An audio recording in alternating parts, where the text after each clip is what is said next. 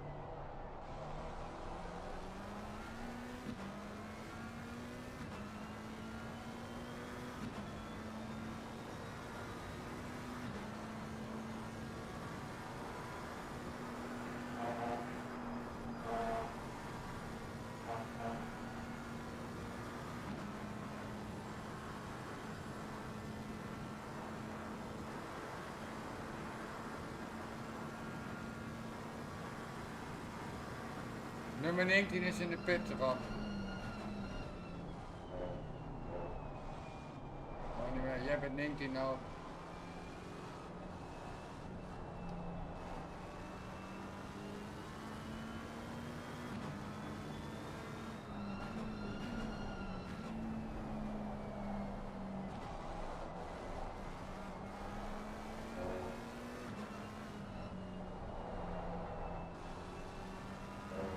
We waren met 16 thuis.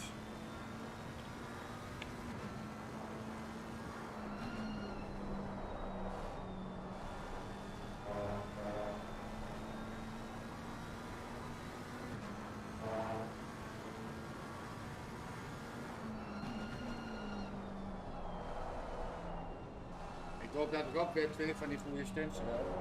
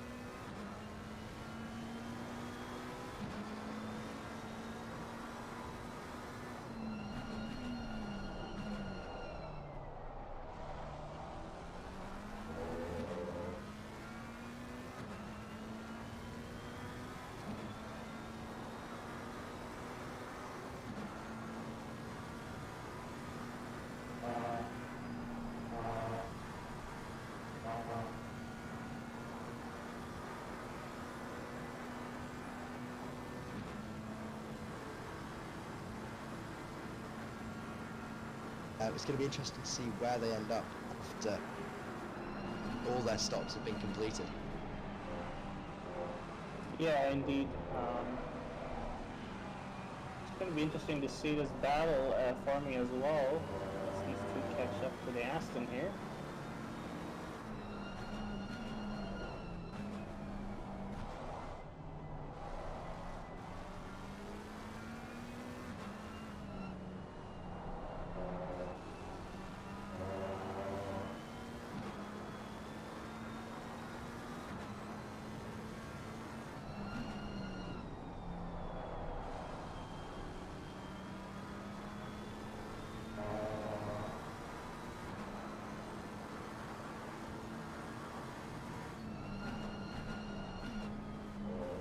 Thijs?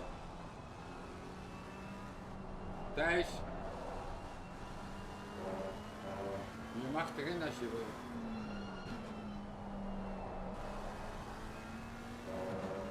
Dan ga ik even proberen te linken.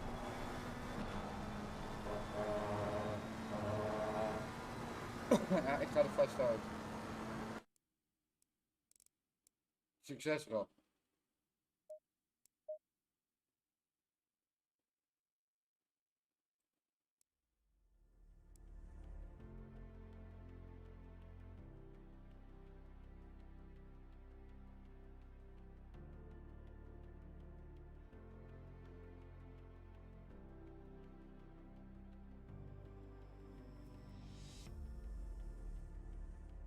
Ja. Ja.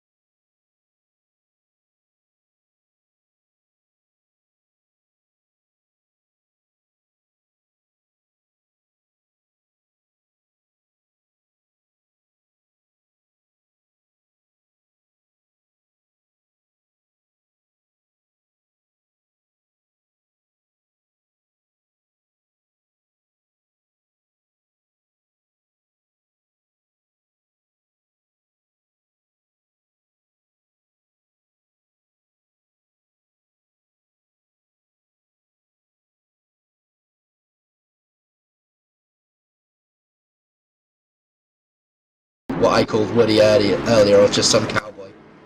So we can see that they are battling closely. Racing Dudes Motorsports, I think that is, in that Bentley.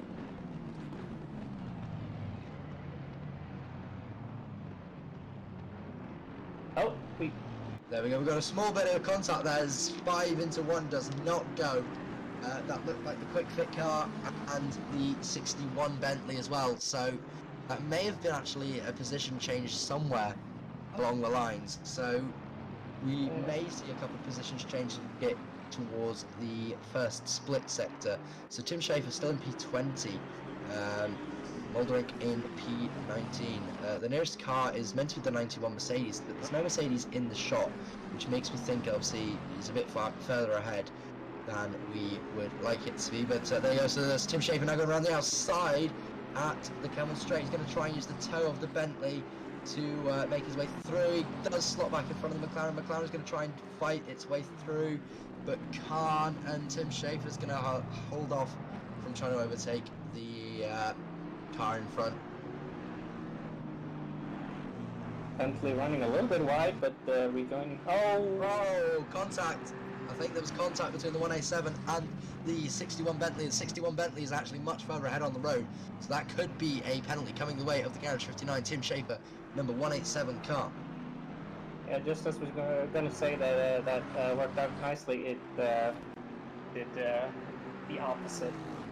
Don't know if that is commentators cursing, if I'm thinking it before it happens. I think possibly, but we can see that we've actually ticked under 16 hours, so we have done 8 hours of this race now, if I can do maths. So we can see that a lot of the race is gone now. So I believe we're a third, I would like to say like about a third of the way through now. A 24-hour race, so we've made 1/3 distance. So every driver that's in here, congratulations for making 1/3 of perhaps one of the longest races and one of the most grueling races that you'll do sometimes. But obviously a lot of these drivers are used to endurance racing. We're going to have a replay here of what happened between I believe the Bentley and the car. So he goes a bit wide. He joins pretty safely though, and then and then we're watching the Garage 50. Wow. Oh, yeah, there we go. So it's come across as gold on the stream, but it's coming up as Garage 59 on the other stream. That's an interesting one to see, but that's okay. It did look like the McLaren hit the 59 car and the, or not the 59 car, but Garage 59 car, and then the Garage 59 car hit the Bentley. From that it'll be interesting to see how the stewards view it, but obviously we're not stewards, so we can make our assumptions as much as we like, but the reality is that obviously there's only one person that gets to make that decision, and well, I say one person, a team of people that get to make the decision, and that is the stewards. As Osman Wilson has to come in. Angst says, we'd like some rain for extra carnage, please. Are you not entertained enough with the carnage that's going on? A lot of the drivers in grief every now and again with sun for the next at least half an hour. So at least till the end of our stint, it looks like it's going to be sunny until the night. Yeah, so it does look like the clouds have disappeared. It looked a bit cloudy there maybe an hour ago. Yeah. But now we got full sunshine again. Absolutely. So Ringville saying making it exciting. I don't think we can just magically make it exciting. I think it's exciting enough, as Jamie Buchanan's actually now under threat from the CBSR car. Obviously any drivers that are not in the cars currently and want to come in and have a chat with us, feel free to. Obviously we'd love to hear your stories from the race so far, as we see the CBSR car trying to chase down Jamie Buchanan in the 750 Ferrari of Positive Perception. So yeah, we should be... Sorry, go ahead. Ferrari was looking on the inside there in the car ahead. I'm not sure which car that is. That is a lapped car. Lapped car. It's car 19 in front. See, we like it. We like exciting cars because we can see where they are on track. The CBSR car is probably unmistakable with its bright blue and purple colour scheme. Obviously, we've got the Bentley just behind them as well, but I don't think that is for position. No, the Bentley is not for position now. So we can see that Cohen Scepter is still chasing down Jamie Buchanan for 24th place. Rob Jackson, in fact, hasn't made much further up the road from his Positive Perception sister car. Obviously one in Ferrari, one in Aston Martin. The Rob Jackson car was actually running in the top 10 for most of the race before a situation that caused them to all of a sudden drop down past, in fact, behind the Ferrari of Jamie Buchanan. Obviously at the time, Mark Gradenbury in the car, and I believe it was Jack Young, in the car. So if Jack would like to come in and have a chat with us and he's watching, feel free to send him in. I'm sure Mark is. So Mark, do you want to send him down? So, Bentley. oh, Bentley Oh, off. wow. The 512 is off. Oh, is he rolling? He was rolling, but I don't think he's come back on the track. No, he's made it back round, but obviously that's a front end impact, so that's definitely going to be a pit stop. Call for the 514 in Thomas Lavoie in the Bentley. He's going to keep going. So despite hitting the wall, he's going to keep going. So Sean Arnold's still going. 2:19.0. That's a very quick time still. I think he lost the back tires going through there. He hit the wall, but he didn't hit the wall that hard. No, it didn't look like it more too hard. But Cohen Scepter still on the back of Jamie Buchanan. So Buchanan and Scepter are fighting pretty close. A bit further back is the 101 car, which has obviously got the wall of the pizza with the car in P35 at the moment. So small issue there. We've got CBSR Racing in the comments saying best livery though, and Chris Pinchback agreeing with that. CBSR, great livery indeed. Hopefully we don't get any cease and desists from Hoonigan, but we can see that a replay here of just what happened to the Bentley. I think it just gets it all wrong. There's a little bit of a tank slapper there, but nothing untoward. And there we go. The car just rotates. Tank slapper straight into the wall, and almost rolls onto the track, but does hold the brakes just in time. Cohen Scepter now right on the back of Radenbury. We can see that Radenbury is now, sorry, not Radenbury, sorry, Buchanan. The lad from the Newcastle area. Trying to talk to him sometimes is a bit of a interesting conversation, but lovely guy nonetheless. Still under attack though from Cohen Scepter in the CBSR car. As we can see them coming through towards Stavelot and Curva Paul Frere. I apologise to anybody that can actually pronounce that properly, especially Belgians in the chat. So we can see 95 will our viewers count slowly going up here as people slowly start to realise that we've moved over to part 2 of I believe part should be about 4 parts of this stream. 3 parts, there we go, confirmed by Steve. There we go, Steve's magical, isn't he? He knows everything. So we the magical man, as if he isn't sat behind his computer spamming keys and replays and cameras. And once again, obviously a lot of love to the stewarding team and to the production team that allow us to chat and rant for a good chunk of hours. I think I take 8 of the 24 hours, so I take a third of the stream for this race. And yeah, it's been an absolute pleasure as always to work with SimSport Racing International and obviously the SRHI. As we can see, Cohen Scepter still on the back of Jamie Buchanan. So back down the Camel Straight they go again as we see the gap slowly start to close once more. You can see that they are the Mercedes is trying as hard as it can to go for a move on the Ferrari just ahead. I'm not sure if he should be worried about his hood there. It's shaking quite a bit.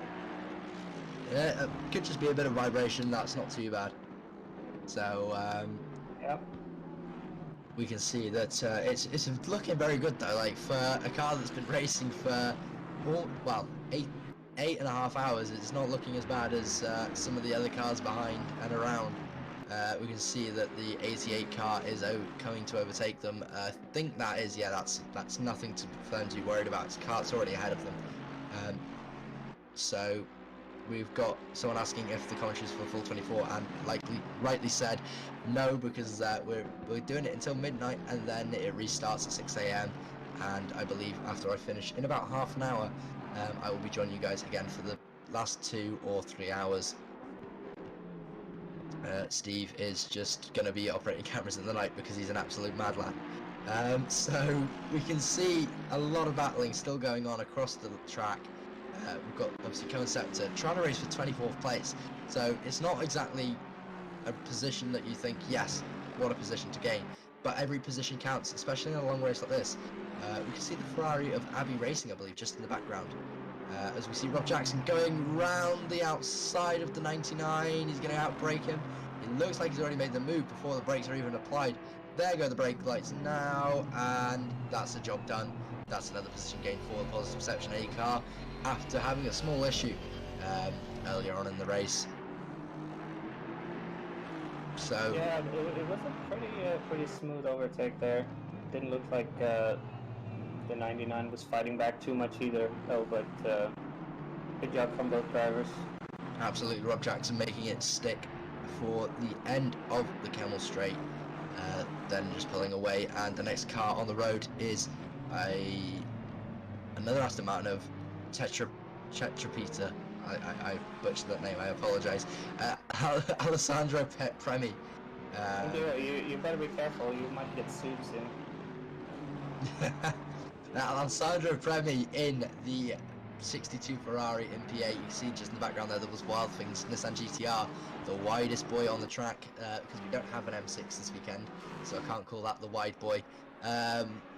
We've got Gambrini still in P7. Johansson in the 42 has done a really good job to work their way back up to P6 after having a few issues early on in the race. We can see the Porsche Hot Air Balloon Motorsport coming through on an Aston Martin as well. So there's a few battles going on along the track. Premi seems to be sort of doing his own thing again. I'm not sure where Holzer is on the circuit compared to him, but seems to be a decent chunk of time away. McConnell is, so it's still a P123 for Aston Martin in terms of Sean Arnold for, I believe, Wild Things Wannabes, Ross McGregor for Rocket Simsport, and Dave Hedges for Simsport Racing International. So we can see a lot of driving and chatting going on in the chat and also across the races. Not sure what happened there, but the Ferrari lost speed. Looks like it's got a bit of damage on the front, so there's the Wild Things GTR gone through. We can see that obviously we've got a few more cars behind that are trying to make their way through. I think the Ferrari has got damage. We'll possibly find out soon enough. It looks a little bit beaten up, but not too bad. It doesn't look too bad at all. We can see that a lot of the drivers are trying to push their way through now. So obviously we're going to come towards, again, we're getting a bit closer now to the next round of stops. Dave Hedges is just trying to keep himself on the island for a little bit longer. He knows that, I'm assuming they're not going to make him do a triple stint and stick in the car. I don't think Simsport are quite that mean. But, well, I say that. We'll wait and see how it goes. Joris Eveleen's in the Van Nieuwkerk Simsport Honda. Oh, drops it as we start talking about them. They just drop it on the entry to the next section of Le Combe. There's a few cars going through. Steve just giving us his running commentary on it. But we can see that, obviously, small spin there, but nothing untoward, nothing that's going to cost them any major time. Next car down the road is a decent chunk away, so they don't need to stress too much in the Van Nieuwkerk camp. So next car ahead is Mulderink. So we can have a look at the YouTube comments. We've got a few what an AM driver in the shopping Honda. Ah, such lovely comments from our one and only Steve Proudley, as Sean Arnold's still in the lead of this race with a long way to go yet, so a lot can happen sometime yet before anything happens there. Lawnmower from Chris Hill. I mean, Chris, you're not on track either. I think you're sort of hiding behind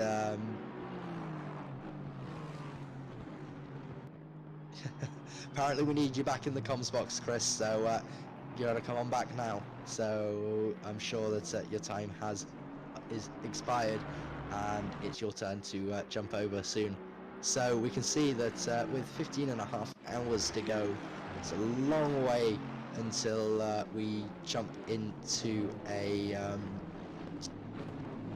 into a position where we're sort of talking about who's actually going to win the race. We know how, obviously, we've got 3 drivers up at the front that are just running away with it. Car 321 in 4th place is actually not that far behind car 22. So yeah, obviously Chris Vickers obviously not too far behind. So like I say, we've got the current cars in 1, 2, 3, all Aston Martins, 2 Ferraris behind. Fortune Concept is still trying to make his way round the Ferrari, so that must be the widest Ferrari in the world at the moment for that Mercedes not to make its way through. We've got, obviously, Mike Avranos saying we've still got brake changes to go also. Obviously, we've got a lot of brakes that probably, I'm surprised they're still working at this point. I think if I was a brake pad, I would be gone now. I'd be down to the steel. So, I'm surprised that some of these cars still have brake pads left. Chris has joined us once again in the chat. Hi, Chris. Don't know if he's going to say hi back. Good evening. There we go. How are we doing, Chris? I'm great. Are you sure I can't go to the toilet yet? Not allowed, no. You can go when I can go, which is in about half an hour. Hold on, you nipped off before and had one. You went for a wee earlier on. Well, you had your chance during the replays, but we're still watching Conceptor trying to chase down the Positive Perception B-Team Ferrari. So if we've got anybody that would like to come in and have a chat with us, feel free to drop in. Obviously, also feel free to donate. We love a little donation from everybody in the chat. Once again, like I say, coffee can wait. You know, if you've got some instant coffee, use that instead of going to Starbucks, and use your Starbucks money to donate to this great charity. What a great idea that is. Why don't you just advertise for a multi-million-pound company? Oh, I said don't go to Starbucks. Well, you said it again. Other coffee brands are available. We'll do the BBC thing of if we name anything, we're gonna go other brands are available. Oh. Ooh. Was that out on screen then, Steve? I don't think it was. That's evil. Oh, after all I did for you, Steve. You know, all the compliments I've given you. To be fair, I think he's having more of a go at me than he is you. And you can tell that by the giggling he's doing in the background. Yeah. So, Concept still chasing down the Ferrari. We've got a few other battles going on elsewhere on the track. Might have a 444 watch soon enough. Christopher Pinchbeck asking how much has been raised now. I'm sure we'll get a running total at some point. There we go. It's still 11,880, but I'm sure it's changed. We're still waiting on someone to come in and take it.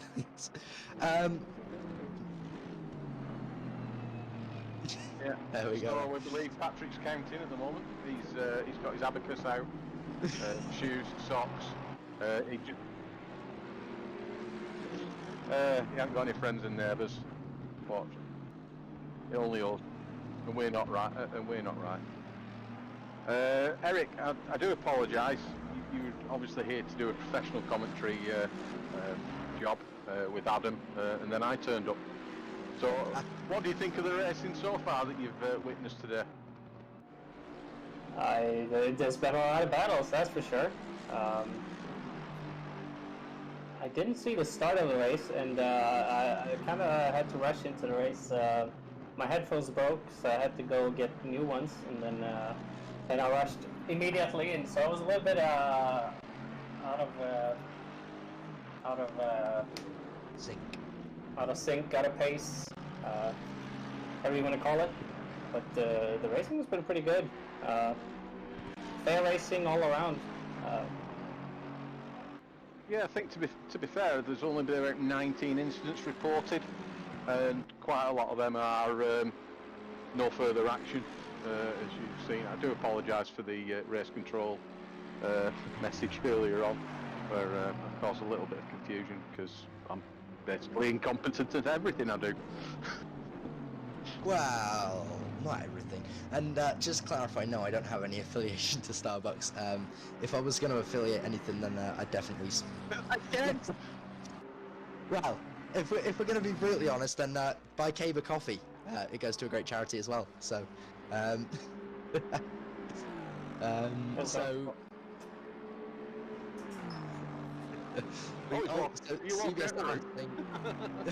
CBS are saying that they've got the 750 car, so we've disappeared from their battle, and all of a sudden they've overtaken. So Ross McGregor's lost the position to Dave Hedges, so I think Ross has come into the pits. So it's not on an actual on-track overtake, it's just a pit stop desync as such.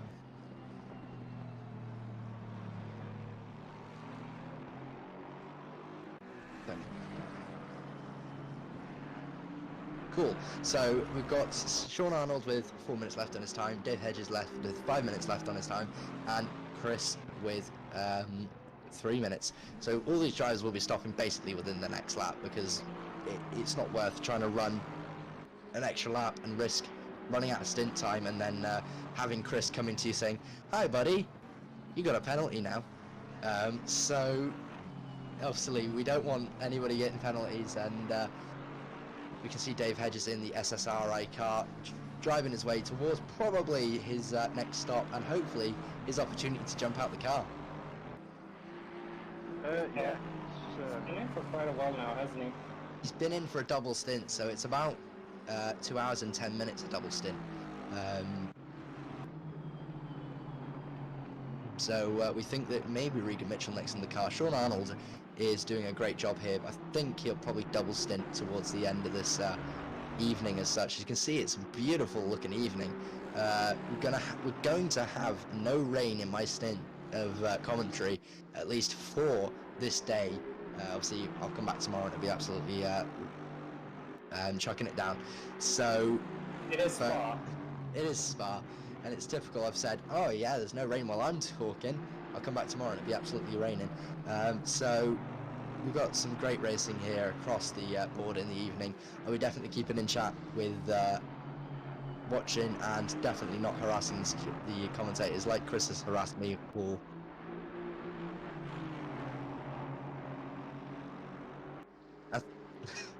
I think that's more of a case of I'm done, get me out of the car, than obviously wanting to stop. I think maybe Dave has had enough and wants to get out of the car for a well-deserved break. He's done a great job, and Robbie Stapleford's back in the car now for Rocket. So we're about to see literally the probably the fastest driver on the circuit besides Sean Arnold here on the track. There we go, he's back out now. There's CBSR Racing's car. So we can see that they've come out around. I don't know if they've been in for their stop at the same time, but Robbie has come out in front of them. There you go, everybody's in the pit lane there. So Brian Larson's just joined us again. Good evening, Brian. So we can see that a few of the drivers now are making their next round of stops. We're going to see probably a change in most of the cars in terms of drivers as we get towards sunset and into the first of the night stints. Tell you something, Adam. If you don't let me go to the toilet, I'm gonna have to have a change of underwear. Well, you can go to the toilet. I think you're grown up enough to choose when you go to the toilet, Mr. Hill. So we've got. I believe someone was in the Everyone Welcome to Use chat. Then I don't know if they were trying to find us, but we'll wait and see if they come into the waiting for shed. But we can see that Benjamin McConnell in the 169 is currently inherited P3. We'll see where drivers come out, so we'll see who's actually in the cars when they come out onto the track. McConnell is back, I believe, back in the car. I'm not sure if he's actually been in yet. Steve will clarify for me as to whether his stint timer is high or low. So 12 minutes, so he's still in the car on an alternate strategy due to obviously various bumps and scrapes along the way. We've got Kieran Vidago in the SimSport racing car, so to figure out who it was, it is actually Kieran Vidago. So Regan might be just disappearing for a bit. So we've got Robbie Stapleford, Kieran Vidago. It'll be interesting to see who comes back out, as we've got a battle for P7 here with the CF Team Sim Racing Holland car having a little bit of a twitch, almost taking the rear end of the 267 off at the campus section through Stavelot. So we've got the 267 pitting in 3 minutes. John Baton, I think, is racing pole position, but obviously doesn't realise that he could just wait another couple of minutes, but he's going to go for it on track, so he's not going to wait until the pit lane. He doesn't want to wait until the pit lane. He wants to know that he can make the overtake on the track, and there you go. He's going to go around the outside, look down the inside. He's going to look down the inside, but the thing is, if the 267 wants to pit, it's going to just whack him. There you go. So we're going to see there's the 267 goes off to the pit, but number 12 did the overtake on track, which is much cooler in my opinion. You know, if you can get the overtake done on track, you get it done on track, but equally he was going to make that position. That was a good clean overtake as well. Respect. It was a very well played overtake. And we've got 98 watching on the stream, so good evening all. Welcome to the SSRA Race Against Cancer Spa 24 Hours. You join myself, Adam Bent.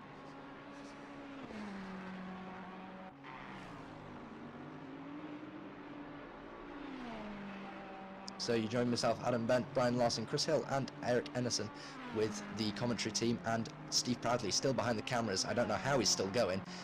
We're watching Benjamin McConnell here. He's the only car out of sync in the top 5. So he's got to jump back into the pit box at some point. So this P3 isn't actually for track position, more so he's just out of sync with the rest of the drivers at the front, but still obviously within the front 5. I can tell you how Steve's still going. He's had lots of coffee from an unaffiliated coffee shop. Is that what we're gonna say? Is it?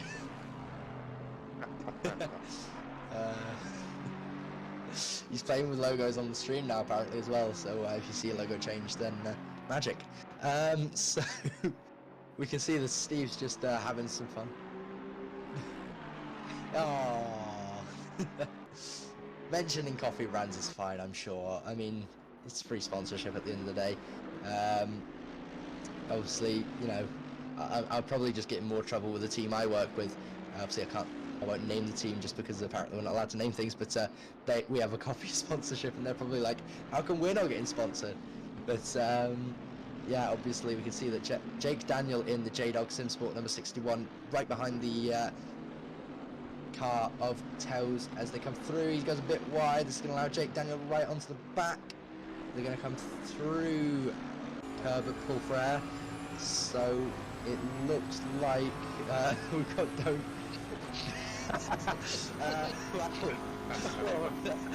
That's an interesting sticker on the back.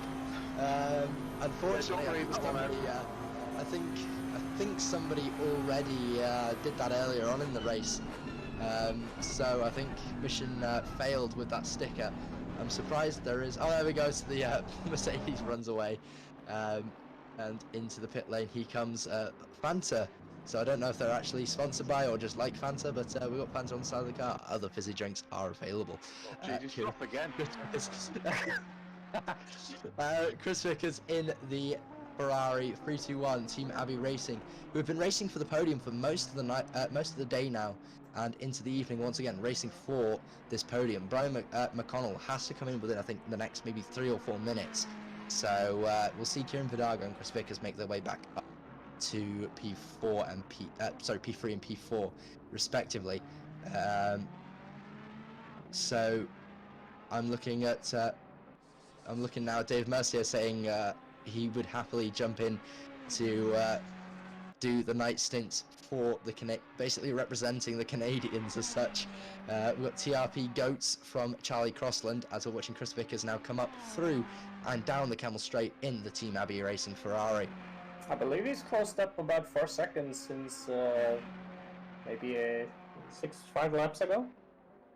Yeah, so we've got a gap closing at the front with Vidago. So Vidago isn't safe, and we know that the Ferrari has a lot of pace around the circuit. It's not been fully utilised in a couple stints. With Kieran Vidago now slightly under pressure, I'd say. The track temperature has dropped massively. We're down to 20 degrees from the 40 degrees we started with at the beginning of this race, and it's interesting to see. Yeah, I think when the sun goes down, that's when the tire pressures and the right strategies are gonna start showing. We're gonna see a few drivers or teams drop in pace, and a few drivers are probably gonna gain a little bit in pace. So we can see that Kieran Vidago is trying to push. There we go. So Paul Cook comes back out, emerging just behind the 444 car. The 444 car just about makes it through past the GT3 of Paul Cook. So Paul Cook is under attack, I believe, from Tetrapeter behind. I believe that's the 187 behind him, and not far behind is Jamie Buchanan as well. I think those two are out of sync. We can see as well TRP for life from Desmond Fitzpatrick, and we're getting a comment, 3 comments. All right, Desmond, I'm so proud you've not crashed. Well, I think now I've said that, it's probably going to happen at some point. We've got hashtag 91 followed by smiley face. So obviously a lot of support for various teams here. 107 people watching. So we're going to see where they all emerge as time goes. Paul Cook, that beautiful looking car. It's a bit it's an interesting pink on the rear. I don't know whether it's meant to be a bright pink or a peach. So yeah, like Steve just told us, due to the new update, the liveries are slightly out of sync. I believe yes, on Thursday with the qualifying, the bright red number 12 car that is currently black today was pink, if I'm not mistaken. Does that mean they've changed the color? Possibly, they might have customized the color system, or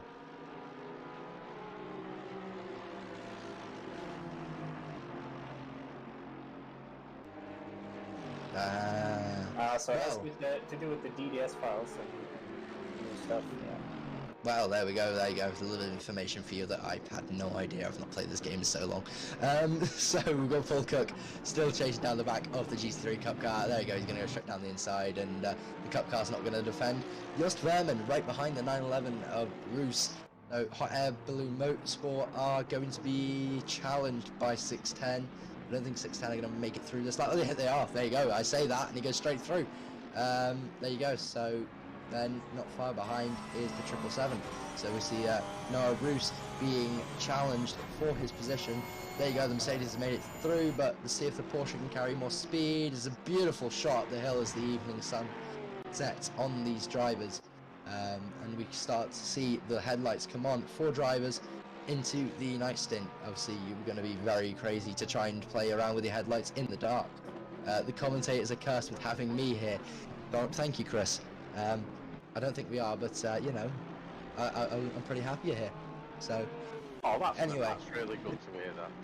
So you won't be leaving us at all tonight then?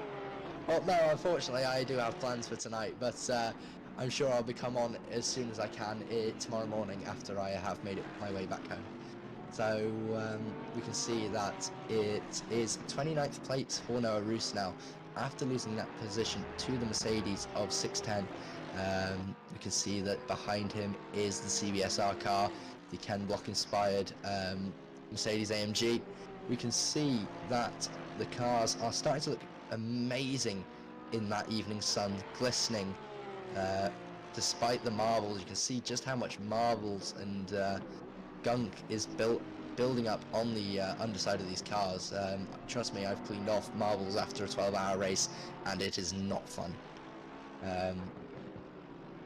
I played marbles as a child, does that help? No, unfortunately not. So we can see that Chris Hill has a immediate application for eSeniors Racing. So we see Sergio Piperetta chasing down the 267 of Holzer. So Holzer's continued in the car as he goes, doesn't go too defensive, but into the bus stop, does run a bit deep, and the 62 goes straight through. So, I mean, we were about to commentate on what looked like it was going to be a good battle, and they've gone straight through. Racing Points PS Evo car straight through into 10th place. Yeah, indeed, he didn't. He didn't probably didn't feel that he needed to defend that hard there. Of course, yeah, exactly. You're probably gonna lose more time trying to defend in this situation than not. Well, you're absolutely right there. There's no point defending, not with that much time left to go. If you know that you're not the fastest driver, and your job is just to keep it on the island, as the 787 almost does take it off the island. So is that 787 and 101 quite close together on track there? Not anymore. Well, they are on track, but in terms of actual positions, no. I'm pretty sure that's what I said. 10 laps down. But, no, not 10 laps, sorry, 10 places down. But I think that there's already been an overtake from 101 on the 787, because we can see that they're pulling away with the 321 car of Chris Vickers. But Chris Vickers is actually going to overtake the 101.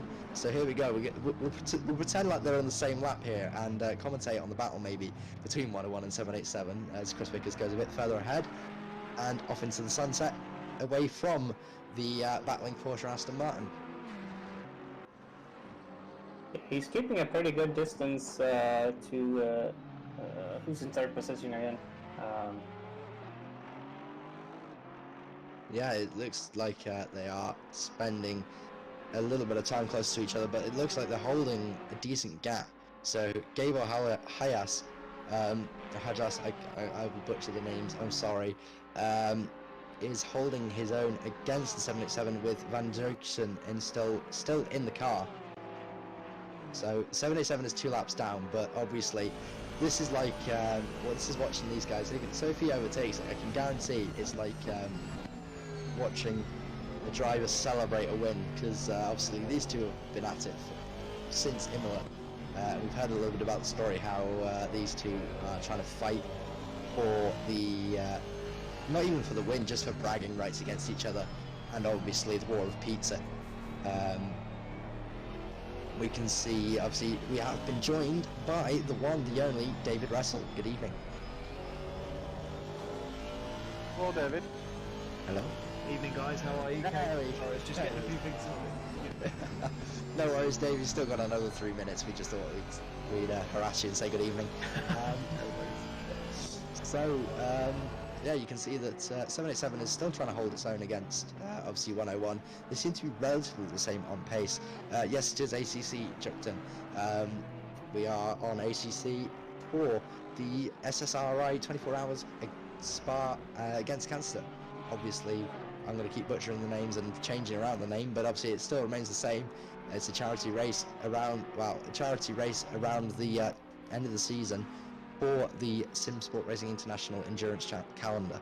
Obviously, Spa 24 being one of the most impressive races for GT racing in the world. So we can see Mark Ham now in P13 chasing down Vale in the Mode 11 team Lexus RCF GT as they come down the Kemmel Straight. The Aston Martin seems to have a lot of speed to catch up to the back of him. And you can see the Garage 59 car in front and the 19 Porsche behind. Robbie Stapleford there, you can see just in P2, still trying to catch up with the, I think Wannabe's car. So Mark Ham still trying to push as hard as he can to gain the position back from Vale in P12. So we got a lot of commentators in here with us. You're joined by myself, Adam Ben, as we are getting close to 8 o'clock in the UK time, 9 o'clock. If you're in Belgium and Europe, or most of Europe, it's about 9 o'clock for you, and it's probably getting close to dinner time, so a lot of the drivers are probably thinking about what they're going to have for dinner. And Chris probably thinking, what can I order? I don't know, I honestly don't know what you're referring to, and also about the drivers. I'm thinking about dinner. I'm not having anything because you won't let me leave the bloody seat. Well, I never said you could never leave. I just said you couldn't go to the toilet. I've got used to it. I've got a wireless headset, so I can still go to the toilet. It'd just be broadcast. I don't think we want to hear what you get up to outside of the broadcasting booth, but well done. Well then. So, like I said, so, well, we have 15 hours and 7 minutes. You have been joined by me. Pretty much most of them. I think I've done about a good 6 hours of the commentary so far. If I'm not mistaken, I don't know. I'm half keeping track. I know I've got 2 hours tomorrow in the morning as the race will come to its pretty much to its end. We can see that Mark Ham there trying to catch up to the back of the Moto 11 car still. So as we get close to the end of my time, mine and Eric's time in the booth for this evening, Eric, you got any final words or anything you want to say? Yeah. My headphones are cutting out, so I'm not sure what's happening. But I'm definitely still here. So we're getting towards the end of our stint. Anything to say before we sign off for the night? Keep donating. That's the main reason why we're here. The fight against cancer. Yeah, never give up and keep on fighting. Absolutely, as Joris Elvens doesn't give up fighting the car as they drift once again through Pouhon. This time not ending up in the wall or the gravel or that giant tarmac runoff. Or as Max Verstappen calls it, track limits. So we can see that 937 has made its way towards the section at Stavelot and Coberpool Frere. As we get towards the end of my time, I'll probably hand over to the very capable hands of Brian Larson and Dave Russell. I'm sure Chris will be around to harass them too as well. I just want to thank everybody for watching, for listening to my voice for too long, I'd say. Obviously donate as much as you can as we see a car off. That's the 71 off in the corner there.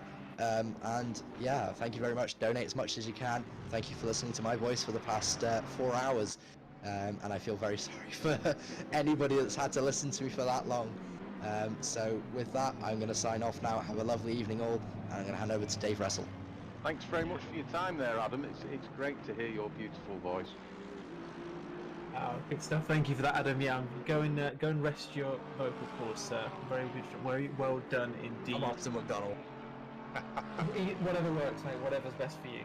I'm very envious. Is all I will say about that. Absolutely. Other fast food outlets are available, people, if you're watching, depending on your weapon of choice. But yes, good evening.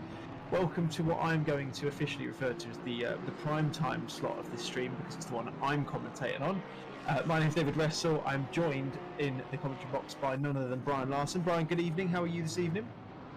I'm good. Second time on here today, so I'm a bit warmed up. I had the pleasure of working with Adam from the beginning, and he's done a stellar job. So yeah, you got big shoes to fill. So I'm looking forward to that, mate. Good stuff. Hopefully you'll have to keep me posted over the next few hours and let me know how we get on. But I'm sure we'll be all good. I know it's my second stint as well. To be fair, did a 90-minute stint a little bit earlier just to kind of drop in and keep Jesse company. So it's myself and Brian with you until 11 PM tonight. So looking forward to bringing the sun down on this Spa-Francorchamps circuit. Still 15 hours and 4 minutes left to go. So nearing the halfway point. Lewis Roters in the lead at this moment in time, the 127 Aston Martin, the Wild Things Racing Pro Team still leading the way. They took that lead midway through the second stint when Sean Arnold got in the car, wrung the neck out of it. They are now, as it stands, a lap and about 5 seconds ahead of the number 2 car on track, which is, funnily enough, the number 2 car as well. That's the Rocket Simsport car, currently being driven by Robbie Stapleford, as we see a few cars getting up and towards it. There's a few going on there, a little bit of a dodgy moment there going into Pouhon. Looks like Sandoval looking on board at the moment. It's managed to get around it okay. And then it's Kieran Vidago rounding out your top 3 in the number 22 SSRI car. Chris Vickers, Rob de Koning, Beton, Ugard, Piperata, Holzer and Saletta round out your current top 10. But Brian, as we know, I mean, we've seen it enough already. You and I both commented on, like we said, it's not going to be the end of the way this race is going to end at any stage, is it? No, but to be honest, as you said earlier, Sean did an amazing job in his second stint of the race, and he just closed in on Callum, overtook him just before the stint was gone. But he did an amazing job to get the car in the top spot, to be honest. Yeah, absolutely. Yeah, did a fantastic job in that stint, and he did in his contrasting stints alongside Leo Hirvonen as well. Of course, started the race for the Wild Things Racing team, and like we said before, got a lap worth of time between themselves and Robbie Stapleton at the moment, so doing a fantastic job so far. But that fastest lap, as you can see by the little purple number next to Robbie Stapleton, still means they've got the fastest lap of the race so far. So clearly demonstrating that they do have some sort of pace between them as well. But Yeah, anyway, but Robbie also took the fastest lap in qualifying with a blistering time of 2:17.2, and he was by far leading everybody in the qualifying. So there's no doubt about it. He's very quick. So in overall, it's going to be a long fight this for the 24 hours totally. absolutely, you can definitely tell that there is two, or I say two, that's very unfair with the rest of the drivers. There is plenty of quality in this grid. Speaking of quality, we've got Stephen Hoffman in the commentary box with us. Stephen, welcome into the stream. How's your race gone so far? It's all good. It's all good. It's actually been pretty good. It's just finishing my first double, so sounds good. And of course, formerly you are a little bit quiet, Stephen, but hopefully, well, I can personally hear you. Okay, hopefully the rest of the guys can hear you at this point. So up until this now. Yeah, perfect, brilliant, good stuff. So how many hours, or how many, we'll go with stint are, that's be easy for me to get my head around anyway. How many stints have you done in the car up until this point? Me personally, I've done two. I had a late start in this race. Overall, we probably running 10th stint, ninth stint. Yeah. Yeah. And The time, yes. And how does it feel knowing that there's still 15 hours left to go? That must feel quite daunting at this stage, especially when you've only done a couple of stints as well, I'd imagine. I mean, it's been a fun race so far. It takes a little while to get into the groove because you know it's still a long way to go, so you might get a bit distracted with that sometimes. But you just kind of have to ignore it in some way and just get on with it. Absolutely. Funnily enough, Steve Proudley and I were talking about that earlier. We were talking about how different people, like when they get into the car, sometimes they can get into the groove almost instantly. Sometimes it takes a couple of laps just to kind of get into the swing of things. Are you one of those people that you can get into the car, start your stint, and pretty much be on point straight away, or do you find you tend to need a couple of laps just to kind of get into the feel of things? I'd say the first 5 or 10 minutes is like, especially now with the update, I haven't been super practicing, to be honest. So yeah, 10-15 minutes in this case just to get into the groove. But then yeah, you kind of get a hang of it because you've probably driven the car before. Anyhow. Absolutely. Well, I'd like to think you've put at least a little bit of practice in up until this point, considering the task at hand, and probably, forgive me for me suggesting this, but probably not made all the much easier by the fact you're driving the Porsche 911 at the moment. How has that been up until this point as a beast? Has it been easy to tame, or have you had any struggles with it at this point? I mean, we struggle a little bit with understeer as the fuel tank gets emptier, and with the new tire model as well. So you have to adjust a little bit. Personally, it's not too bad for my own driving style, but I know some of the other guys are struggling a little bit with it. So yeah, so it certainly does lean towards certain drivers more than others, doesn't it? I personally, I'm a big fan of the Porsche. It's probably not it's definitely my personal favourite, but it is one of those that does feel, I think you probably agree, quite rewarding when you get it right. Indeed, and it's a fun car to drive. Don't get it wrong, but it's sometimes a bit frustrating. We also had panorama on the straights and so on. You can swear a little at the car, but then you get to a braking zone and you're like, all right, it's fine. Absolutely. And you guys, I'm sure you're aware of this already because I'm sure you keep abreast of everything that's going on. So P26 at the moment. Currently, obviously, got Gabor in the car. Like I say, with just literally under 15 hours to go, what are your guys' hopes and expectations towards the second half of this race? Are you looking to get a fair way back up the field, or are you expecting it's going to be quite difficult from here on in to kind of make any real major gains at this stage? I mean, it's we're not even halfway through, and we, you know, Spa, the weather, anything can happen. To be fair, but I mean, we're not expecting to win this one. Let's be honest. But we're still in a great fight with the 787, and the memes are still flowing in the chat. So the banter is still alive. So we are still looking for those guys. Yeah, You know, we can't find them on track. Sometimes we've seen them, but then they get the blue flag. That's a shame for them. But it's all good. I'm sure it's quite a pleasing thing when you see them go past the blue flag. Of course, yeah, they're what, six positions behind you at the moment. Who have they got in the car? They've got Rene van Diekwes in the car at the moment. So yeah. Well, look, Stefan, thank you for dropping in. When's your next stint? When are you back in the car? Let me just check. I think I will be around between 5 and 6 in the morning. So. So you've got a nice rest now, which is very good. Yeah, but I'm also doing the pit wall stuff, so we'll see how much sleep we can get, because, you know, the adrenaline is still going. So, oh, absolutely, yeah. Well, look, congratulations on your work so far, Stefan, and best of luck on your stints in the morning. Go get yourself a bit of rest if you can, and best of luck with the rest of the race. Cheers. Thanks for streaming. Brilliant. So that was Stefan Hoffman there. Stefan Hoffman Arvidsson, sorry, from the RIP 101 team in the Porsche 911, currently sitting at P26 Gabor Hayas in the car at the moment. And Brian, it's interesting to hear that, wasn't it? Just knowing that, I mean, you've only done 2 stints in the race, and yet your next stint is literally just under 12 hours away. It's quite impressive how much time there is to not be driving, but you're still so involved in the event, aren't you? It's quite impressive. Yeah, well, it's down to a team effort, isn't it?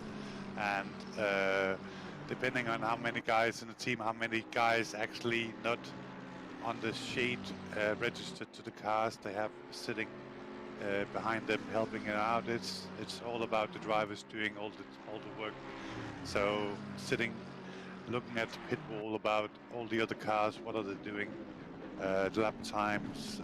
They always need 1 or 2 sitting, analyzing all these data just to give the best shot for their own car. So it's all about the driving on track, but off track there's a lot of work being done within all the teams, I can be sure. Yeah, absolutely. I've personally done that before. I've been involved in a couple of endurance races up until now, and like you say, you almost can't get yourself away from it. You immediately find yourself drawn to timings of people. You've got people who's driving asking you questions, and you effectively, in a way, turn into a glorified race engineer, which is quite fun, but it can be quite difficult at times, I think, from my perspective at least, anyway.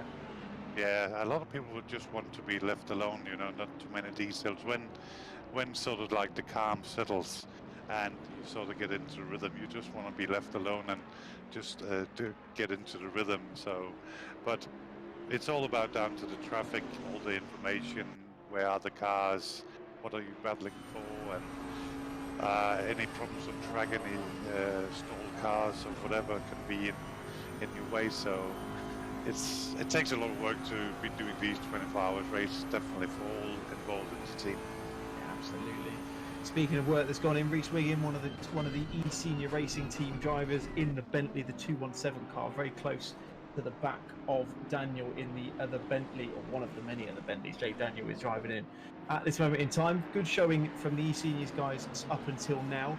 I know that Mark Neutelings was in the commentary box a little while earlier, and I'm sure there'll be reason to be pleased with how they've gone so far. Made their way slowly but surely up the grid, and almost like London buses, we have one interviewee come into the box, and we have another one as well. I'd like to bring in Chris Pinchbeck into the room. Chris, how are you, sir? You well? I'm alright, mate. How are you? Yeah, very well, thank you. I've literally just come back into the comms box, so I'm fresh as a daisy, which I can't imagine is the same for you up until this point. How's the race gone for you guys so far? Yeah, no, it's good. I've done 2 stints at the moment, so it's been going really good. The guys are doing great. And I mean, well, one of your stints, funnily enough, I was actually speaking to none other than Mark Raddenbury when you were in the car a little while earlier, when you were destroying the gap between you and one of the drivers. I think it was Ash Coupland who was in at the time. Yeah. You certainly look like you've got a good amount of pace around you at the moment, as we see Kieran on the screen.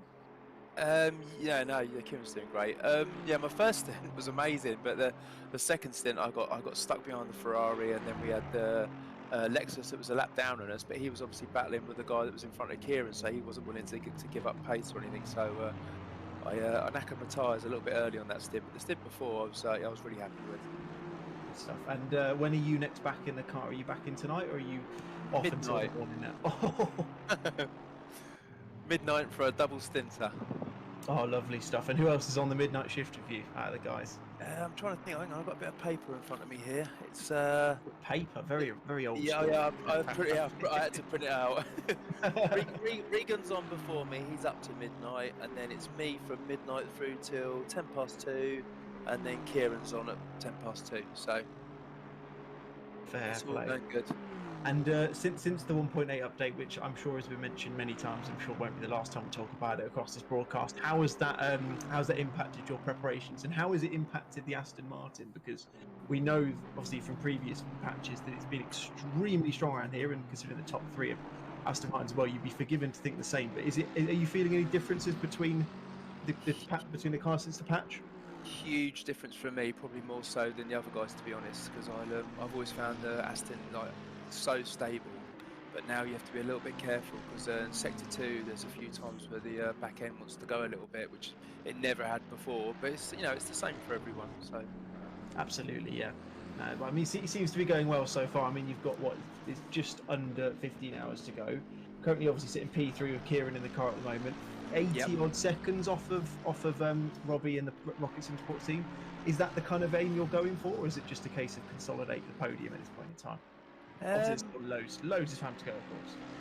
Yeah, I've just been talking to the guys, and Dave said that Kieran's actually closing down a little bit, but it'll have to be some stint to close up on Robbie. Obviously, we all know Robbie's lightning quick, but not putting his teammates down. But I would think we're more likely to catch when one of the other team members is in the car rather than Robbie, I would imagine. But we shall see. We shall see. Anything can happen. It's still 15 hours to go.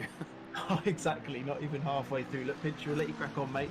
Thank you very much for stopping in. Best of luck on the night shift with yourself and Regan, and hopefully we'll get a chance to catch you at the end if you guys manage to get on the podium still. Brilliant. Thanks a lot, guys. Great effort. Thank you. Yes. Yeah, lovely to have Pinchy in the comms box there as always. Always a pleasure to speak to, and always has a fantastic insight as always. I know he's still listening, so I'm sure he would have liked that little call out I've just made to him there. Love you. Love you too, mate. But anyway, yeah, so the SSRI guys currently sitting in 3rd position. Like I said there, Kieran Vidago still in the car at this moment in time. Currently, Brian, running, as Pinchy mentioned a second ago, I'm just getting confirmation on the Pitbull Live's data as well, actually running quicker than Robbie Stapleford, which is not something I was expecting to say at any point, because I've commentated on Robbie racing a number of times in the past. I know how lightning quick he is. But they have definitely got some pace in those guys, haven't they? They've got a really good team of drivers in that 22 car.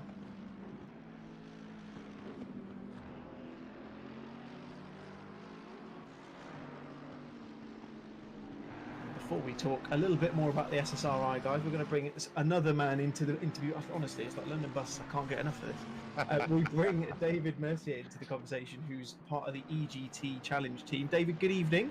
Am I right in thinking you're across the pond at the moment? Excuse me, come again? Am I right in thinking you're overseas at the moment? You're one of the Canadian guys in the team? Yeah, you're right. And forgive me, I'm going to have to get this out of the way straight away. What's the time where you are at the moment? It's 3:20 p.m. Oh, lovely stuff. But it's sun's still out. Actually, it's later for you guys, right? Yeah, exactly. Yeah, 20 past 8 at the moment. The only reason I wanted to ask, and I don't know if it's 3:20 for you guys at the moment, is because Steve Proudley, our broadcast director, mentioned to me earlier that you guys were 6 hours behind. But by that count, I make 5. So it was really just to confirm whether that was the case. So there you go, Steve. You thought it was 6. I'm sure he's telling me he said 5. I'm sure he said 6. I'm gonna go back. He's telling me to go watch part 1. I think I might be here for a while. How's the race going for you at the moment, David? How's everything going in the car so far? Actually, I'm not in the car. I'm looking at the team right now, and the team is doing great. And I'm not driving today, so 5 guys from the EGT Challenge group are driving the car. So Vallée, Cloutier, Bélanger, Lavoie, and Lafrenière. And now I think it's Lavoie that is on the track right now. It is indeed, yeah. Yes, he is in 15th position, and things are going very well so far, so we are really proud of the team. Actually, they did qualify 15, and they are 15 right now, so if we can get a few more places, that would be awesome. Can't you just tell that he's a commentator? I know that obviously I think was it David who started. I think David started the race, or at least was there towards the front end. I know there was a couple of, I wouldn't say incidents, but a couple of comings together that shifted you guys down the order a bit. So like you say, it's really good to see Tomois getting back up to the order. Now I'm not saying it's just him. Obviously everyone else has done a bit of their part as well, but it's good to see you guys getting back up there. And like you say, 20 seconds behind Yasha in the 88 Aston Martin at the moment. So there's definitely a chance for some positions to be gained, isn't there? Yeah, I think so. Actually, Levway is a pretty good driver, and I think he's going to do everything he can to get those positions. So I'm looking forward for it, and I wish him good luck. Levway is a pretty solid driver. Absolutely, he's doing a solid job at the moment. Now, I know that, like you say, you're obviously not taking part in the race, but it's lovely to have you in here as well. Now, I, for one, am an avid follower of the EGT motorsport scene at the moment, but I know that there'll be people on this broadcast at the moment who may not have a huge amount of awareness for you guys. So, what is it that you guys do? What is it that you can tell the people watching? Just a little bit more detail about what it is that you guys do at EGT. Yeah, absolutely. First of all, thank you for having me today. EGT Challenge have been put together by a few guys back in 2019, and since then it has evolved, and now we are offering a lot of races. Actually, we do have a few categories. AM for amateur. We do have 28 drivers in there. They are driving GT4 in the sprint formula, which are 30 minutes races.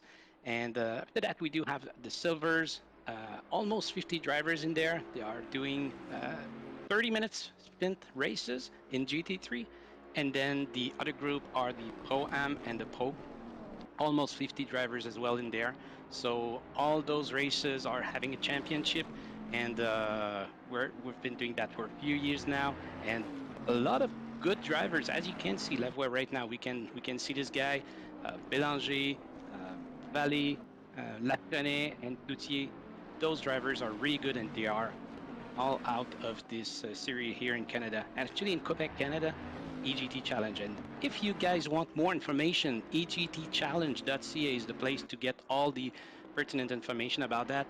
And you guys are welcome to come race with us. So it's always a pleasure to have a lot of people with us. So it's open to everyone. Oh, lovely stuff. You might have to consider me signed up for the next one, David, because that was the best pitch I think I've ever heard for a racing series. It was really, really impressive, I've got to say.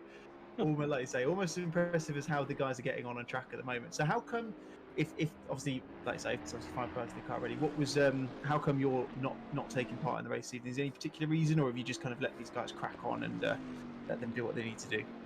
Actually, you know, I'm a real car driver. I do own a Mazda Miata, and when I tried sim racing, it took me a long time to get comfortable in that, and finally I ended up just not practicing enough, and I decided to go the other way, and now I'm the commentator of the series. There you go. I'm not driving anymore. Dare I say it, I think most of us who commentate normally don't have the speed to catch up with the really quick guys, don't we? So you're not alone, don't worry. Those guys are phenomenal. They have excellent driving skill, and for me to catch up with them, it would take me a long time, actually years. So I prefer to stay on the microphone side. I think it's the best place for me, and I let the pros do their thing in there. Absolutely. I just have one question for David, please. Sure, go ahead.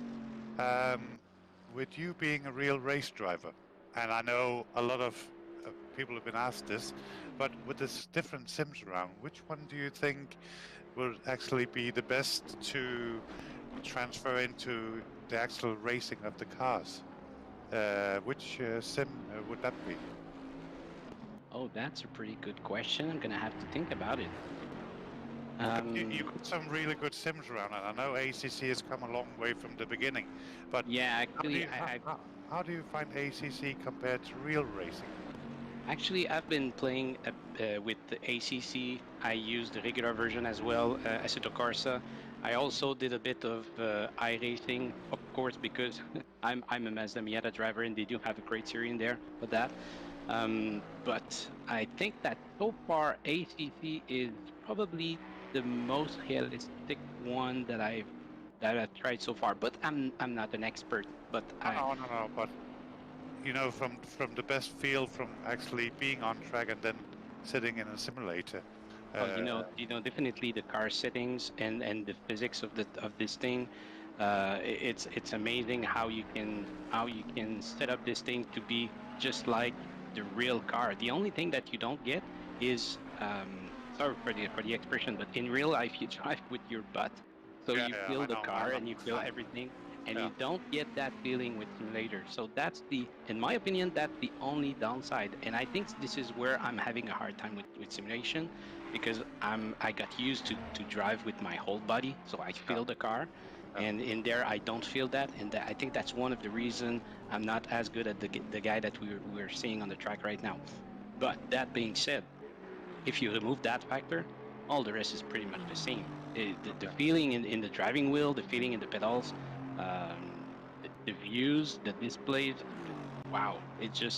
There is a wow factor in there, and I encourage everyone to go in ACC and to start practicing. It's a really good way to get really good habits on driving the cars, and you know, it's a really good experience to be able to feel the car when it's going understeer or oversteer or bad braking or you have bad tires or bad alignment settings. You can feel all of that in simulation, even if it's not real life, and then you get it in real life and you know what's going on because you did practice. So that's a really good experience, in my opinion. Right. Perfect. Thank you for that. Thank you very much. Really interesting insight, David. Thank you very much. Hopefully, we'll get the chance to catch you again before the end of the race. But thank you for stopping by. Thank you for explaining a bit more about the EGT Challenge side to us. And like I say, hopefully that will encourage some of the guys, not only just from the general ACC point of view, but hopefully to join you guys in the EGT series as well. And best of luck for yourself and the team for the rest of the race. Thank you very much, guys. That was a pleasure to be there with you. Fantastic. So thank you very much to David Mercier there from the EGT Motorsport team. Not driving in the car we heard there at this moment in time. He's got the other 5 guys, including Thomas Lavoie, on your camera at the moment, who are looking after things. Tom has actually done a really fantastic job in these last couple of minutes to really start closing the gap on the car ahead, which is of David Yasha. He's 13 seconds behind now, Brian. He's gained 7 seconds over the last couple of laps. That's some blistering pace from the 514 car, and I mean, continuing to do so now. He's 12.5 seconds behind. They're starting to make some moves, aren't they, these guys at the moment? Yeah, I just saw. Did he just move up a place? I was looking at. I'm sure I saw him in 15th, and now he's in 14th. Yeah, Jake Daniel, I think was the driver who went into the pits, the number 61 car. Right. You didn't see the P next to his name, so that will explain that. Okay. But yeah, doing a fantastic job of closing up, I think we'll all agree. I mean, he was 9 seconds quicker, apparently, on the last lap than Jake Daniel was, which might explain some of that pace. Only a second quicker on that point, but that is blistering pace from those guys. Yeah, 2:21.5 last lap. So yeah, not bad. And still, you see the temperature track-wise just dropped another degree. I'm guessing it'll have a big impact on the tires and generally how the car is going to feel when the temperature drops even further. Yeah, absolutely. Of course, common knowledge for those of you who've driven in ACC before, of course, and probably, like I say, if we go by what David suggested, it's going to be pretty true to real life form. As the track's going to get colder, the lap times are going to generally get a little bit quicker as well. And the one thing we're still waiting to see is whether there'll be any adverse weather on the horizon. The wind has picked up from when I was in the comms box a few hours ago, so it's 7 kilometers an hour at the moment. Like I say, track and air temperature down to 19 degrees on both sides. So as the sun continues to set, it's not only going to be an issue with some of these. Oh, you see Ruben de Koen in there. We'll come back to that in a second. Driving very, very slowly next to the wall down the Kemmel Straight. P5 at the moment. That's surely going to drop him out of the standings. We'll hopefully try and see what happened to cause that. Looked like he had a couple of bits of bodywork kind of shifting around on there. But big issue for the 169 Ferrari there. It's going to presumably promote at least Lasse Ugard up into 5th place. Then presumably you would imagine, Brian, a couple of the guys are going to go with him. Would be very interesting to know what's happened there. It looks like he's managed to get it back to the end of the Kemmel Straight. You can just see on the track map on the right-hand side, he's going through Les Combes now, but looked like it might have been a big incident for that car. Yeah, but it looks like he's just after, we caught up with him just after Eau Rouge. Did he have a big off there? Let's see the replay. Yeah, so you just see going through Eau Rouge, looked like he had a bit of damage on the back end of the car. All got a big amount of curve, didn't it? Yeah, that inside curve was just spat him out the other side, straight into the wall. Looks like the steering and the front end is very bad. Yeah, I would imagine that car is not very easy to drive in a straight line at the moment, which is a real shame for those guys. Now you can see, look at the wheel on the onboard, Big damage. Having to turn it more than about 100 degrees in order to even keep it going in a straight line. So that's going to be a horrible long run right the way back to the pit lane for Ruben de Koning. That he's already dropped down to P6, so that's Lasse Ugaard has gone through into P5, and I'm sure they will drop out. I would expect potentially they'll drop back out of the top 10 on that form, because you'd imagine that's at least a minute and a half's worth of damage, wouldn't you?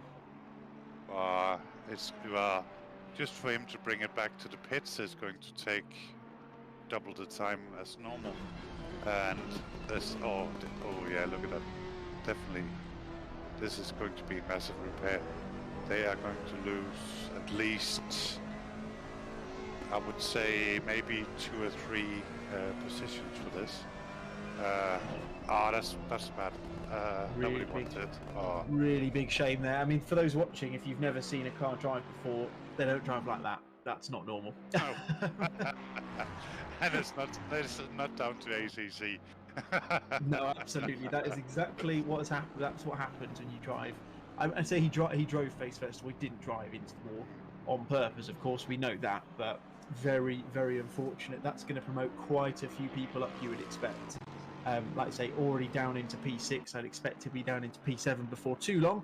I'm just trying to see whereabouts on the track the number 62 car Piperata is. Can't quite see. Oh, he's just coming through Piff Path Lafanya down towards the back end of sector 2, so probably will stay in 6th up until the pit stop, but won't go any further. Will continue to go further down after that. I suppose what we should do is we should have a look at the sole Cup car in the race event, the one you've got on screen now, Angus Martin in the TVN Racing Cup car, also being piloted by Yannick Muller and Stein Passpont, who I believe, I'm imagining Stein was probably the one who chose this car because he does like the lesser spotted cars in these games. So fortunately for them, Brian, they're in the very unique position where they've started the race and they've actually already won the Cup class, which is quite impressive because they're the only one out there at the moment, which is good to see. I think that's why he's just flashed his light coming down the street.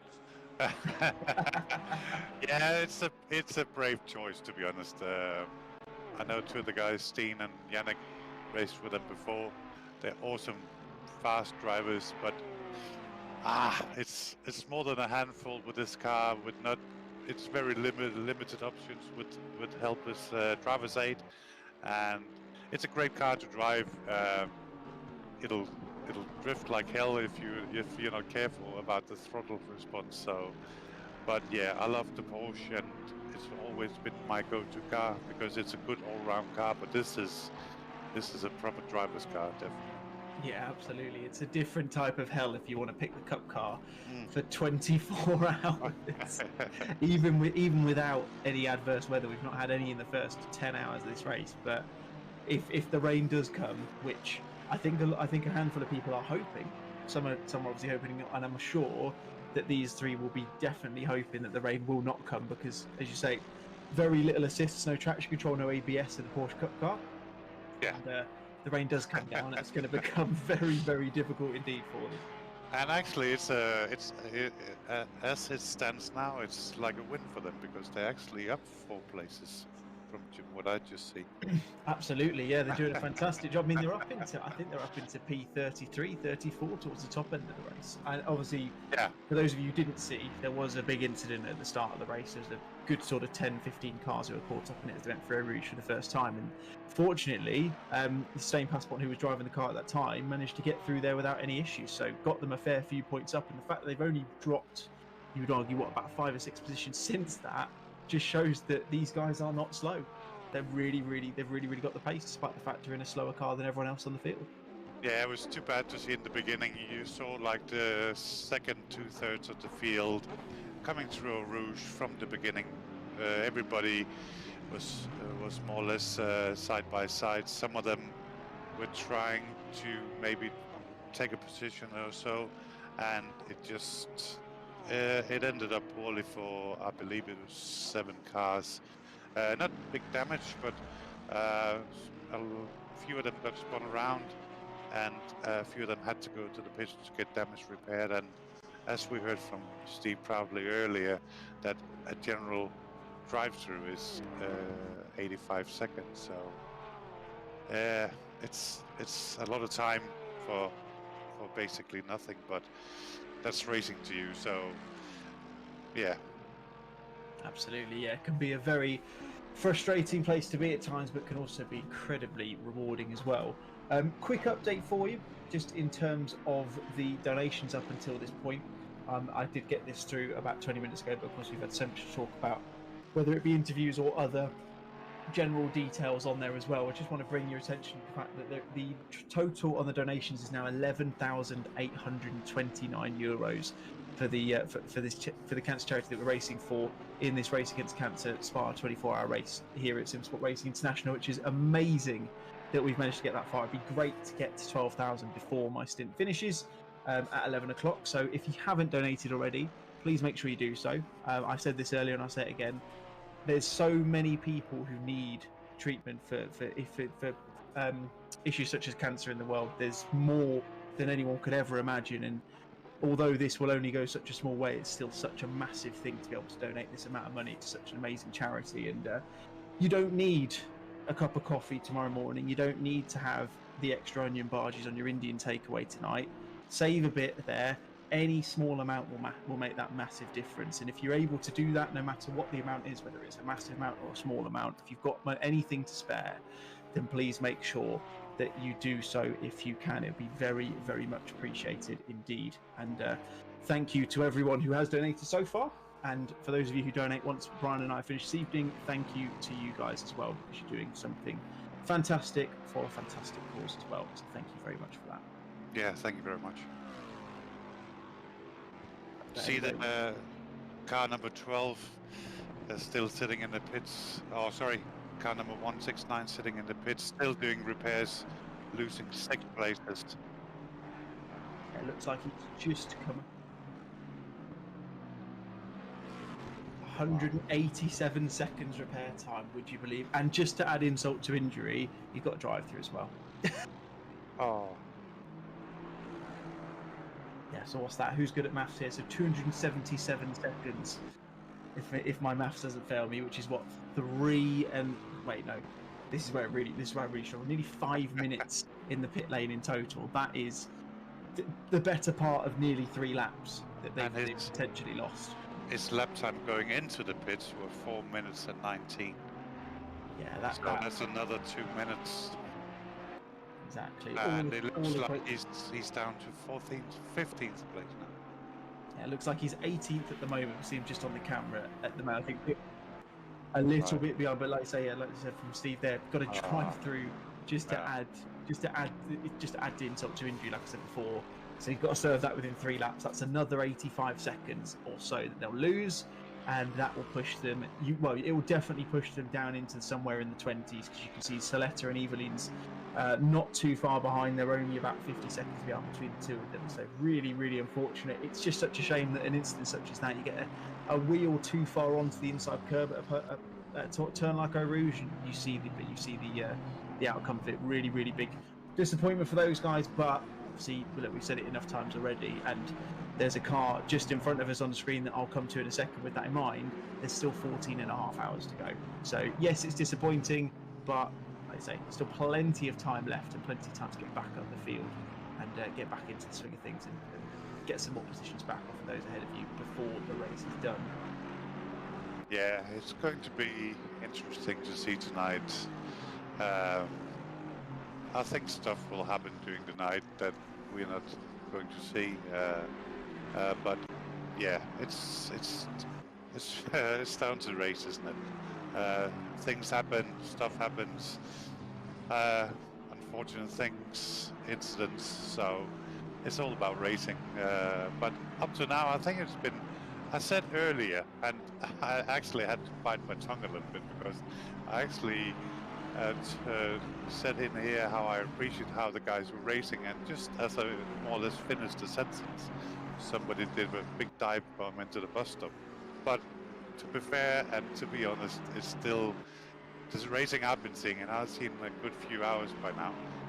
It looks like it's a good group of drivers here. Definitely some faster than others, and some doing it for the charity. But still, all in all, I would say, and saying that again, somebody just bumped another. Oh yeah, I should learn to keep my mouth shut. I'm pretty sure I actually watched the stream earlier, Brian, and I'm pretty sure that when I can't remember who it was. I think it might have been one of the Pulse Motorsport guys, but I'm pretty sure you were talking about at the top of the Kemmel Straight that the racing up until that point had been really good. The quality was really up there, and then as soon as that happened, someone got punted and then sent off at the top of Lake Com. So I think you need to stop saying anything that could possibly be misconstrued as a curse. Yeah. I must learn to bite my tongue. Save it in the bank and save it for later. Absolutely, it's good to see in the YouTube chat as well. I'm not going to say the name of this particular user because if I say it wrong, it's going to come off really badly. And the amount of people watching, I don't want to sound like I'm being rude on air. But fantastic to see that people are still continuing to donate, and it's nice to see that people are asking who the people donate for as well. So we've got 937 has popped up in there. That's the Honda with Joris Evelyn's in at the moment. That is one of the guys who's come up with obviously just the 444 car, which is currently being driven by Angus Martin, which is the Cup car we talked about.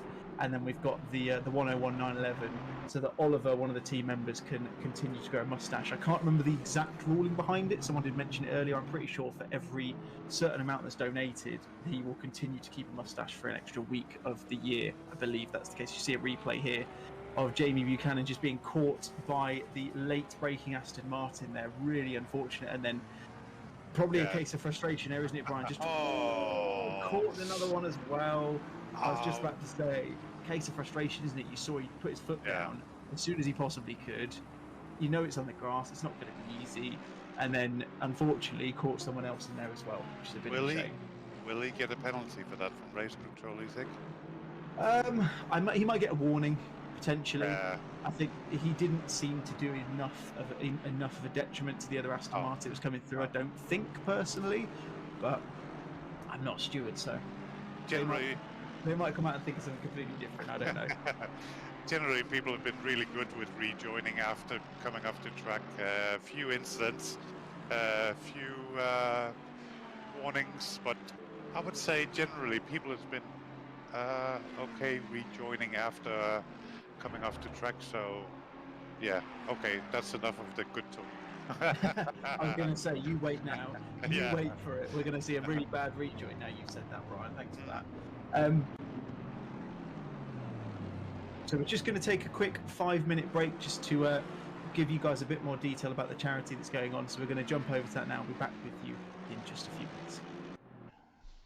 Good morning all. My name is Patrick Boxham. I'm the chairman of the Against Cancer Foundation, and I'm very happy that I can address a few words to you.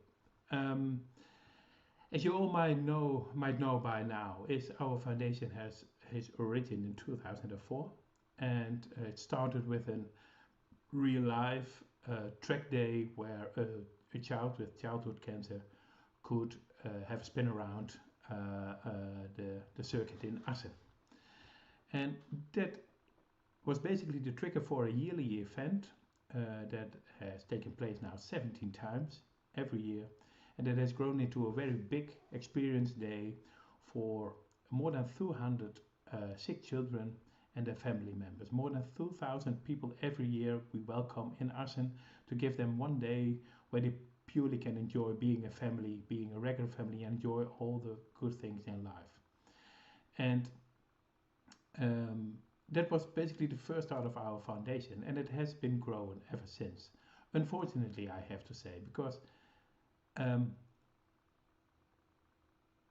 if every year 600 children are diagnosed with the sickness, cancer, it's very sad, and it's very sad that our foundation needs to be there and giving them some positive energy in their battle against cancer. So it's very sad that our foundation is needed this much.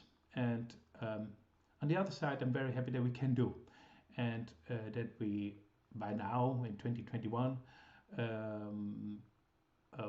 organize multiple events like what I've told you, the circuit day, but also VIP events where children can go to a Formula One competition or go to a soccer match and just purely enjoy not being sick for a moment.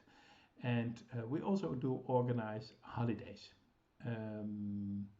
giving people 4 days of just pure being on a holiday as a family, enjoy each other and enjoy just life and not being sick every day.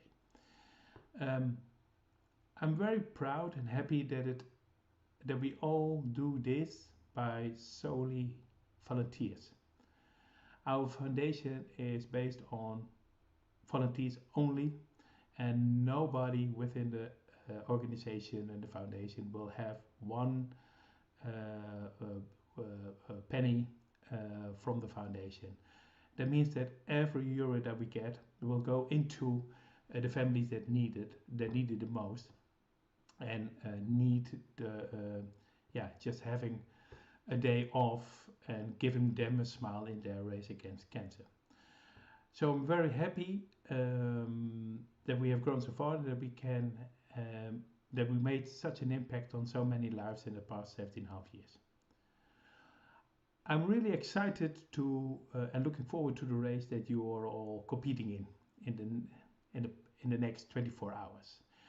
I'm really excited because 17.5 years after the first real life event, we are now having the first big race against cancer online in the sim race.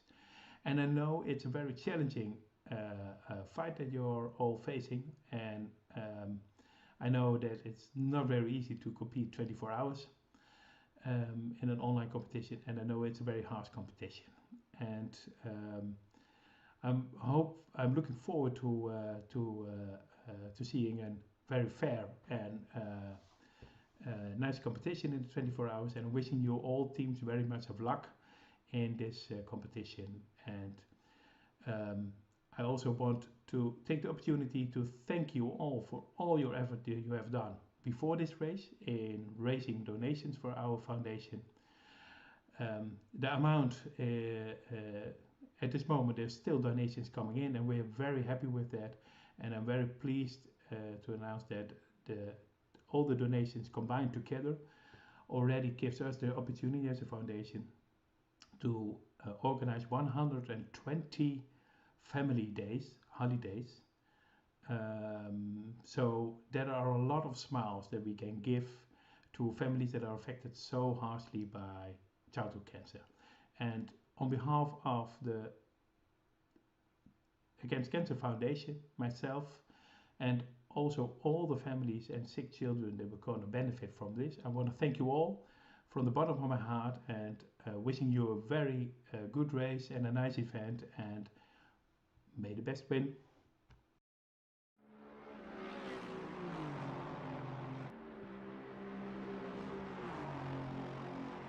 Hear a little bit more about the charity we're working with on this broadcast, the Against Cancer charity. And like I say, fantastic to see so many of you have donated, and nice to see that the YouTube chat has kept ticking over with people talking about who they're going to donate for in the background as well. If I had to take a pick, it would be the man on your screen right now, or it would be the man in P3 at the moment, just simply because I know them well enough already. Ross McGregor, who has currently gone into the car for Rocket Sim Sport, they're currently sitting P2 still. Lewis Roters is still sitting in P1. They're over a lap ahead at the moment, nearly 2 laps, but of course Roters has just gone into pit lane, so there'll be a change potentially of driver in the Wild Things Racing Pro team for now. And we've also, Brian, got Kieran Vidago and Chris Vickers in the pit lane as well, so the top 4 all pitting on a similar strategy. Really means that it's basically down to the pace of these guys in the car really at this stage to try and make something happen, isn't it? Oh yeah.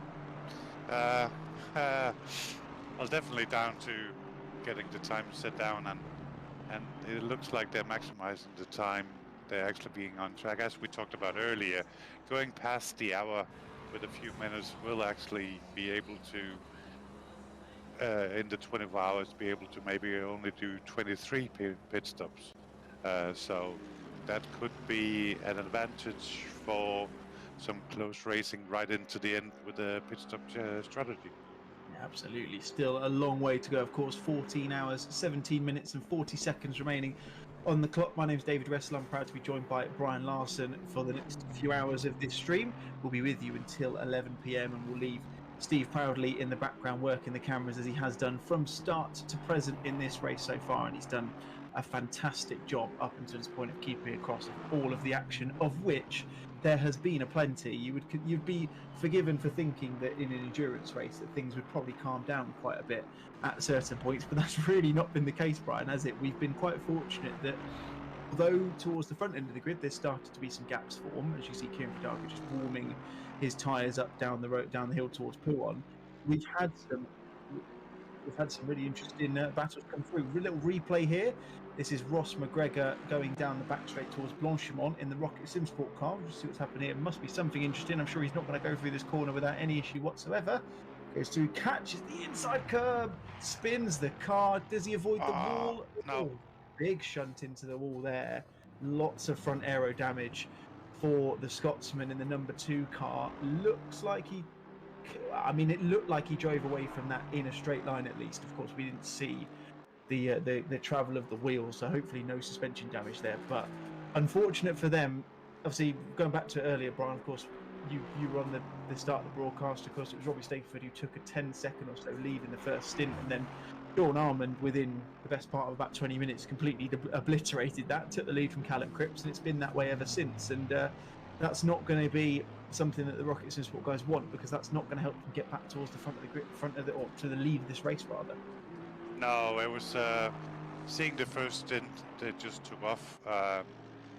Did a driver change after an hour and I believe 5 minutes as maximum for the stints. And after that, the second stint was just amazing. They were leading by 16 seconds. And 10 minutes before the end of second stint, they actually were down into second place. So it was just amazing to see. I believe it was, who was it? Top of my head. It was Sean Arnold in the 127 Wild Things. Was just ripping the heart of the car. He was catching down Callum every lap. A couple of seconds, some laps, but in the end, 10 minutes, 15 minutes before the stint was over, he actually took the lead. So, and it looks like they've been having it ever since. Yeah, absolutely. They're just slowly but surely extending that gap, aren't they? It's 1 lap and 8 seconds as it stands, which has grown about 6 seconds following the pit stop change. Of course, benefited by the fact that Ross McGregor, we saw a moment ago, was pointing towards the wall coming out of Blanchimont. It is one of those corners you have to get the line right to take it flat, and just caught a little bit too much of the interior curb and spun him off into the wall. Martin Neutelings is in the cockpit of the E-Series racing car, so he's taken over from Reese Wiggin. They're currently sitting P14, and as I said earlier, doing a fantastic job at this point to get that Bentley really far up the grid.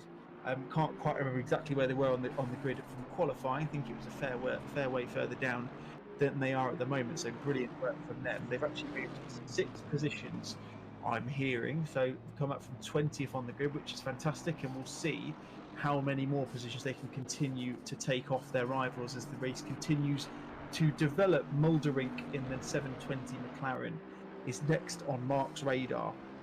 And I'm sure he'll be looking to make some sort of inroads into that gap. 18.7 seconds at the moment. Yeah, it's settled down a little bit now. So I think the people are just trying to get their head down, getting the cars through the stints, and hopefully, or they are hoping that the guys in front will do mistakes and having to do more mistakes.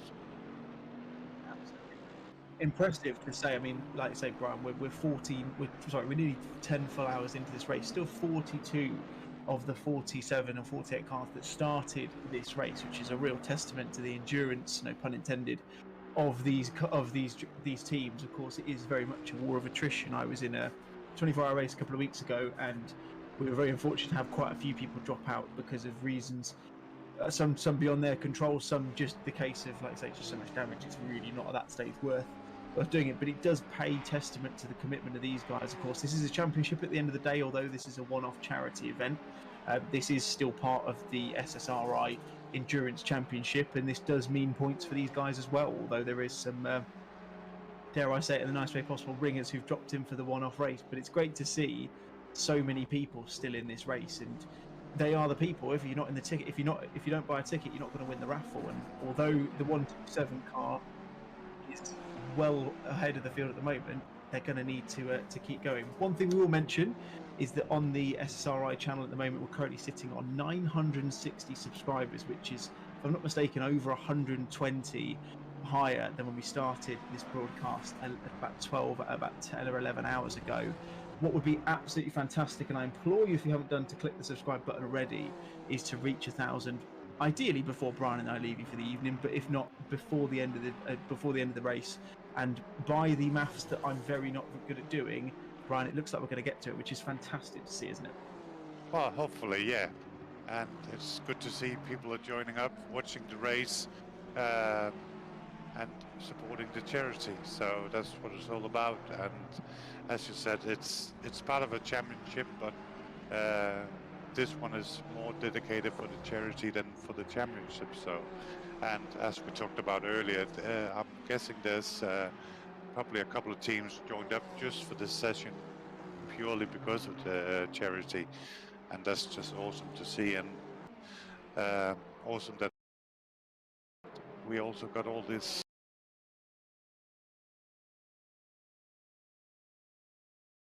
money involved for the charity. That's really good. Absolutely. One thing, as you can see there's the total, so it's 11,829 euros raised for the Against Cancer charity up until this point. I have no doubt that will continue to rise before we continue on through this broadcast. One thing that is, I would want to bring your attention to, if you go into the description of the stream, you'll notice a couple of auction links in there as well. If you do want to win yourselves, or I say win yourselves, get yourselves a pair of Gridfinder Sim Racing gloves, then you can head on to the links in the description as well, and feel free to put a bid on those and hopefully get your chance of winning those. I know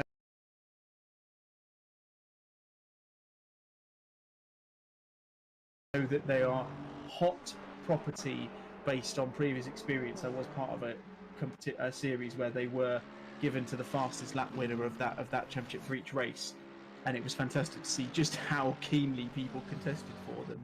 If I remember correctly, and I don't know if anyone will be able to confirm nor deny this, but I'm pretty sure Jenson Button won one of those, and I don't know if they ever made it out to him in Los Angeles, but I know he did win them, and I'm sure he was pretty keen to get the most out of them. As we just saw, Brian, Ross McGregor going into the pit lane 50 minutes earlier than expected. That damage potentially not quite as good, or worse than we expected. Sorry, get the English out.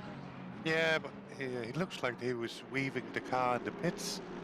I don't know what's that about, because he was actually at the pit entrance, because they are actually using the pits on the old start and finish, so they have to come all the way around turn 1, and then they got the pits there. But he was looking like he just got into the, as you would say, Formula 1 pits, and then he was weaving the car, so I don't know what that was about.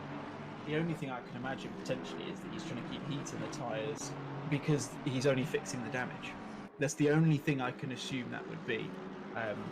Obviously, unfortunately, we can't say. We can get a rough idea of his pit stop time, but they won't tell us exactly what Ross does in the pits. We'll keep an eye on that. He will probably, in fact, I would expect it's almost definitely going to be the case that he will come out in P3. That will promote the SSRI team, currently being driven by Kieran Vidal, up into P2.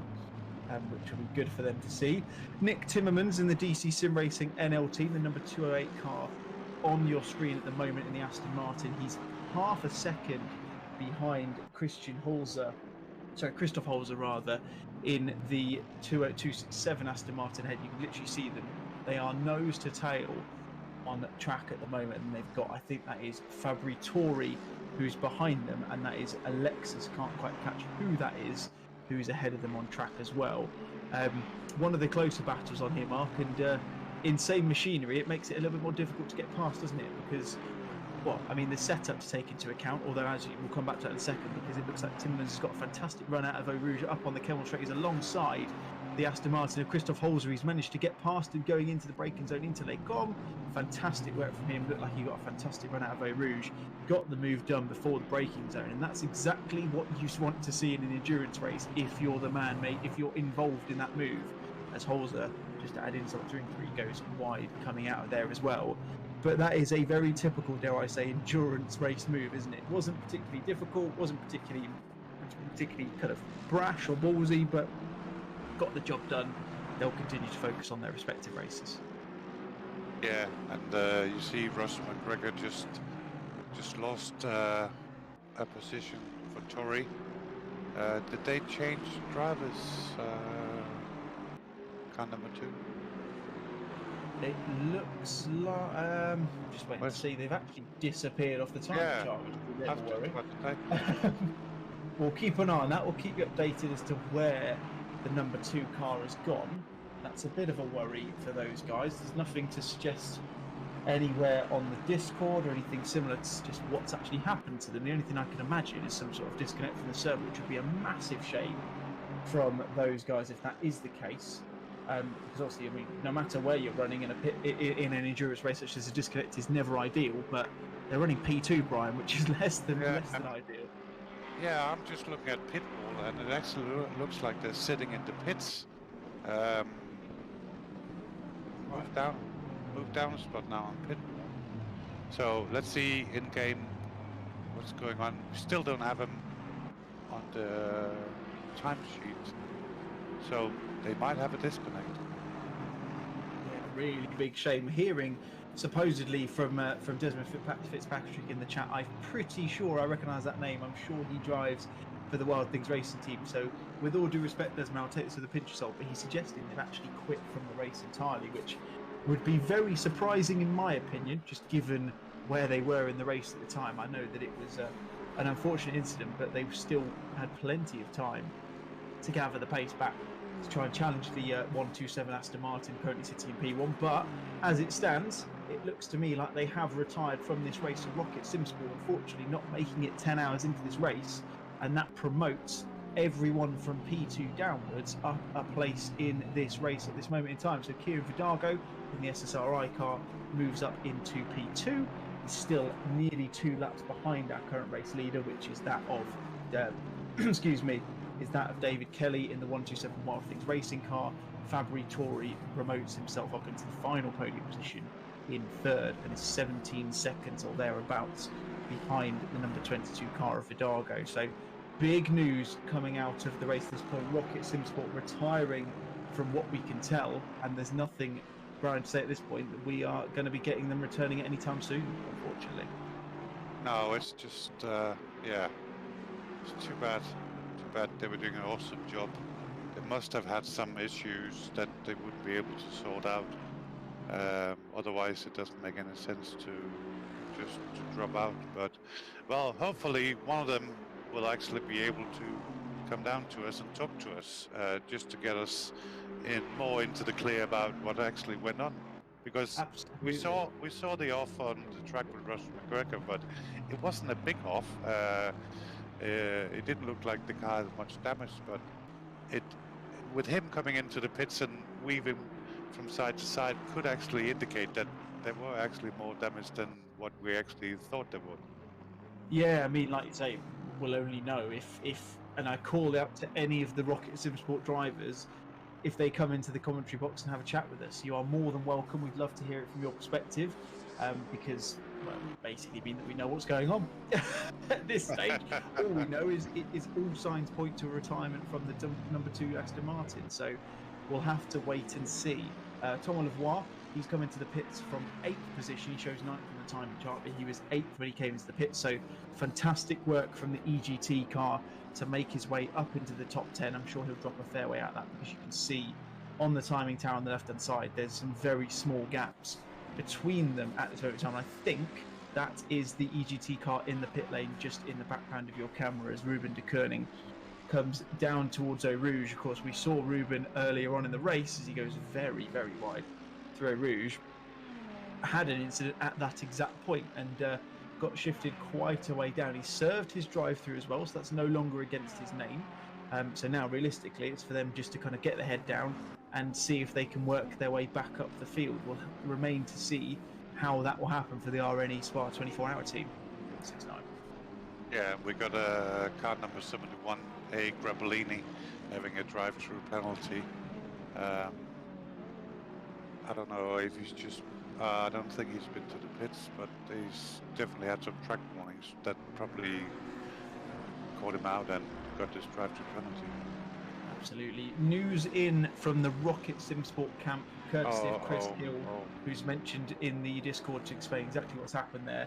It says number 2 Rocket Aston retiring from the race due to a home emergency for one of our drivers and other drivers' availability. We'd be unable to complete the race without putting the remaining drivers, in brackets one of who is half injured, through a lot of sleep deprivation and severe penalties for going over the allowed driving times. Thanks to the organisers for getting this race underway with recent server problems and to raise money for a great cause. Sorry we can't be there for the whole of the 24-hour race. We hope to be in better shape at future events. Good luck to everyone for the remaining rest of the race. That is a massive disappointment, isn't it, Brian? Because although, I mean, look, there's clearly some quality up there. It's a really big shame that that's had to happen, because they were really looking strong for a podium, potentially going to be back in with the fight for the race win.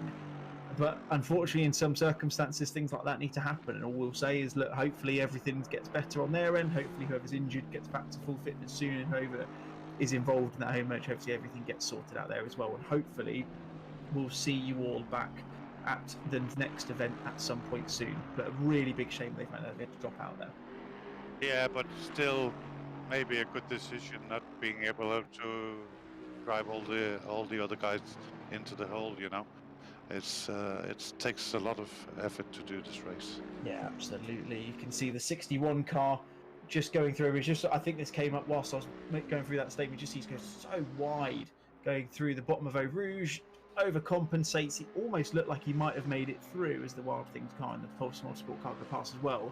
Luckily, though, got through that relatively unscathed, and well, there was no wall meeting him at the end of it, unless he drives into it now, which we hope won't be the case. But it's a very difficult one, isn't it? Because look at him, he's trying. I think he looks like he's trying anyway to do some sort of safe enough rejoin, but doesn't really seem to know what's going on. No further action between cars 911 and 452 on lap 22. 225.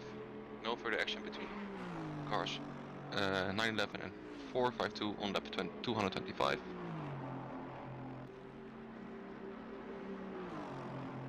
Just hearing through from race control, that's official warning for car 911 for causing a collision with car 750. Official warning for car 911 causing a collision with car 750 on lap positive perception. A team, B team, sorry, that's Mark Raddenberry. Official warning for car 911 causing a collision with car 750 on lap 227. Which is appropriately driving Porsche 911 at this point in time. So warning for the hot air balloon motorsport car. We'll have to remain to see whether that will cause them any issues towards the back of the race. David Iasher in the Ferme Endurance Racing car, number 88, the Aston Martin. I think, Brian, that was the Aston Martin who we nearly saw get caught up in that rejoin from Jamie Buchanan a short while ago.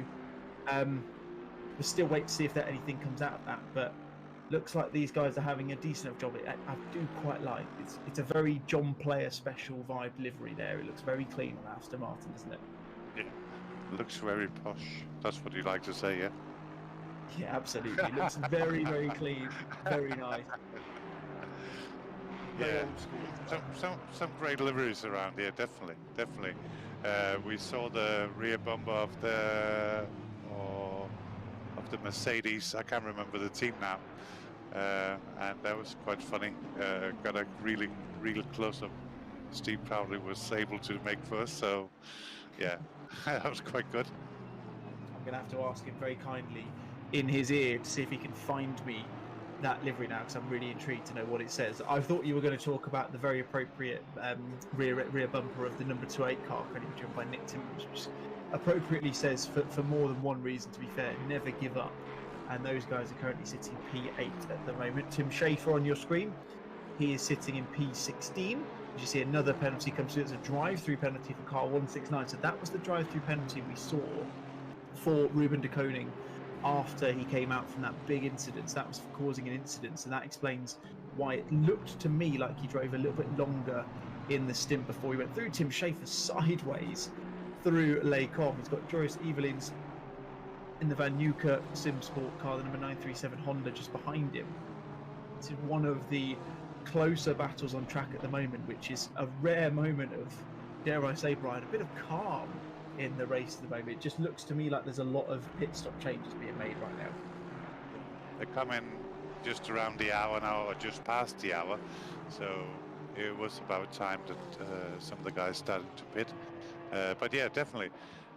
Looking down the timesheets, the scoreboards, this is maybe the closest battle right on track at this minute. Absolutely. One person I would like to bring to your attention, I was reminded this whilst we had the video from the Against Cancer charity going on a short while ago. Gabriel Lafreniere in the number 514 Bentley, the EGT car. Of course, we spoke with David Mercier a little earlier today. Steve Proudly reminded me during the break that Gabriel is actually has a I don't know the best way to put it, apologies if this comes across in any bad way or shape or form, but has a disability where he doesn't actually use any use of his legs. So all of his driving, so accelerator, braking, turning, gear shifts, all of that is actually all done through his arms. He's got a very impressive rig that allows him to do that, which, to be fair, Brian, he's probably quicker than both of us, I would imagine. Again, like, forgive me, I don't know your absolute pace in sim racing, but to say that he's that much quicker and is using it in that sort of way, that's quite impressive, isn't it? And credit to the man for entering in and competing in a 24-hour race with something like that, because that is proper commitment to the cause, isn't it? Oh, definitely. It takes a lot. I mean, being able to do this without any feed is just amazing. That much information having to go through the hands and get all the buttons, everything set up for it is it's unbelievable. And he's still carrying on as he does. That's just amazing. Yeah, absolutely. It's very, very impressive indeed, it has to be said, and fair play to Gabriel for doing that. You can see Kieran Vidalgos continuing to extend the gap between himself and P3, which is Fabri Tori at the moment. So he is putting in some good lap times. You can see he's running very much in the 2-minute 20s at the moment. Did lose half a second or so on the last lap to Tori, but is continuing to gain time as it is in the main. Almost though 2 laps behind our current race leader David Kelly in the 127 Wild Things machine. So realistically, it's going to be very difficult at this point for anyone really to come up and trump the Wild Things racing team. However, of course, as we know, there is still plenty of time left in this race. Still 13 hours and 55 minutes. So we're officially over 10 hours into this race now. Still plenty of time for them to get anything back into it. And we know that during the night time in these races, as you can see the Wild Things racing car on your screen at the moment, as he just goes past the Quick Fit McLaren, which is again a very lovely detailed livery on that McLaren 720, continues on. And like I said, I was going to say, driving into the night, Brian, is very difficult, isn't it? It's sun setting now. It's 9:41 in server time, or 9:42 rather. It's only going to get more and more treacherous as the sun continues to set, and there's of course always the potential of rain afoot as well. Yeah, that's the wild factor of this. We never know what the weather is going to be like during the night. Some actually praise for the rain to come, and others will just like it to have it really smooth and just being able to keep the head down and get the times in. But still, again, temperatures dropped another degree, so nighttime is definitely coming. You see as Adam said before he ended in the comms, that the cars were actually starting to look much better with the sun going down, and I must agree with him. Even though they look a bit dirty on the front end, they still look really nice. I was just about to say they do look a bit dirty, don't they? It's one of those, isn't it? As you can just see David Kelly coming past. I think that's Thies van Verseveld. Apologies if I've butchered that name. I've tried my best. It might be right. I don't know though. In the 720 car. The reason I mentioned him was because I can see a lot of love for Thies in the chat, coming from Bruce, Semo, and Lindsay Brands, who are all very much liking to him. I'm intrigued to know what Lindsay thinks about Thies, because she's put an interesting emoji after his name. I don't know if that's to do with the back end of the car or otherwise. But maybe we'll just leave it at that, shall we? Maybe we'll move swiftly on. But yeah, David Kelly still doing a fantastic job. I think this is his first stint in the number 127 car. As you can see, there is Thies van Verseveld in the 720 McLaren, that Shadow Project livery car. It's quite an impressive one. I love the fact that when you select this car in ACC, you get to pick the accent colour. I'd personally go for the orange myself, but there is a lovely selection that you can go for, isn't there, Brian? Where you can really make that car pop, but it's a really good, it's a proper, classy little clean livery, isn't it? Well, McLaren has always been a good car, and it doesn't really matter. Whatever you put on the McLaren, it looks awesome, doesn't it? Absolutely, yeah. I should say they're not actually called the McLaren Shadow Project team. Just been informed on the Spotters Guide by looking at it myself. But they are the Sim Racing Belgium Devils. And one of the few teams, in fairness, that have only got 3 drivers. Now, of course, minimum of 3 drivers need to compete in races such as this. But it does make things a little bit more difficult. Of course, one of the other ones is the Cup car of the Treble 4, and I'm sure there's a few others in there as well. Anyway, let's turn our attention to some of the fighting we've got on track. You can see Sergei Sebastian, EM Race City, the number 91 car.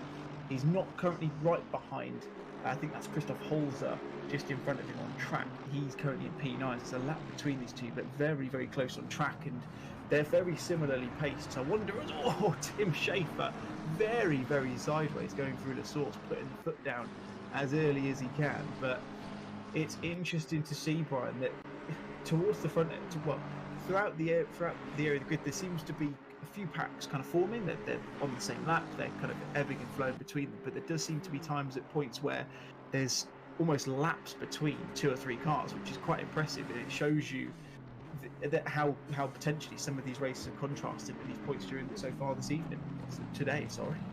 Yeah, it is down to incidents, pit stops, unexpected pit stops, extra time, and you'll see a lot of racing.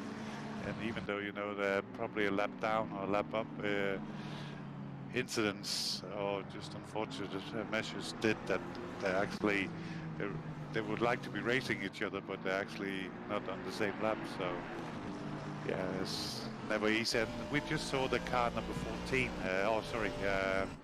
The car in 14th place from Sebastian. He was actually the one with the livery on the back end, saying "Stay off my back" or "Don't kiss my ass," or something like that, which we enjoyed. Lovely stuff. As we've just seen there, a change for P15, so Thies van Verseveld.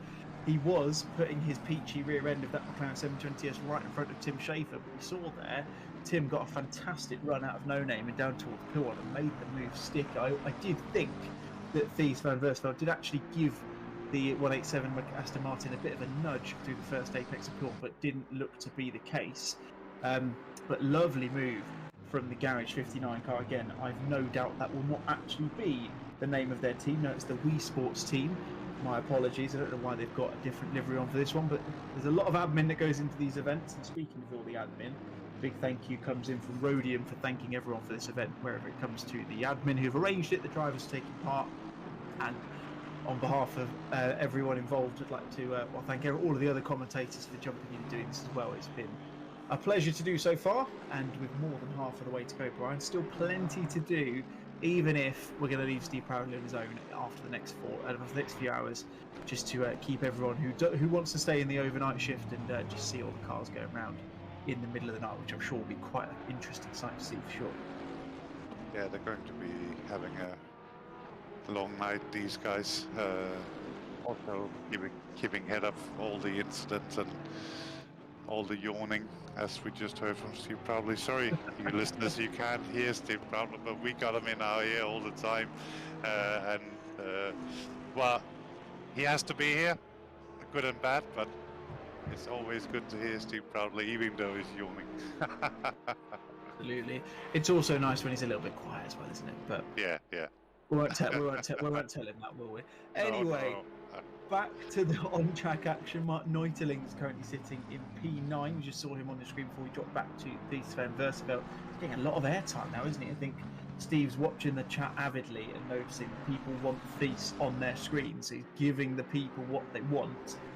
But Martin Neuterling's in the E-Seniors team, gone from P14, I think it was, at the start of his stint, up into P9. Of course, that will be partly due to pit stops and driver changes and the like for the other teams around them. But again, it just shows you the quality of the drive that the E-Seniors guys have done so far, whether it's been Mark, whether it's been Reese, or any of the other guys in the team as well. They're doing a really good job. Of course, Carlo van Brandt, Craig Holmes and Peter Wolfsleiner in the car as well. They've done a really, really good job. They've kept from what I've seen at least, they've kept their things clean. They've done what they needed to. And as a result, as you can see, as we talked about a few times, keeping it clean is almost the element to success, because if you can do that, Brian, it gives you the chance, as we're seeing from these guys, to kind of shoot up the standings a bit, isn't it? Yeah.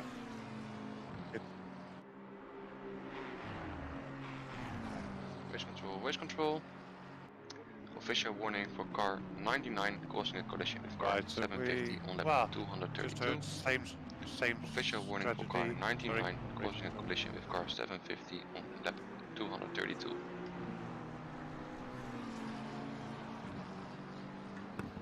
Yeah, you can see there, note from race control, so it's an official warning for car 99 for causing a collision with car 750. So that's again the positive perception B car. The car 99, I think that's going to be the Aston Martin that it's currently got Stefan de Rijk in it. That's the 99 P23 at the moment. That would have been the incident, but I think, if you remember, it was the one where we came into the bus stop, if I'm not mistaken. So you'll get your confirmation as to whether there will be a warning for the unsafe rejoin very soon, I'm sure, if it's been reported, which, if I'm honest, I don't think it would be. No, it must be down bus stop, because that's sort of like the last incident we had. So yeah. You can see battle for P18 at the moment. That is Danny Desfort putting the pressure on. I mean, it says on Pitbull Live it's Joris Evelins. It's not. It is Treffers in the car at the moment. Patrick Treffers, sorry. I was going to say Patrick, but I hate getting these names wrong, so I'd rather get it right myself. The timing task just 1.1 seconds between them. That is definitely not the case. You could put an A4 piece of paper between these two guys. There is some very, very close battling as they come on towards the back straight, up towards Blanchimont. You can see, look at the pace that the Mercedes AMG has got on that Honda NSX. He's going up the inside towards Blanchimont, the number 69 car. Can he make the move past the 937? Oh, bit of a twitch from Patrick Treffers in the 937 NSX, the Van Nieuwkerk Honda. Very, very close to losing it there. Fortunately, managed to keep it going in a straight line. There's an Aston Martin off on the inside. That was the same Aston Martin, if my memory serves me correctly, that was off at the start. Peter Vanya in the CFT Sim Racing Holland team, number 12 car. He's off on the inside of, I don't know where exactly that is, but he's going to drop down from P10. Gabriel Lafreniere is presumably going to pick up that final top 10 position as it stands, assuming that Peter can't get that car pointed back in the right direction. But Patrick Treffers there, Brian, that was a bit of a code brown, wasn't it? It was very, very close to losing it. Yeah, and it seems like he had enough space. I think he's just got a bit dazzled that he actually went on the inside, to be honest. Yeah, it was quite an interesting one. You can see a replay here. I think this is Peter Vanya, is it? Yes, it is. Just going through no name. Very interesting. Not something I've seen before, I've got to say. Normally the kind of thing you'd expect to see from the Cup car, based on other series I've seen recently, but just looked really strange there, didn't it? It was a very innocuous incident that he had. He just, well, I say he went in a bit too hot. It didn't look like he was, but maybe just showing that Lexus is a little bit second-hand at this point. Maybe he's on worn tyres. We don't know. but unfortunate for him, that's dropped him down to P12. So that's Gabriel Lafreniere and Denoit who have gone through past him. Jake Daniel now just under 10 seconds behind the number 12 Lexus car. And the Lexus, Brian, are doing a good job at the moment, aren't they? We can see at least 3 of them in the top 12, I'm sure. There is a couple of the other ones. Well, yeah, there's also got Lasse Ugard in P4 as well. They're really putting on a good show, which is good to see, because not many people would normally go for that Lexus, would they? No, it seems like Aston Martin is the car of choice for this race. I know from the update, some people were saying that they actually did some updates to the BMW, so I don't know if that would have been the car of choice, knowing what kind of updates, or what kind of update Kumas would have brought in. But yeah, Aston Martin seemed like the car of choice, but as we talked about earlier, somebody being brave enough to run in the Cup car, and the Ferrari seems very strong. We saw that earlier, for battling for the second place, and yeah, I think it's just down to what people actually likes to drive, and of course also with the cars being bumped with the updates, so they even out the playing field. People might change the car choice for that, but definitely Aston Martin seems to have had a good run for this. Yeah, absolutely. Speaking of one of the many Aston Martins in this field, Simon Wilkes, you can see on the screen the number 751 Positive Perception Racing 18 car. Just hearing from Ash Cooper in the chat, I'd seen this would have been the case anyway, but I know that they've had an unfortunate run since I last saw them. When I last saw them, I spoke to Mark Raddenbury, who's the owner of this team. They were in P3, if I remember correctly, or P4, sorry, being closed down by the SSRI car of Chris Pinchbeck at the time. Dropped all the way down to P22, so must have been caught up in some incidents that I didn't see whilst I've not been in the booth, but really unfortunate for them to got back. We're hearing that the gentleman you've seen on screen already when we did the charity video a little while ago, he's actually going to be popping in to chat with us in a moment. I think it's Patrick who will have a word with, so it'd be nice to get a chat with him, and well, it'd be nice to hear a little bit more from his perspective about the charity as well, and hopefully we'll give you guys a bit more of a reason in terms of why you should be donating, and obviously the research and things that those guys do. What we'll have to make sure, Brian, before that happens, is we'll have to make sure we get a total. Well, he might have one anyway, but I think we should probably try and do a bit of digging. I'm going to try and sort that out now and see if we can get a donation total before he joins us. That'd be nice to do. Yeah, it would be nice to see what the total is up to now, and I'm sure that shouldn't be a problem to get out there. And again, it's a pleasure to be here, to be honest. I haven't done this much work since it's a long time since I helped out, and I'm really pleased to be here and working with you, David, and from the beginning with Adam. And there's a lot of other good guys trying to help out, so we can get this event sorted and getting out in the most positive way as possible. Yeah, absolutely. Really good to see everyone putting the effort in, and like you say, fantastic to see everyone putting the effort in for the charity as well. And yeah, just brilliant to see exactly what's going on. We'll hopefully get, like I say, an update on the totals as soon as we can. Confirmation, just an update from Sim Racing Holland in the chat as well.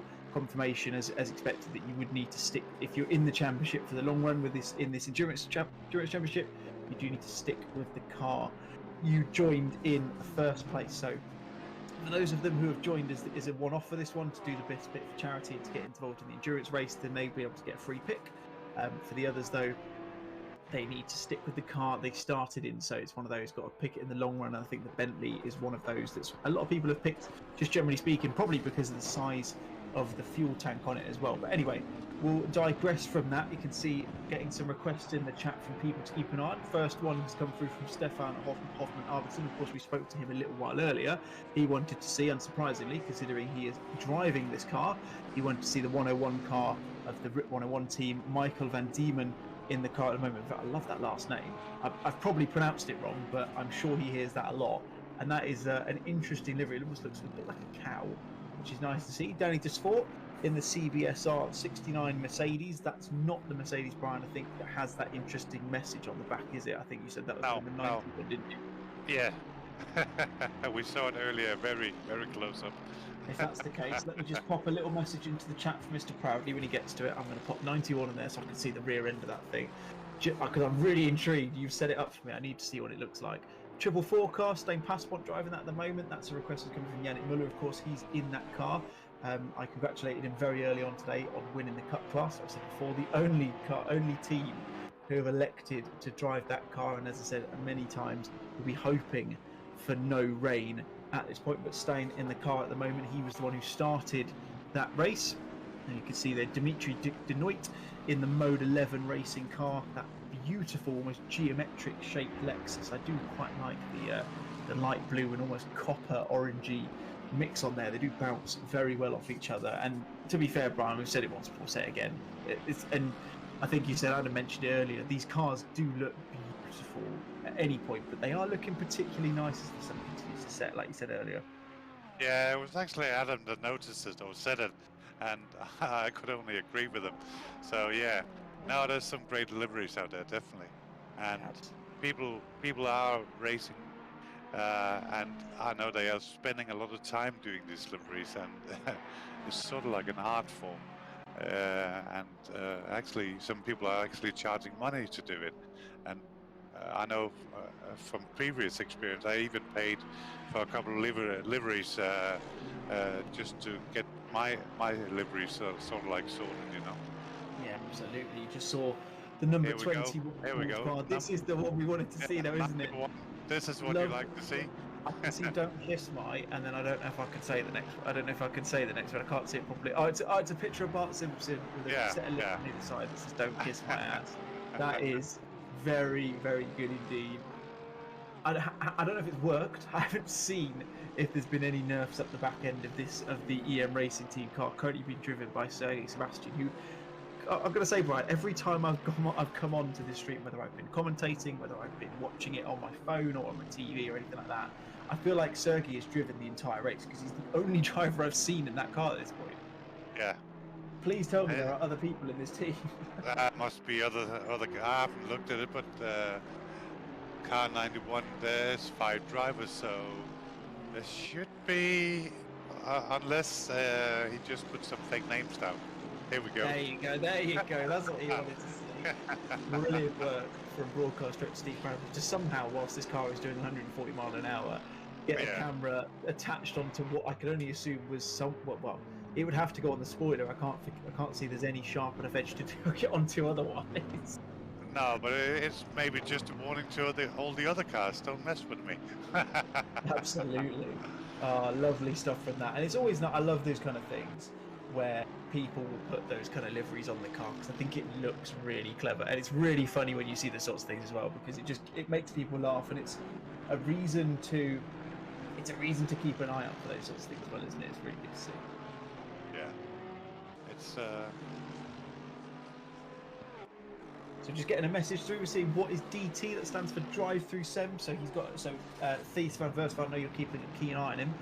He has got a drive through penalty, so he will have to drive through the entirety of the Spa-Francorchamps pit lane, which is a combination of the Formula 1 style pit lane, which goes from the bus stop through to La Source. It comes all the way down towards Eau Rouge, exits just on the right of your screen there as well.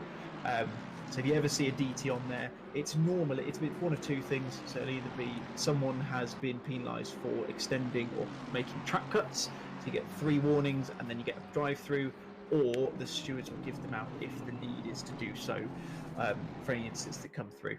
So yeah, hopefully that clarifies. And you can see just next to Thies's name, he's got a P next to him now. That means he's currently serving at that penalty. So in a second, or in a few minutes, most likely given the length of the pit lane, the P will disappear and the DT will as well, and he'll be back up to speed. Normally you get 3 laps to serve your drive-through penalty.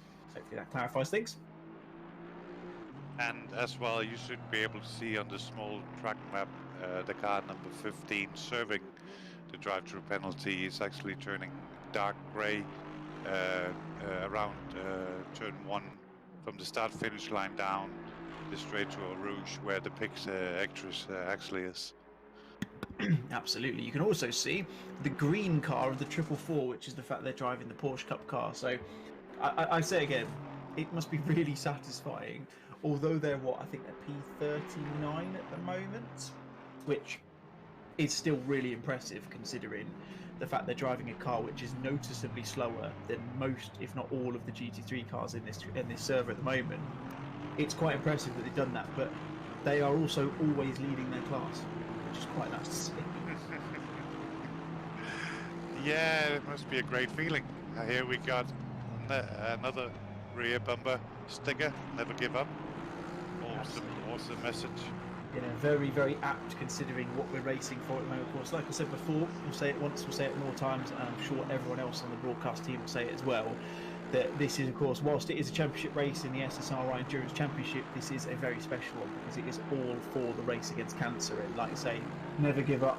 It transforms in many different messages. It's not just about the fact you should never give up in the race, of which we are nearly 11 hours into, but you should never give up on anything. And as you said a few times, we have got an updated total. So when we're joined by Patrick from the charity, we'll mention that to him as well if he's not already aware. But it just shows the importance of that. And like I said before, any form of donation, no matter how big, no matter how small, will always benefit a charity such as this. And I'm really pleased to see that the number, again, won't tell you yet, mainly because it might update before I get it again. I'll get it as soon as we get the interview through as well. But it's actually gone up by a very nice amount since we last told you. So we'll come back to that at some point soon. I see from Yannick Muller in the chat, the number one goal of Team 444 is not to finish last of those cars that finish, and I think we're doing well at that. Of course, 444 is the Cup car, who are looking at the track map, Brian, just going into the bus stop, and they've got about 10 or 11 cars in front and behind them at the same time, so that might be a little bit scary, but yeah, they're certainly doing a good job at the moment, aren't they? Considering the difference in performance, pace, generally speaking, of that Cup car, they're doing a really, really good job.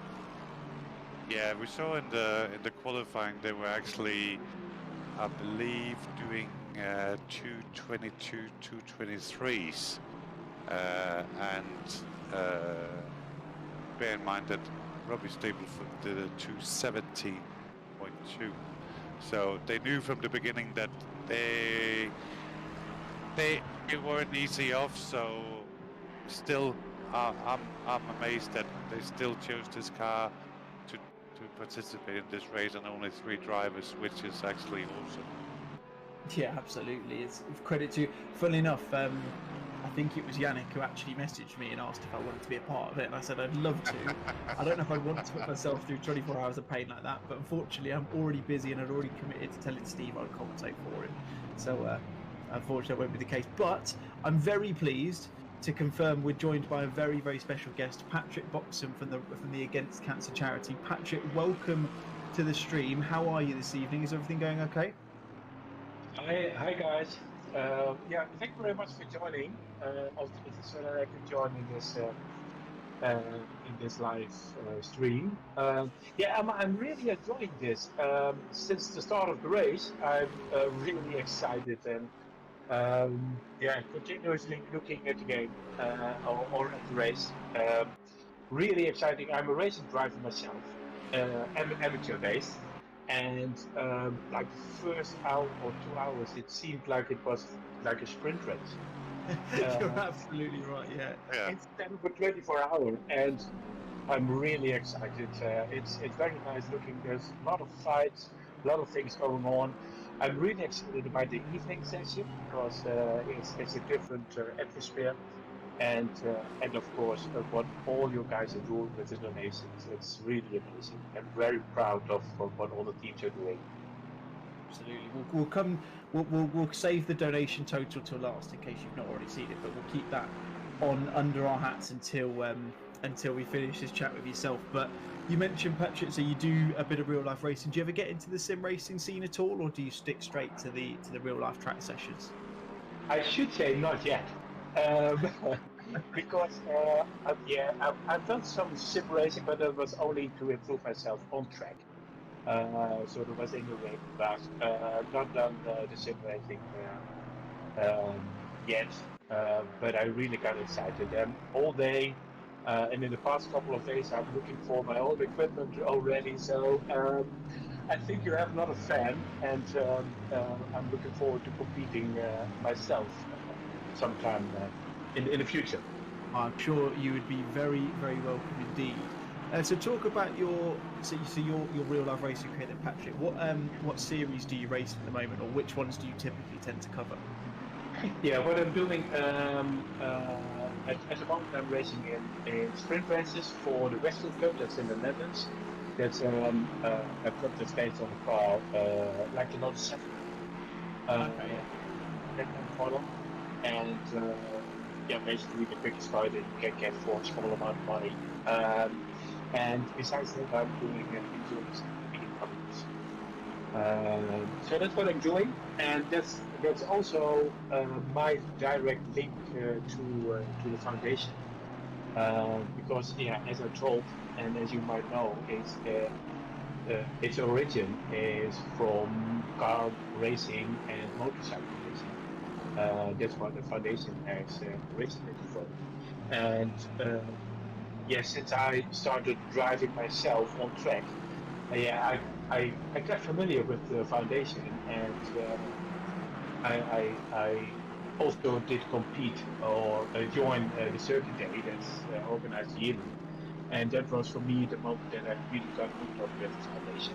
It's a very great course, and really love those smiles from the children that you get when they can have spin around onto the track with you. So that's basically my link with the foundation, and it started with car racing. And, it's still my two both biggest hobbies combined. I mean, I'm sure I can speak for everyone in saying that is inspirational to say the least. I feel myself got a lump in my throat and all that. It's amazing to hear that sort of stuff and the amazing stuff that you guys do. So before we get on to the total that the guys have raised, up until this point, let's remember, and one thing I will say before I ask this question is the fact that there's still 13 and a half hours left of this race. If you're watching this chat, if you're watching the stream, you're listening to the broadcast, you're listening to Brian and I have a chat with Patrick at the moment, of course, from the Racing Against Cancer charity. I would implore you, if you haven't done already, or even if you have and you've got any spare money sitting there that, let's face it, can go to a better cause, I would strongly suggest you go into the description on the stream, head onto the PayPal link and donate whatever amount you can, big or small, to the Racing Against Cancer charity, because my apologies, because these people need it more than anything. And what I'd like to know, Patrick, is from your perspective, is the money that's being raised at the moment, what benefits will that bring to the charity, generally speaking? Yeah, what we would like to do with this money that we raise is that we would use that for the family holidays that we organize 2 times a year. We try to organize a small holiday, like a 4-day holiday, 5-day holiday for families who have a child that suffers from childhood cancer. We will take them to, in this case, to Germany, and go to some theme parks. Everything is organized for them, so they will not have to worry about the sick children, but also not to worry about the healthy children. We will take care of them. We will make sure that they have a big smile on their faces for 4 days. And we will use the money for organizing those holidays. And if you, and of course, we try to get the most out of every penny. And we can take one whole family, and a family is the sick child and his brothers, sisters, and mother and father also. That will normally consist about 5, a little bit more than 5 people. We can take one family for an amount of 1,600 euros. So for 4 days in full. So we will use this money and try to get basically a touring car full of families and take them onto a holiday. So it will be like 50 people having a 4-day holiday and not thinking about the sickness and the illness and beating cancer, but just be a regular family and just have smiles and enjoy each other. Yeah, absolutely. I mean, that's incredible. Well, for those of you who are racing, whether you're in the YouTube chat, wherever you're watching from, even if you're watching this back, because this is going to be on all the relevant channels for the foreseeable future and will never disappear. So this charity link is presumably going to be open for a very long time. If you want to get people in need to do those kind of things, and as you very appropriately put, Patrick, just feel like a normal family for the time being, despite everything that's going on, that's what you're donating for. So please, please, please make sure, like I say, no matter what the amount is, whether it's £5, £10, if you've got £100 kicking around, if you don't need it, then these guys do. And as the stream mentions at the moment, the whole never give up mantra, it's very, very appropriate. And one thing I will say, Patrick, is thank you for all of the work that you guys do, and hopefully we can continue to raise a significant amount of money that will go towards those people who are, like I say, in far more need than we are. It's probably the best way to put it. Yeah, and I would like to add to thank you all, and thank you all for organizing this event, and thank all the teams for raising so much money and giving us the chance to help those families. So thank you, a big shout out to everybody, and a big thank you to all. Absolutely. Before you go, Patrick, before we wrap this up, shall we get an idea of what the current total is, if you're not already aware? Yeah, you're making me a little bit curious, because the last couple of hours I didn't peep, so you're making me a little bit curious. Good to know. I'm glad I'm keeping the suspension. I've just seen in the YouTube chat, Huatin Texas Racing has just donated again, which is fantastic to hear, and and they're imploring that everyone else does as well, and I will be making sure that I'll be getting something over to that at some point in the next 13 hours as well, before the race is finished. There is no doubt about that. But anyway, total as it stands, I was hoping from Patrick, not you Patrick, different Patrick from SSRI to give me a later update if there has been any change, which there will be. But the current total as we know it is €11,894, which is absolutely incredible. Yeah, that's amazing. That's amazing, guys. Like I say, we know it's gone higher because we've just seen people in the chat. The Huatin Texas Racing is actually supporting the E-Seniors team, which has got Mark Neutelins in the car at the moment, so we know it's going to be higher than that. And I did say that I would love for it to reach the 12,000 mark before Brian and I finish our stint for the evening at 11 o'clock, and it does look like we're heading towards that end. So thank you to everyone, every penny, pound, whatever it is that you've donated, and if there's any more that you've got going to spare, I've said it a number of times, and I'm sure, Patrick, you'll agree, it's if you've got it, donate it, because it will go to a brilliant cause, as you've rightly pointed out today, and it's been an absolute pleasure to speak to you. But before I let you go, is there anything else you would like to say to us before you can get on and get back to enjoying the racing? Yeah, what I would like to say is that I really like and love the community. Today I experienced the first 9-10 hours for this race, and I'm feeling like part of the community, and I'm really liking the community, the atmosphere between. There's a lot of sportsmanship between the teams. I can see that in the chats everywhere, and that's not very common in the real life racing. So I think that's a very huge compliment to all the teams as well. Very fair sportsmanship on track and in the chances. So yeah, I wanted to mention that. It's one thing that noticed me most today. Fantastic. Well, look, Patrick, it's been an absolute pleasure to talk to you. Hopefully some of the other guys in the commentary team will get a chance to speak to you before the race ends. Thank you very much for joining us, and hopefully we'll catch you again potentially in the morning, and hopefully we'll have another eye-watering total to share with you that we're going to put to a fantastic course. So thank you again for joining us, and thank you very much for your time. Okay, thank you very much, guys. Good luck. Thank you. Lovely. Bye. Lovely to speak to Patrick there. Really, really nice to get a bit more of an idea, especially from my perspective, into what the money that we're raising in this event is going towards. And it was lovely there, Brian, wasn't it? It was really nice to see that it's still got that racing element in it as well. It's nice to know that's where it's come from. It's nice to know that we've now got a bit of an idea for those who weren't aware as to what it's going for, and hopefully that will give people to just a bit more of a kind of a what's the word? A bit of a nudge to donate anything if they haven't done already. It's brilliant to hear. Yeah, definitely.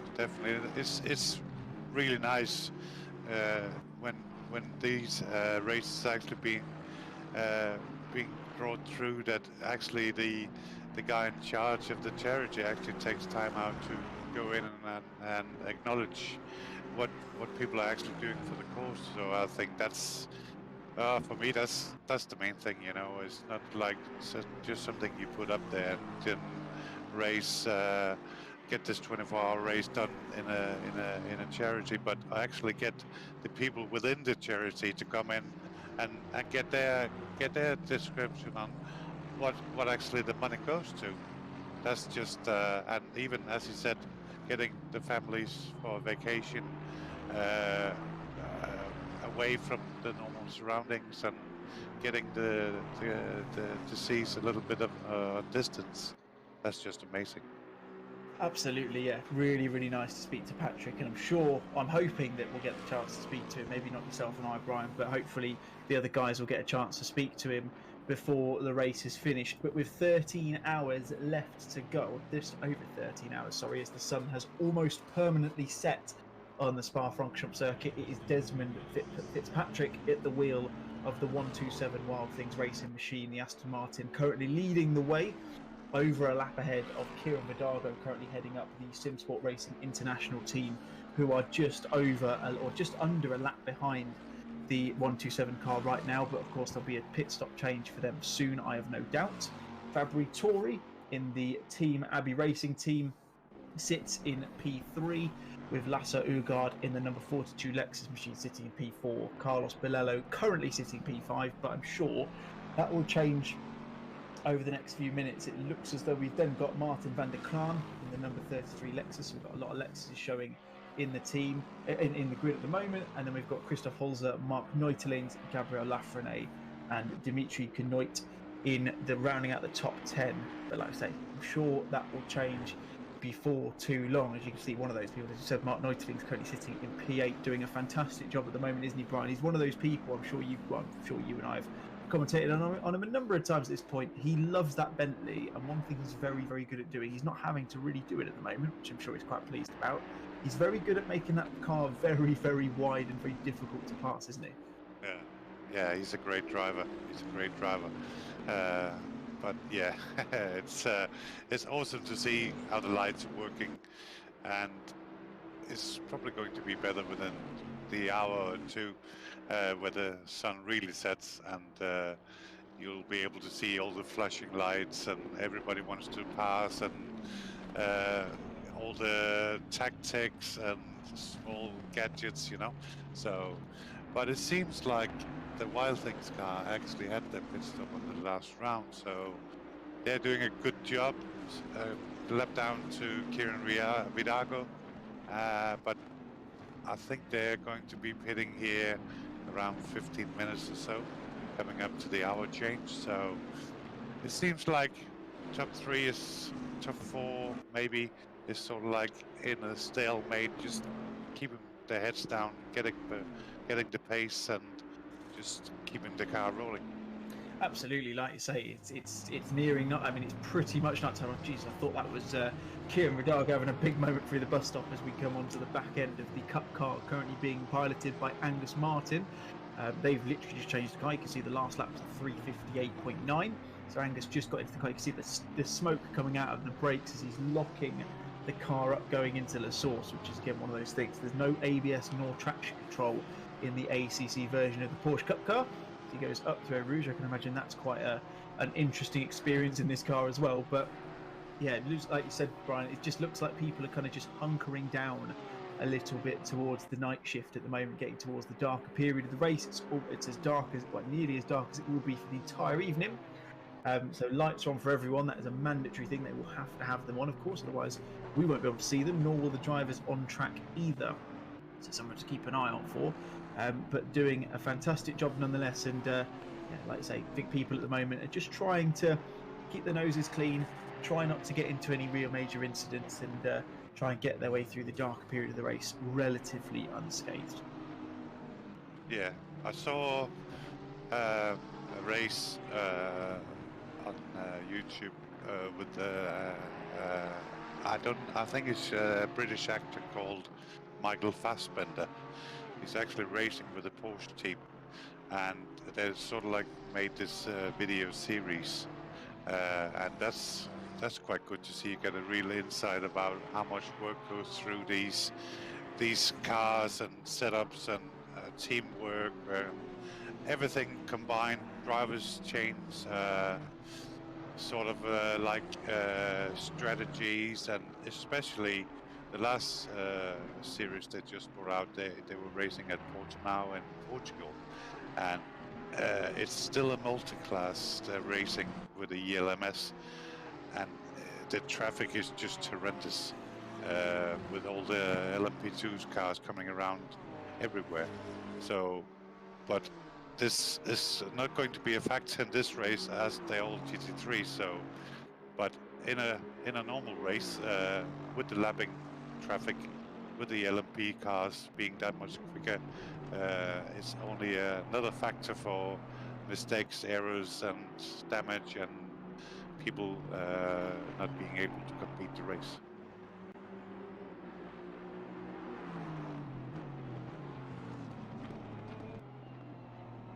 Yeah, so as you said there, Brian, sorry, just had my a rookie moment there, microphone on mute, so apologies. I know I'm randomly talking. Normally someone fills in at that point, which is why I normally realise, but then I've just noticed it. But there you go. Yeah, like you say, very important at this stage, just to kind of keep your noses clean. One team, funny enough, just talking about that, who's seemingly kept their nose very clean up until recent points, is the car we're riding in the splitter of at the moment, it looks like, which is Martin van der Klaan in the Lorp driving number 33 Lexus. They've been in the kind of the mid-teens for quite a portion of the race, and of course, as we said before, people are driving different strategies, things are going to change and stuff like that. As you can see, it's got quite a few back markers to contend with who look like they're having their own battle, I would assume, but just means that, like I say, keeping it clean gets you into these positions, and these guys are doing exactly that at the moment. They've got themselves up into P5, they're running consistent lap times. You can see, I mean, a little bit slow on that one, but probably caused by some of the back markers kicking around. But consistency gets you results in endurance racing. Obviously, yes, you need to have some element of pace in the car as well, but if you can stay consistent for the majority of not only your stint but the majority of the race, that's where you can get back into it. And most of these guys towards the top end of the field are very consistent, aren't they? Yeah, it is well, incident free and quick lap times. I think that's you've said it now, haven't you? You've said incident free. That's never ideal. You know what's going to happen now. I know what's going to happen. I wish I hadn't said it, but hopefully these guys will let him through. He's in a difficult position, isn't he, Mark? He is. Because he's got people in front of him who are going to be fighting for position, and they're not going to want to give him that move. You see, one of them's just about got out of the way there. Fortunately, just managed to jump out of the way. That was I think that was the 420 Isaac Jorgensen, who's just got out of his way there. So he's one person out of the way. Interestingly, I'm just looking at Pitwall Live, and unless I'm very much mistaken, it actually looked like these guys were fighting for position. Just looked like they were generally very close and didn't fancy letting him through. We'll see if that is the case, hopefully once the timing tower updates itself. But yeah, it's I mean, that's just part and parcel of endurance races, isn't it? People are at different stages in the race. They could be on the same lap and just in different phases, but it makes it a bit more difficult. And yes, consistency is part of it. Yes, you need to have some sort of element of pace, but at the same time, you need to be able to maintain pace through traffic like that. And that's one of, arguably, if not the most important things we can see on the camera now. Denise Pope, currently sitting in P32, didn't have the best of starts this race, of course, caught up in the incident we saw on lap 1, but have managed to kind of calm the ship a little bit and continued to slowly but surely make their way out of the field, haven't they, Brian? So I think she was, I'm not 100%, but she was almost on the back of the grid after that incident through Rouge on the first lap. She was definitely one of the last ones coming through that, having to do a pit stop for repairs and stuff. So that's awesome work, being up to 32nd place. Absolutely, it shows you again if you can keep yourself out of trouble, there's definitely always a chance. Although the back end of that Nissan GTR is looking a little bit battered and bruised at this moment in time. We're actually having confirmation that we've got one of the drivers from the Porsche Cup car, the lesser spotted Porsche Cup car, of course, leaders and eventual winners in class from the 444 car. Stain Passport in the chat with us. Stain, welcome along, my friend. How are things going for you guys in that beast of a car at the moment? Hello, welcome. Yes, thank you. We're actually going pretty well. We're just cruising around. We're not in anyone's way.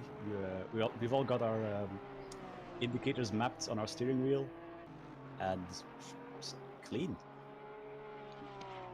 Well, you're certainly doing a good. I know that Yannick posted in the chat on the stream a little earlier. The main aim for you guys was to not finish last out of all of the running cars, which you're certainly doing a good job of at the moment. How is it driving that car when you've got these beefy GT3s around you? Is it quite intimidating to see them around, or are you guys coping with it quite well? I think we're coping with it quite well, because of course it's slower in the corners because it just doesn't have the aero of a GT3 car. But because it doesn't have the aero, it means it's pretty much the fastest car top speed-wise in a straight. So we can pretty much dictate when the other cars are going to pass us. And it's always pretty much after a corner, so it's all been really clean. Good stuff. And of course, I've mentioned it a few times, I'm sure it won't be the last time we talk about it on the broadcast, but no electronic aids whatsoever in that car. How is everyone getting on with it? Obviously, Agnes in the car at the moment, but how are you three coping with that lack of what's almost a safety net, I guess, in a way, of having those electronics to kind of calm the car down when you need it to? Well, at least we have ABS, which is that's really true, yeah. It's really helpful. But the zero traction control, I feel like the gear ratios in the Porsche are helping us because they're quite long. It's not. If the car was like turbocharged and you could feel the turbo coming on, it would be a disaster. But it's naturally aspirated. The torque curve is pretty normal. It doesn't suddenly give you a jump scare like, okay, I'm spinning now. It's pretty controllable. And I suppose the question everyone wants to know the answer to is, why pick the Cup car? I know that you three are. I know that you are all very, very quick drivers in the sim racing field, especially in the SSRI community. Why pick a car that you know will be significantly slower than the other guys? What was the reasoning behind that? Well, I was thinking of doing it with a pretty much a meme car, a car nobody uses. And I looked at the Ryder first. Well, first the Jaguar, because the Jaguar is just a fun car to drive and it makes the best noise in the game. But that just annihilates tires like you wouldn't believe it. Then I tried the Ryder, which drives terribly. And then I thought maybe I could give the Cup a try. And the Cup was faster than the Ryder. And then I went, all right, we're picking this. I love that. I've said on it. I think every stream I've seen you in, because obviously I've commentated on yourself when you were driving the Jag in the GT3 Championship. You seem to love driving the lesser spotted car, don't you? So what would the next one be if you had to pick? Well, the V12 Aston is a decent choice. And then maybe, but it's a car I haven't driven at all. It's the old McLaren, the 650S. Yeah. I think people just forget that's in the game. Especially since the 720S is a very good car. Well, I'm hoping that we'll get to see you in anything. To be honest, it's always a pleasure to have you on the field. It's like I say, it's always nice to see. You seem to pull out some very impressive results given the lack of machinery, shall I say, that you're piloting at the time. And considering how the race is going for you guys so far, it definitely seems like you're doing the same thing at the moment. That's the fun bit about picking a car that's quote-unquote terrible. If you finish, it's already a success. You finish with a car that isn't good. There's zero reasons to be not happy. Is that on the livery at any point? That little quote there. If you finish, you're already doing better than you expected. No, I should have put it. I think when the last GT3 season, because I was driving a little bit, you still have to put in a team name. I put it on lap time. No, good time over lap time. Perfectly. Very, very appropriate indeed. Well, look, Stain, thank you for dropping in and chatting with us. It's been fantastic to speak to you. And I mean, there's a lot of conversation in the chat saying that you are everyone's hero for picking that car. And I'd be hard pushed to say any different, because the fact that you are doing it as well as you are. I mean, I think you were in somewhere in the top 30 towards the start of the race. Of course, I know there was instances, but we'll bypass that very, very quickly. then yeah, we can see that you guys are doing a fantastic job. I've got a quick question from Dave. I know Dave sat in the chat as well, so I'm sure he can expand on this if he needs to. But what's the reasons why this race, this charity, this whole event is quite close to you? Mind explaining a little bit about that? Yeah, sure. A few months ago, we as a family lost our granddad to cancer, so of course it's very relatable, this race. And that's kind of what the livery of the car is also special, because it's pretty much painted. If you can see on the side of the car, there's a little Jeep thing. It's I made someone on Instagram, re.holycrap stuff. He makes pretty cool drawings, like cartoony style of cars. He does commissions. I was like, can you draw this old military-ish Jeep my granddad used to drive around in the Ardennes? Because it was just, we called it in Dutch the Zotten Jeep, which roughly translated in English is the crazy Jeep. It would drive everywhere, go everywhere. I mean, it would do it half the time in the air because it was jumping and bouncing around all the time. And it always looked like this dirty matte green with a vinyl soft top roof. And for some reason, always like dirt and snow on the side of it. So I thought maybe I could dress the Porsche up like that. That's what I did. That's brilliant. Do you know what? I was actually, I saw this earlier, and I'm really meaning to ask why the livery is like that. So it's really nice to see, and it's nice to know that it's, like you say, it kind of gives this. I suppose it gives this event, although it didn't already have anything in the first place, it gives it more kind of reason to you guys from a personal perspective as well, which is really nice to see. Oh, well, let's look. Thank you again. Like I say, brilliant to have you in. I'm sure. Thanks, that well, I mean, you're already getting all of the plaudits in the chat anyway. Before you told us that story, I'm sure that will continue to be the case throughout the rest of the race. No further action for ancient between funnily enough, I said to Brian before you came in that Yannick did actually ask me if I was available to drive this car, and I said, unfortunately, I'm already busy, but I don't think I'd want to put myself through that trouble because it seems like 24 hours of much pain. But yeah, next time would be great. But look, thank you for joining us today. Congratulations on how you've got on so far, and best of luck for the rest of the race as well. Hope you do well. Thank you. Brilliant. Lovely to hear from Stain Passport there. And again, like I said, lovely to hear the reasoning behind entering this race and the cause and everything like that. And it brings us back again to why this race is taking place. You know, we've mentioned it a lot, and we wouldn't not do this because obviously it's a race that's very close to a lot of people's hearts, especially personally and otherwise as well. Of course, although this is a part of a championship, this is part of the Endurance Championship that SSRI are undertaking.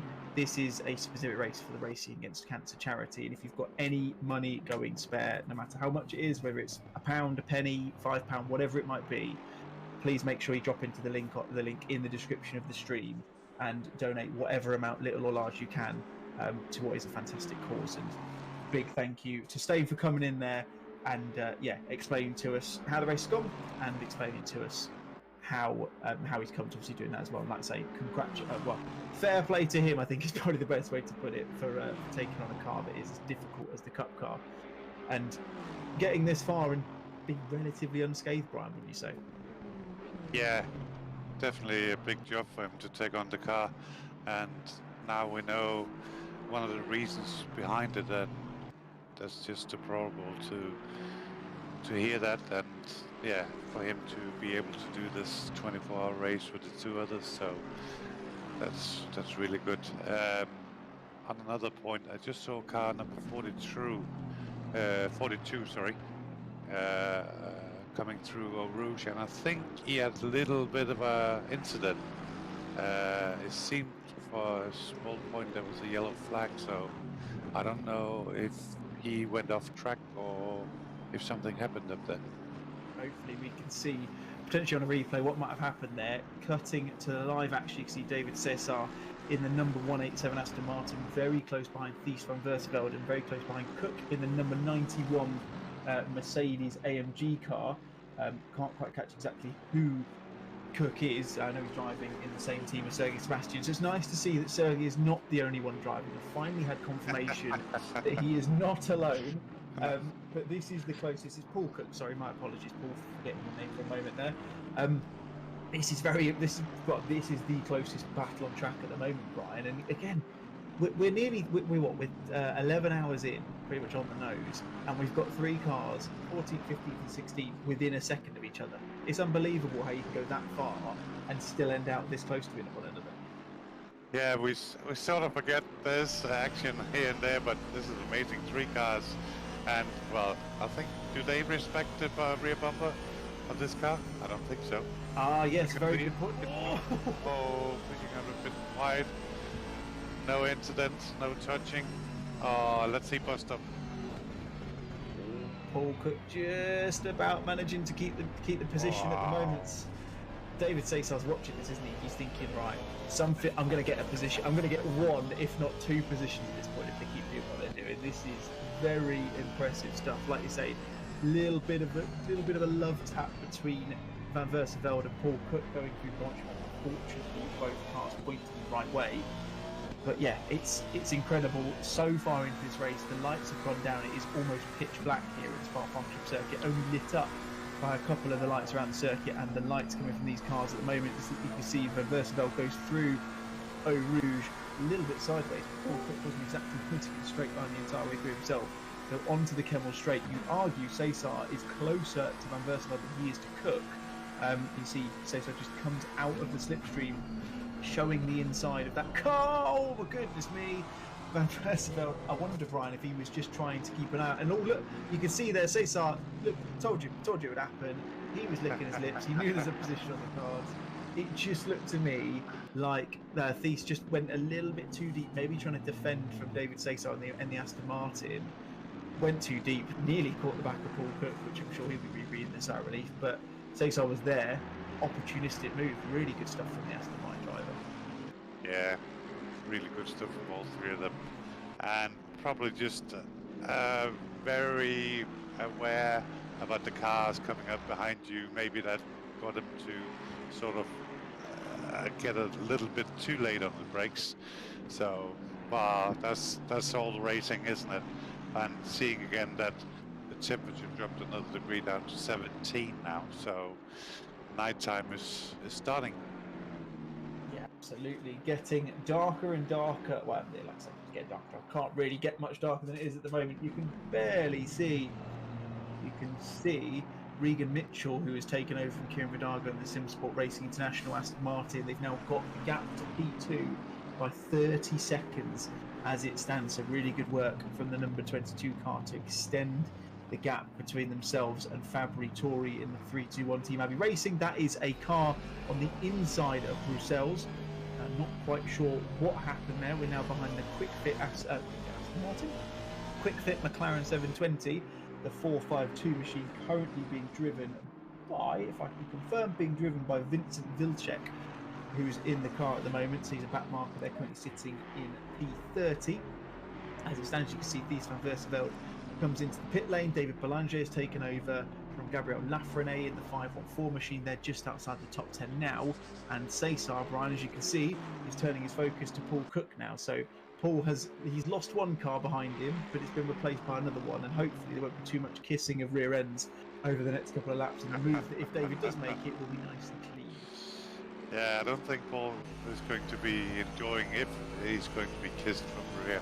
But yeah, this is definitely, well, most exciting on Drag Run Island, the closest battle right now. And it's very clean through there, really clean. It looks like it's just a matter of time before David Cesar actually gets a chance to go up and pass Paul Cook if he makes a little bit of a mistake. Oh, very close into here.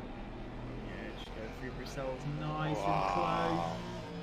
Yeah, it looks like he's got that Aston Martin on rails, doesn't it? It just looks so smooth in comparison to that Mercedes, which is, dare I say, struggling to keep it pointing in a straight line. That rear end looks so twitchy coming through circle. Look at the amount of time he's gaining through the corners at the moment. Going through the P1, he's gained at least a tenth and a half, 2 tenths going through that first apex, which is really impressive. He's got a lovely big gap back to Patrick Treffers in the 937 Honda as well, so plenty of opportunity for him to make a move, and if it doesn't stick, which I'm sure you're hoping it will do, still gives him the chance to kind of recompose and go for another attempt as they go through towards the back straight now. Just come through Campos, out through Stavolo, and you see just going a little bit wide. That wouldn't normally give him a track limits warning, so he should be okay there. And as they continue on towards Blanchimont, like you said, Brian, it's almost a case of if as when, not if. David Cesar makes the move on Paul Cook, you would think. Yeah, and talking about the Aston Martin again, watching earlier with the Rugged Sim Sport and the Wild Things wannabes doing the battle for first place, where Callum Cripps for the Rugged Sim Sport team and Sean Arnold for the Wild Things wannabes were battling it out. Sean from Wild Things was just, the Aston Martin just got pointed into the corners and it just stuck. I mean, through the corners he was just catching so much time.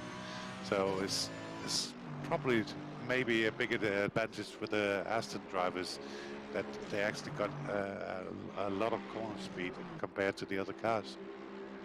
Yeah, absolutely. Like you say, we everyone who's driven an ACC at any point will know the pace and quality that, or well, just the pace and quality. So the pace that the Aston Martin has, it's so compliant when you're driving around the Spa-Francorchamps circuit. It's really impressive, and it looks like the update that happened, of course, during the week hasn't massively impacted the performance of the car too much. They start still all over the back of Paul Cook in the number 187 car. Lots of support for the Kusinius team in the chat from Stefan Buckley and a couple of the other guys as well, Andreas Pettersson, and I know there's another one, Andy Goddard, who's supporting them as well. So lots of support for those guys in the chat. Kieran Vidago flirting with me in the chat as well to talk about how it's the sexiest car on the track, which is the SSRI car. I'm sure Steve Proudly in the director's box would be hard to disagree with that, I'm sure, but we would have to say, Brian, there's plenty of beautiful cars out on track, including that one. We have to say the liveries as well. Cesar goes very deep into the Fania there. That was a little bit scary. We'd be hard pushed to say. I mean, let's face it, the liveries on show in this race are brilliant, and we're seeing one of our personal favourites. Because if you can't see it, at the moment, you can just see on the back end of that a Mercedes. You might see it if David Cesar goes for removal, gets very, very close. You won't get to this point, very wide. Out of Stavolo, it does say "Don't kiss my ass" on the back of that Mercedes, a little picture of Bart Simpson, which is very, very amusing. Yeah, and it looks like David Cesar is actually respecting that wish. So it's always nice to see the drivers actually respecting each other. Absolutely, it's one of those. It's like you see it on a car in a day-to-day, don't you? So if you can read this, you're too close. It's one of those. Something like that, yeah. Like you say, it's working, because David Cesar at the moment, and I don't mean this in a bad way, but he's kind of, dare I say, struggling a little bit to really get on the back of that car again. He made a little mistake coming out of Stavolo onto the back straight. That would have impacted, obviously, his run. He's lost a little bit of time to second behind now, but doesn't really seem to have much of a way of trying to manufacturing a move past Paul Cook at the moment. He looks pretty comfortable in that Mercedes. Yeah, it's sort of like Paul found his groove right now, and maybe David just backed off a little bit, not having to punish his tyres too badly. But I think he's just sitting there for now. But I must admit that the Aston actually looks like the faster car, but it seems like Paul's got it sourced out and just being able to handle the pace a little bit. But I'm guessing one little mistake from Paul, and he's right there, David Cesar, definitely. Yeah, absolutely. Like you say, David, I mean, he's already made one move off the back of a mistake from the driver as David Cesar. He obviously made that move on Thies van Versveld, who's actually coming to the pits. He's still in the control of that car, the number 720 McLaren 720S, very appropriate car number and all that sort of stuff as well. He's dropped back down. You can see Simon Wilkes is in the pit lane, so he's from the Positive Perception A team, who we mentioned earlier had a fantastic start to this race, but unfortunately lost time and lost positions due to a few incidents they would have been caught up in throughout the afternoon. So they'll be hoping to try and make their way back up to P21 as it stands. But this is the closest battle on track. Still, David Cesar trying to manufacture the move around the Mercedes-AMG of Paul Cook, the like I say, the very appropriately and amusing liveried EM Racing team car. I've got Chris Pinchbeck's flirting with me as well. He wants to make a recording of my sexy voice. I won't go into that right now, but I'm sure if you search hard enough, I'm sure there'll be something kicking around, but we'll leave that for another day. Let's focus on the racing, shall we, Brian? I'm getting a little bit flustered now. I'm hearing all of these positive comments about me. Just looking at the previous lap times, Reagan Mitchell in the number 22 car is actually just posted a 2:19.4, which is absolutely not absolutely, but it's the quickest lap time just last time round.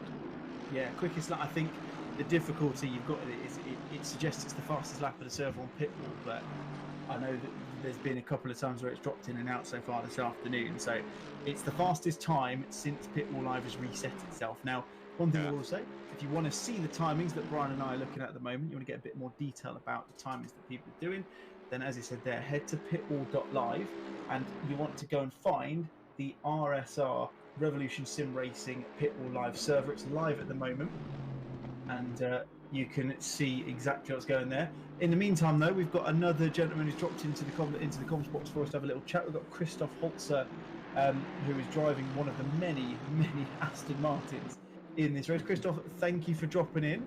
I've seen, dare I say, you guys have had a fair bit of airtime in the race so far. How's it been from your perspective? I know you've been in the car quite a bit.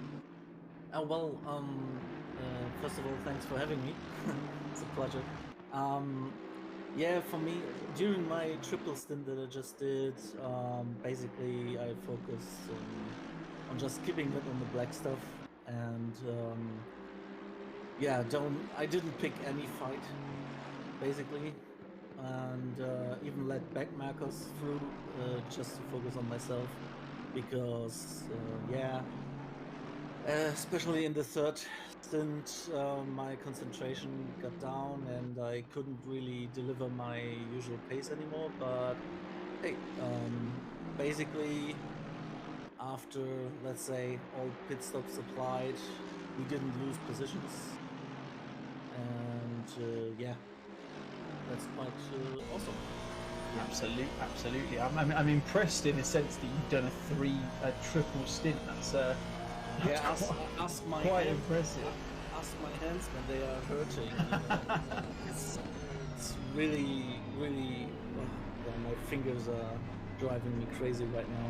Oh, I can imagine. So when are you next back in the car? Obviously, you've done a bumper triple stint now. Are you back in the car presumably in the morning now, or have you got to do anything overnight?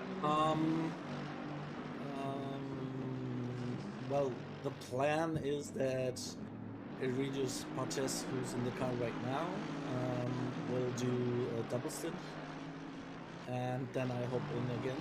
That's the plan. That's the plan, and we know how plans go in endurance races. They don't normally stick to that, do they? The thing is, I'm here since the very first minute, so if our team leader Marius Fredriksson is joining in before my stint, then maybe he will jump into the car, because yeah, I'm basically done. I suppose that's a good thing. And talk me through, because I've done, so I can't speak for Brian who's contact with us as well, but I did an endurance race at Spa a couple of weeks ago, 24-hour race as well, and I double stinted a couple of times, and I know how difficult it was to especially towards the back end of the second stint in particular, to obviously keep yourself kind of focused, keep yourself doing the same lap times. How do you manage to get through 3 stints in a row? Was that always the plan for you guys, and if so, how do you kind of? Basically, it was not the plan. Our friend Marcel Wiese, who was doing the first stints together with me, he has birthday today, and he wanted to go to a party, and then he said, Christoph, I do a triple stint, and then I can leave earlier for the party, and sad story for you, you have to do a triple stint then too. And I was like, yeah, why not? Everything for you today. It's your day, so... Yeah. At the time, you're thinking, yeah, I'll do that, that's absolutely fine. And then you're halfway through the third stint and thinking, what have I got myself into? Basically, no. I didn't have the confidence for that. Actually, I asked other team members to at least stay ready when I feel during the second stint that I cannot do a third stint, but that was all okay. There have not been big troubles. Yeah, that was all okay. But you know, focusing during the third stint, it was not easier, but it got darker and darker, to be honest, because that is, at least in my opinion, requesting even more attention from a driver. And I'm just happy that I'm through. I'm just done now, and I delivered my pace. I didn't make big mistakes, no self-implied damage, not a single warning from myself. I'm really happy with myself, and the other guys are also happy with our performance so far, and we're looking forward to catch some of the guys ahead. Yeah, absolutely. I mean, you started P12, I think it was on the grid, wasn't it? And of course, Yes. like you say, Iridius is currently sitting P9. I know that will probably change, I'm sure, obviously, with people making pit stops. I mean, you'll go up to P8 now because Peter Vanya is in the pit lane, so Official you've got warning at for least car another position. So 34, Gosling what is the car absolute 101 on aim lap 19. by the end of the race? What are you guys Official looking warning for for in terms car of an outright 34, finishing position? Gosling Well, collision with car basically, 101 we on are lap already 19. ahead of our aim that we had. So, It's always good. Race control, Yeah, race control. my personal one is No further that action for we incident between at car minimum 101 and maintain, 34 on lap top 1. 10. That would be really, No really further cool. action for incident between cars 101 and 34 on lap 1. If possible, maybe to sneak into P6, 5 in that area, maybe. Well, I mean, if you keep doing what you're doing, then I think that will definitely be on the cards. I mean, you're 21 seconds off of Kroll in P7. So, yeah, I mean, look, stranger things have happened. There's still 12 and just over 12 and a half hours to go. Yeah. I wouldn't be surprised if we saw you guys up there, because you've definitely kept things clean and tidy, kept yourselves out of trouble, and it seems like you guys have got some good pace. So we'll keep our fingers crossed for you. Yeah, thank you very much. And, Brilliant. Well, yeah. thank you for holding this great event. It is, let's say, the cause of it is quite close to my heart personally, because I had an occurrence in my family and stuff, and so it is a real pleasure to do it for a good cause, and also the money you have raised so far, it's just a huge achievement already, and I'm really thankful for that, to be part of that. And I just hope it is going on like that, and all of you as well have a lot of fun. Absolutely, I'm sure I can speak for everyone, including myself, that it's been fantastic fun so far, and long will it continue. It's quite impressive to say we're not even at the halfway point. But no, Christoph, thank you very much for joining us. Lovely to chat with you, and really interesting to hear the reasons behind you obviously wanting to get involved in the event as well. And as I said before, best of luck for the rest of the race. Go rest your tingling hands, and hopefully we'll catch up with you soon. Yeah, all right. Thank you very much. Enjoy the evening. And you, thank you. Fantastic to hear from Christoph Holzer there from the 267 Man AC as your team, who are currently sitting in P8. Iridius Partes in the car, as we heard from Christoph a moment ago.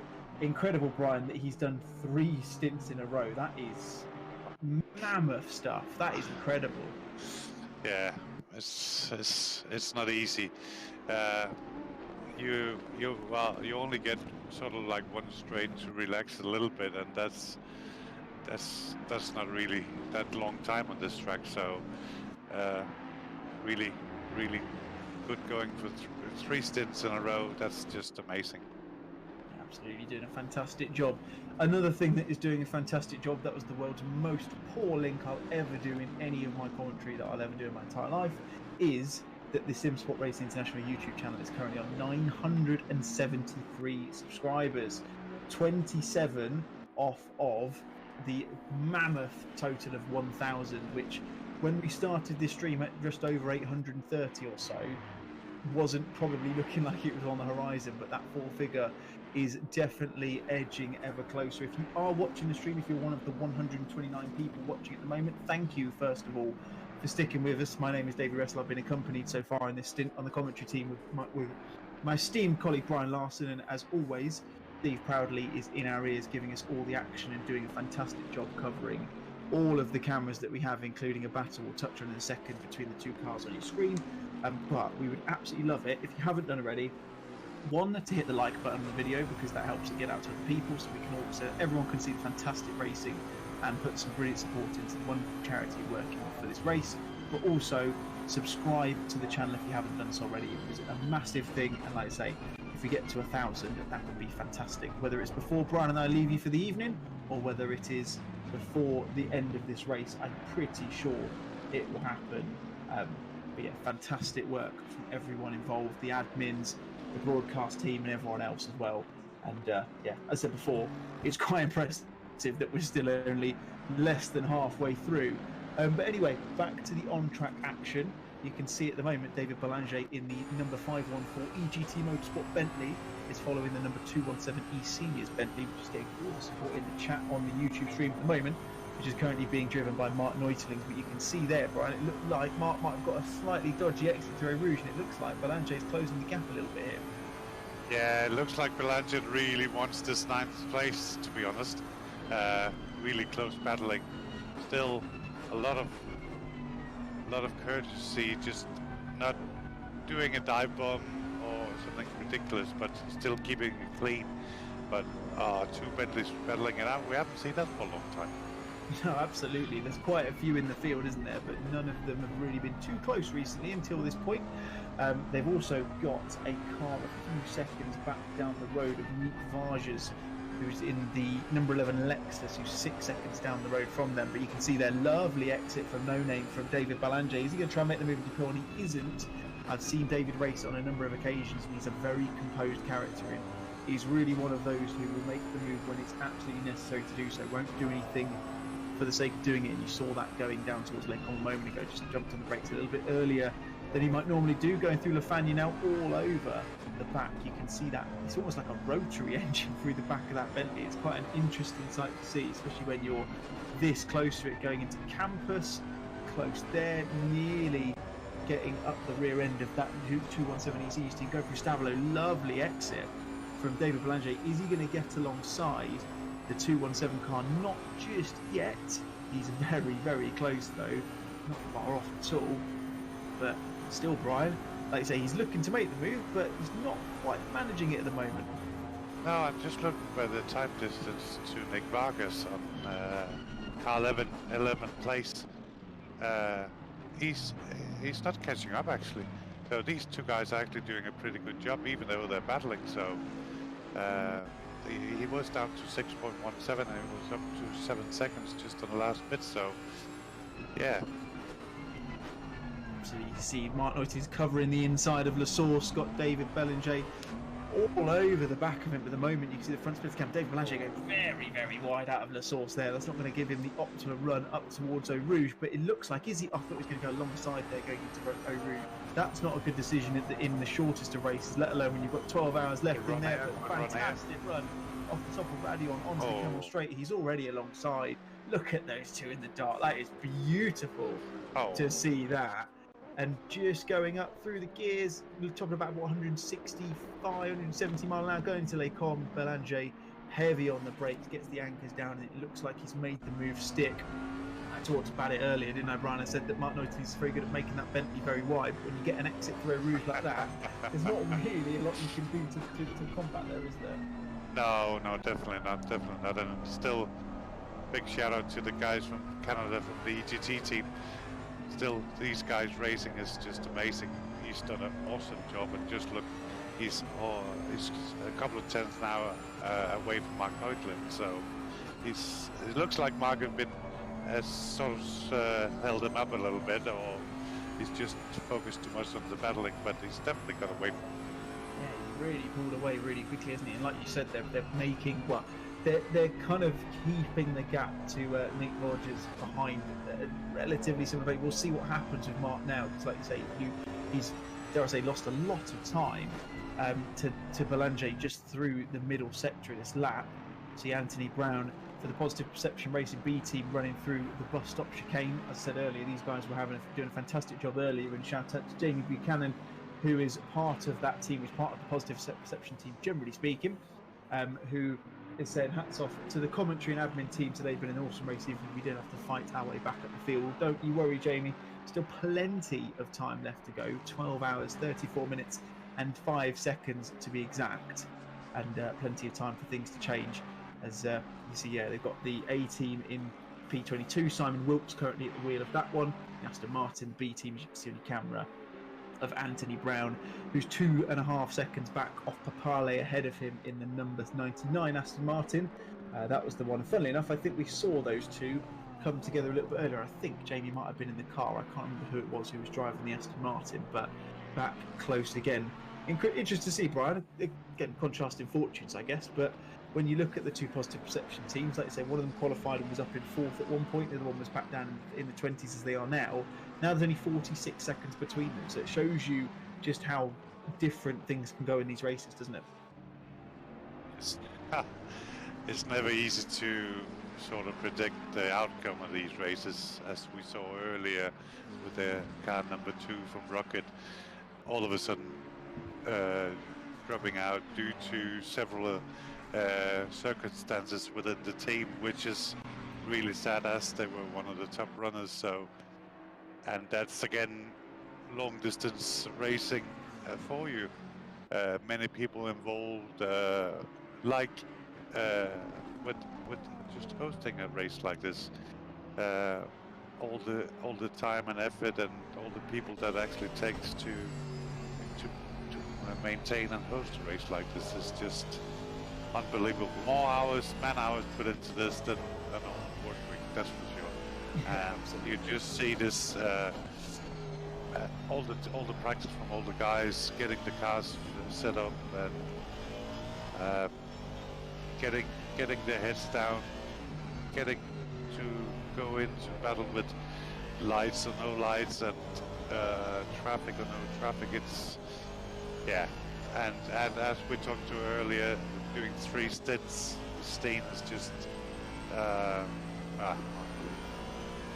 quite impressive, isn't it? One thing that is equally as impressive, I'm just looking at Pitbull Live on the timers at the moment, is the pace that is coming out of Regan Mitchell, as who's the one we're driving in the pretty much on the dashboard of. Did you see a Bentley exit stage right, which was not what you wanted to see. We talked a few times about some of the Bentleys and the some of the other cars being a little bit difficult to handle through Blanchimont, but Regan Mitchell is putting in some incredible lap times. He's a second a lap quicker on the last lap than Desmond Fitzpatrick, who's currently sitting in P1 in the number 127 Wild Things Racing car. He did another 2:20.9 on that occasion. It's another 7/10 out. They're a lap and 66 seconds behind, but that's some really impressive pace from Regan at this point, and it's showing you that there is definitely still a chance for things like this to change, although Fabri Tori is doing laps a little bit quicker than Regan as well. So the top 3, in fact the top 4 you would say as well, because Johansson is doing, Chris Johansson is doing the same. He's quicker than all of them again. It's starting to close up a little bit, of course. There's laps between them at the moment, we all know that, but with 12.5 hours to go, there's still potential for this thing to change. And a big shout out to Just Chris in the chat and the stream. He's just subscribed. Welcome to the stream, my friend. And a big shout out as well to Robbie Stapleford, of course, of the Rocket Sim Sport team. Really, really big disappointment for you guys. It's such a shame that you weren't able to obviously continue the race. So hopefully everything from your end has been sorted.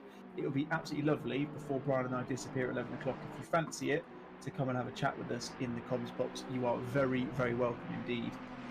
In the meantime, though, I don't know if Steve Proudly's seen this, but I believe there is someone sat in the waiting room waiting to have a chat with us. It'd be nice to get a chance to have a speak with them in a minute. I think it will be one of the 751 car, the Positive Perception guys, and we can now see, so we can see Ash Coupland has joined us in the comm box. Ash, good evening to you. It was a good start to the race for you guys, I'm sure you'll agree, but it's, I mean, without me sounding too rude, it's gone downhill a bit since then, hasn't it? It has indeed. We had a great start to the race. Jack gave us a fantastic first 2 hours. We were sitting, I think, between 5th and 6th, depending on where the pit stops lay. And then then unfortunately we had a wheel and pedal sync issue. I lost about 4 minutes. So yeah, that's what happened to us. And then we had another incident where we had a stationary car that took a radio on that we collected as well, which didn't help. No, that's less than ideal. I did wonder because, like I say, I was very much aware. I remember I was actually chatting with Mark earlier, who I know was in the car at some point later on this evening himself as well, or in the Ferrari rather. And he mentioned, like I say, he was super proud of how you guys were getting on, and it's such a shame that kind of thing has happened. But other than that, I mean, it looks like the pace has been there. Are you guys confident that throughout the rest of the race there's a chance to get a handful of those positions back throughout the rest of the race? Yeah, we're kind of hoping for sort of 17th, 15th, between 15th and 17th position, we're hoping. Pace is still good. We've got Jack and myself driving the night shift tonight. As most of you probably know, Jack's very quick. Was second fastest in qualifying overall. So yeah, we should be able to, as long as we don't get any more issues, we should be able to pick up some places through the night. Hopefully. Absolutely. And I think, well, that's one of them. I know Brian and I were talking about it earlier. It's one of those, isn't it? If you can keep yourself clean through the night time, and especially, like I say, if you've got yourself and Jack, who I know you're both very quick in the car overnight, there's definitely opportunities to get up to that kind of area, and hopefully you get the chance to do it. That'd be the main thing, because it'd be such a shame, given the start of the race, like you said, for it to go wrong due to those technical issues, and like I say, just an unfortunate incident with cars that are beyond your control. It'd be really good to see you guys get back up there again. As you can see, your teammate Simon kicking up loads of sparks going for a Rouge as well. That's quite a nice sight there. Yeah, I mean, so still proud of the boys. We've done a great job. Everyone's done a great job in the car. It's just a shame with the issues we've had, but you know, I'm still enjoying it. It's great fun. We're very proud of the B team as well. They're having a great race. They sort of clawed their way back up the field after an incident on lap 1. So yeah, all's going pretty good in all, I think. Absolutely. But yeah, I just want to give a shout out to you guys as well. It's a fantastic stream, and thank you for everything you guys have been doing. It's great. Oh, thank you very much, Ash. I mean, it wouldn't be anything without you guys coming in and keeping us company. I'm sure everyone will agree with that. It's always nice to get your guys' perspectives, and hopefully throughout the rest of the race, like I say, still not even halfway, would you believe? I'm sure you're very much aware of that. Yeah, considering you're going to be driving overnight, I'm sure that's very much in your knowledge at this point. But it'd be hopefully good to see come the morning when the commentary resumes after the break at midnight. When the guys come back in the morning, it'd be lovely to see you guys a little bit further at the field. And hopefully, if you can keep yourselves clean by the pace you guys have got, I'm sure that will happen before too long. Yeah, well, thank you very much. Thanks for talking to me. No, you're very welcome. Best of luck with the rest of the race, Ash. Good to speak to you. Yep. Cheers, thank you. Fantastic. Lovely to hear from Ash Coupland there of the Positive Perception A team there, driving in the 751 Aston Martin. Here he's going to be one of those unfortunate ones, Brian, who's doing the night shift. Would you want to do that? I mean, I personally wouldn't, not because I would probably get told off by people in my house for being too loud, but I probably wouldn't want to do the night shift because I don't think I'd be any good at it. Would you? Is that the kind of thing you'd want to go and do? I wouldn't prefer it, but I think it's depending on the level of readiness, to be honest. I mean, if you've been up all day and having to do the nighttime racing, I wouldn't enjoy that, to be honest. But if you're fresh and ready to go, it'd probably be a good chance for the teams if they got a fast drivers. And as said, that he's actually got Jack Young on standby for the nighttime. And looking at the times, he actually did a 2:17.7 in qualifying, which is, I believe, second quickest after Robert Staples. So, them putting out a 9th place right now. Sorry, not 9th place. They were in. Where were they? I think they were 5th or 6th at one point, weren't they? Yeah. So they should have a real good chance to reduce the gap to the guys in front with these fast drivers during the nighttime, definitely. Absolutely, you've got the right people. If you can get the quick guys in and keep them clean in the night shift, there's definitely potential to gain some time and some all-important positions. Simon Wilkes currently in the 751 car, 5 and a bit seconds behind Danny Desvort in the number 69 Mercedes AMG. You can see Sebastian Hoeklaf in the Dutch League Racing Team Blue car on your screen at the moment. He is sitting in P35. He's got Coates just behind him. And what we'll do is, whilst there's a little bit of a, dare I say, a lull in proceedings, we'll cut to some of the highlights from the race so far, and we'll see exactly what has got us up until this point.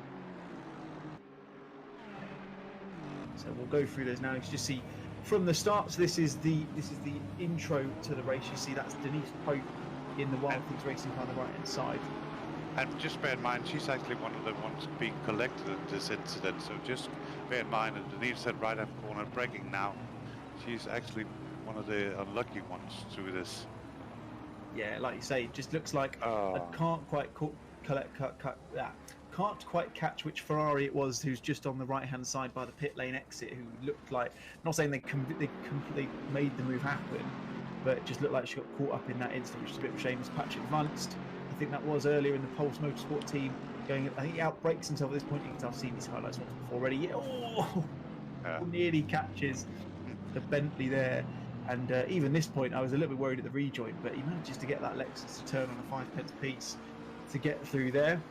See, it's quite strange seeing the cars in the daytime, isn't it? This is the 720 Sim Racing Belgium team. Go for a Rouge, loses that, and that is a straight punt into the wall. That's a suspension breaker, isn't it? They definitely spent some time. Denise Pope again, just getting away from her teammate. Very unfortunate, but she's still doing a really good job with her team as they are right now. Absolutely, this is the SSRI car being driven at this moment in time. Going for a Rouge as well. All very close between the two of them there, nearly coming together with the, I think that's the McLaren 720, and I think that is the Team Abbey racing car just behind them as well. It's just cut out by the trees. That's a move earlier on for what would have probably been at the time one of the top few positions. You see there the SSRI car, oh, so close. Gets caught on the curve, very difficult to get the car slowed down when you're catching those curves at that point, but just about manages to stop it. You've got the Aston Martin, that's the number 99 car, I think, and that's the 169 Ferrari just behind them, going into La Fagna. And I would imagine at this point, is there going to be a little bit of a nudge from the Ferrari in the back of the Aston Martin? Oh no, it's this one, I saw this one before. Oh, that's so unfortunate. Just about looked like he managed to get out of the way and just got collected by a rogue Porsche 911 going up to Kemmel Straight. You can see here that is the, I think that's the SSRI team car again. I'm not mistaken. No, it's not. That's a Lexus. It's definitely not an Aston Martin. Someone going at this LACOM. Oh, that's a very awkward move, isn't it? Again, it just shows you how you cannot stop the car on those curves, isn't it? Yeah, it's never good, but yeah, stuff happens. Oh my goodness! Exit stage left. Again, we talk about how the Aston Martin, generally speaking, is meant to be on rails, but it definitely wasn't there. At the Kemmel Straight again, just coming out from behind the tree line. I think that's the Pulse Motorsport car. I think that's that John Player special liveried Aston Martin we saw a little while earlier. I think I remember seeing this. I think this is David Novak and Patrick Vanst. Lovely move from Novak. I think I remember watching this on the stream myself when I was watching a little while ago. Lovely move there. Just shows how important getting the inside line into Les Combes can be. Coming through Pouhon, that's a McLaren next in stage right, and again just shows you how difficult these cars can be to handle if you really throw them into situations they don't want to be in. That's the now retired Rocket Simsport car, I believe. That's the Wild Things racing car. This must have been the move for first place, because that would be Sean Arnold and Callum Cripps going into Bruxelles. Gets up the inside. Can he make the move stick? They go into No Name round the outside. That is a very, very clean move. Great compliance from the two of them there. Now see, it's the SSRI team. That's going up the back of the, I think it's the Lork Racing car, I believe. I'm starting to get used to these liveries now, Brian. You can probably tell. Making the move up into Les Combes. Yeah, nice and clean there. Generally speaking, Les Combes has been the position to make all these moves happen, hasn't it? And some of them have gone well, some of them haven't. No, but it seems like it's been one of the favorite points to overtake, and for most times, I'm not saying anything positive right now, even though watching the replay stuff can happen, but most times it's been looking like they have been courteous to the other people involved, so yeah. Absolutely, you see there a lack. I wouldn't say lack of courtesy. I think that was just a case of it looked like the number 2. I think Kieran Vidago in the car at that point, just looking up the inside of the of one of the Lexuses on the grid, looking like great sportsmanship from Kieran to let that move come back through, let them go back into position if it was for position, of course. You'd imagine it was, considering I can't see any blue flags out on track at the moment. You see there, look at that. That's a beautiful. I think that is the Ferrari that we saw actually caught up in at the start of the race and going into La Fagna. Number 21 machine just losing the back end. And it seems like, I don't know if Steve Proudly's done this on purpose, but I'm seeing the SSRI car in pretty much every single replay at this point. So I don't know whether he's done that on purpose or whether it's just a happy coincidence. Oh, that was the 21 Ferrari losing the back end there. I think is this the same one? I think it might be. So going through the bomb that is on the Aston Martin. I think that's the 787 car ahead of them. Loses it on the curb there. Gets it. Oh no! Oh, that is a tank slapper and a half. And then you see him lose it again. And you see. Oh, that's 3 times in one go. That's quite amazing. Yeah, you think he's caught it, and then he loses it again, and 2 or 3 more times, which is pretty impressive. That's the SimSport car. Lovely move. That is. I say the move's not really done yet, but that's arguably one of the most satisfying moves you can make. I did that in a race once before, and it was the best thing. You feel great when you get it done, because if you can cover them off into La Source as well, which it looks like they do there, it's a properly nice move to get done. Very nice. But saying that again, it also takes 2 to tango, as some people say, and if the other person doesn't acknowledge that, then it's just that reception for mayhem, isn't it? Yeah, absolutely. Like you say, you've got to have a level of compliance between them as well. This is, I think that is, well, I'm assuming that's Craig Holmes because it's on the screen at the moment. Going into bus stop. Oh, traffic jam. A little bit of a punt procession there, you would say. That's the E-Seniors Bentley going into the back end and then having the Aston Martin going to the back of him as well. This is what's going to happen here. Oh, a bit of touching there. Whoa, goodness me. A little bit of touching. There's at least 2 or 3 taps. You can just see through the tree line down the Kemmel Straight there. I think that is number 237 car that we spoke to Christoph Holtz from earlier. There's a 69 Mercedes coming through Rouge. I think I actually saw this one with my own eyes earlier. I think he loses it through Rouge and exits stage right at the top of the hill, if I'm not mistaken. There you go. Oh no, it's left. Oh, goodness me. That is, it's the worst possible place to lose, isn't it, Brian? Because you're doing what? You're doing what, 130, 140 at that point minimum? To lose it there, there's always going to be a massive amount of damage. There's another one. I don't know how he's lost it there. I think that is Sam Pearce, Steve Proudly saying in my ear. Part of the Redline Zach team racing with hubby Nathan Pearce as well, and of course plenty of others as well in the team.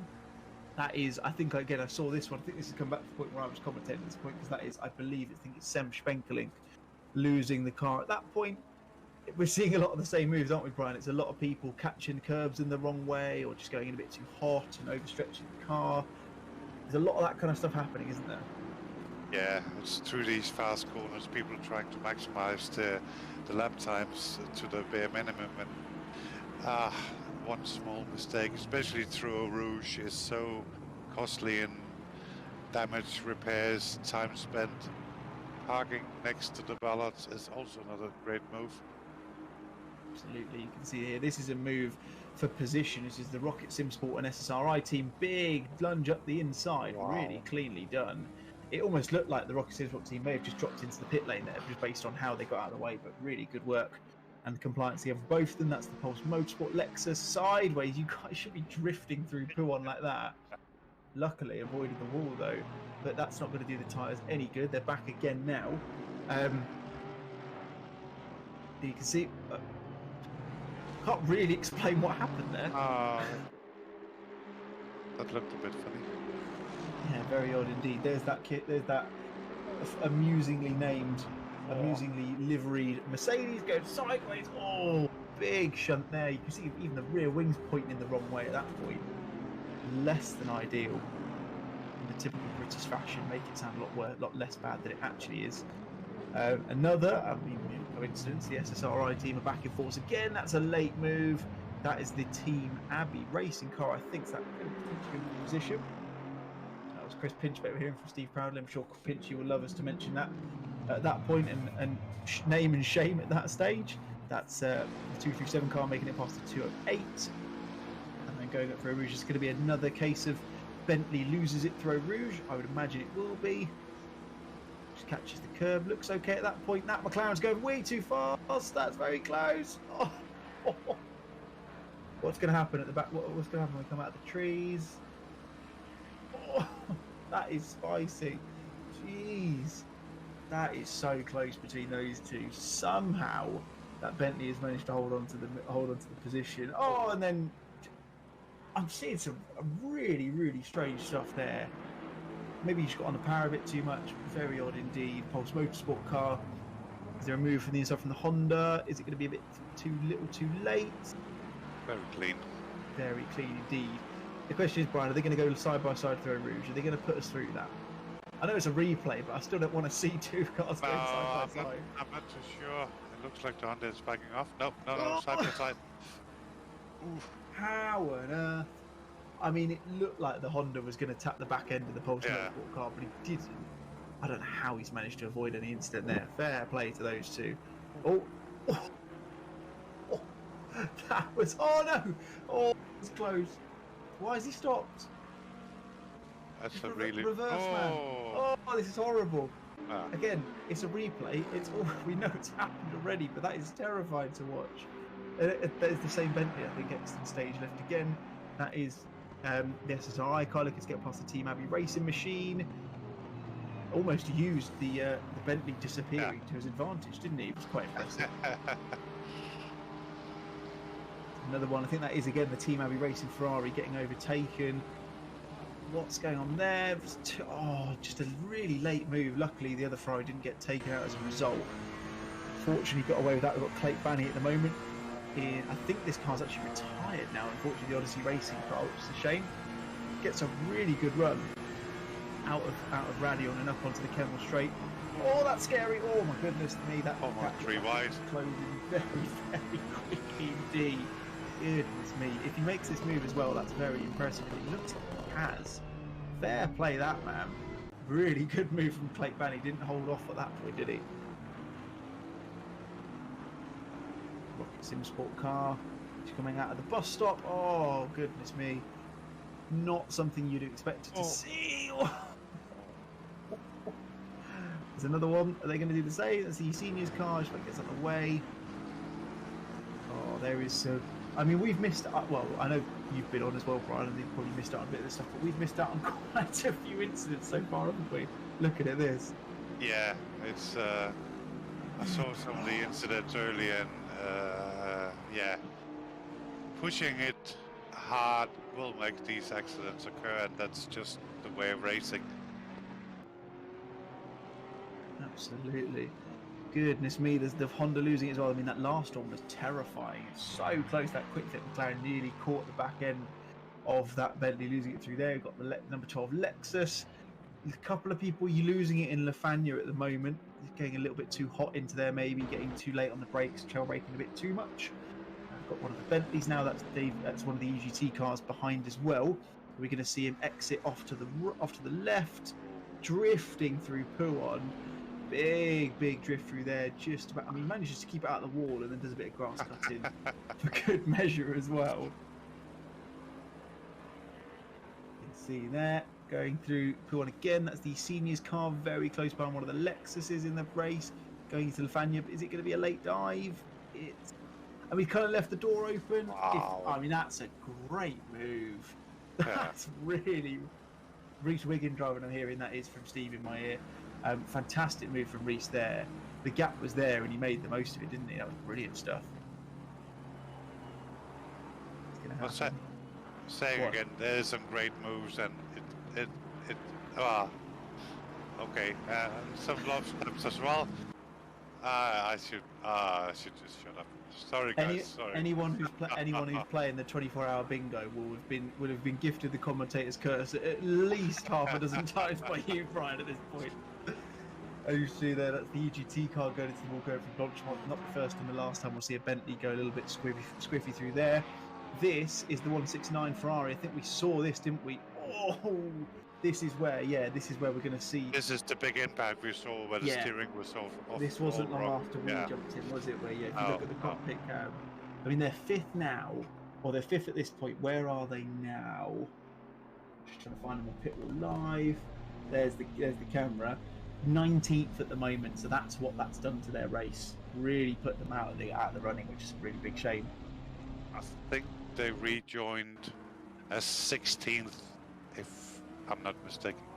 Yeah, this is the one that I think you spotted earlier. There's the nudge on Jamie Buchanan, and then it just gets a bit too hot and heavy on the throttle. Rejoining really bad. Bad.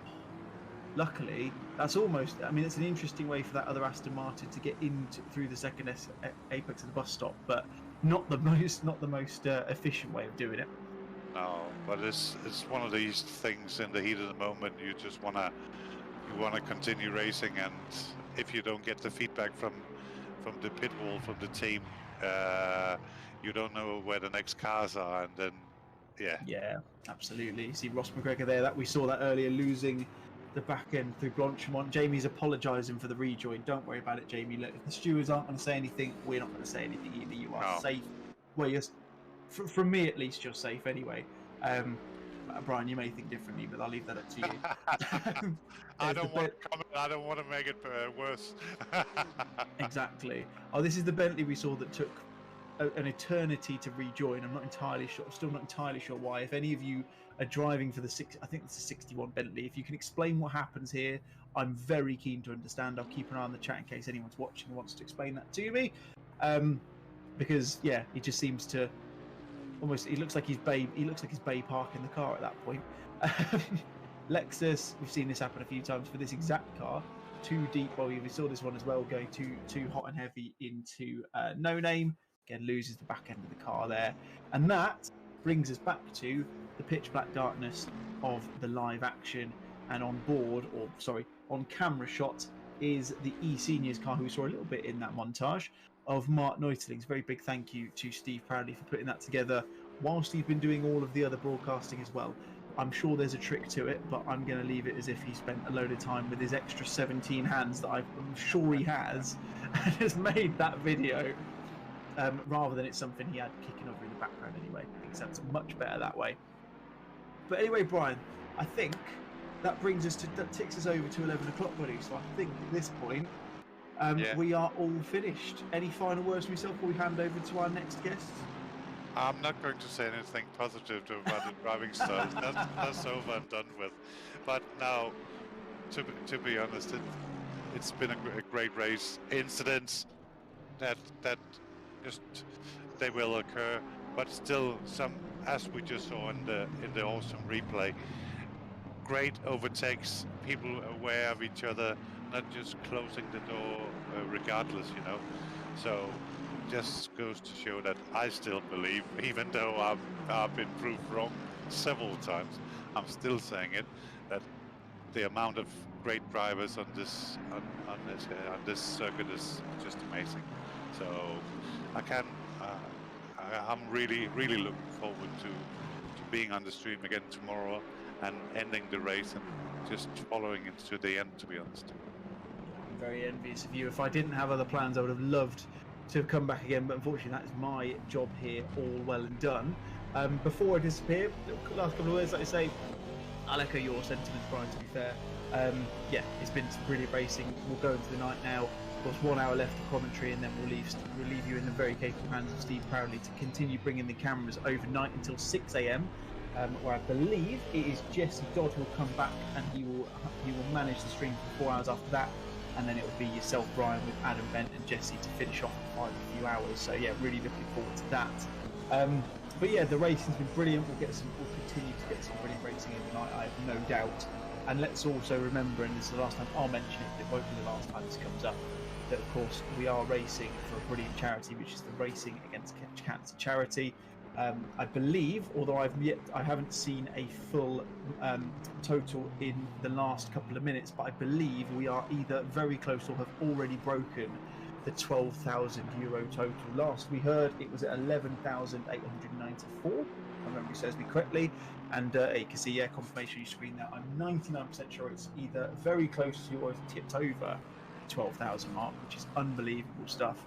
And thank you to all of you who have donated so far. Thank you in advance to those of you who donate in the future. But anyway, I will let myself and Brian disappear.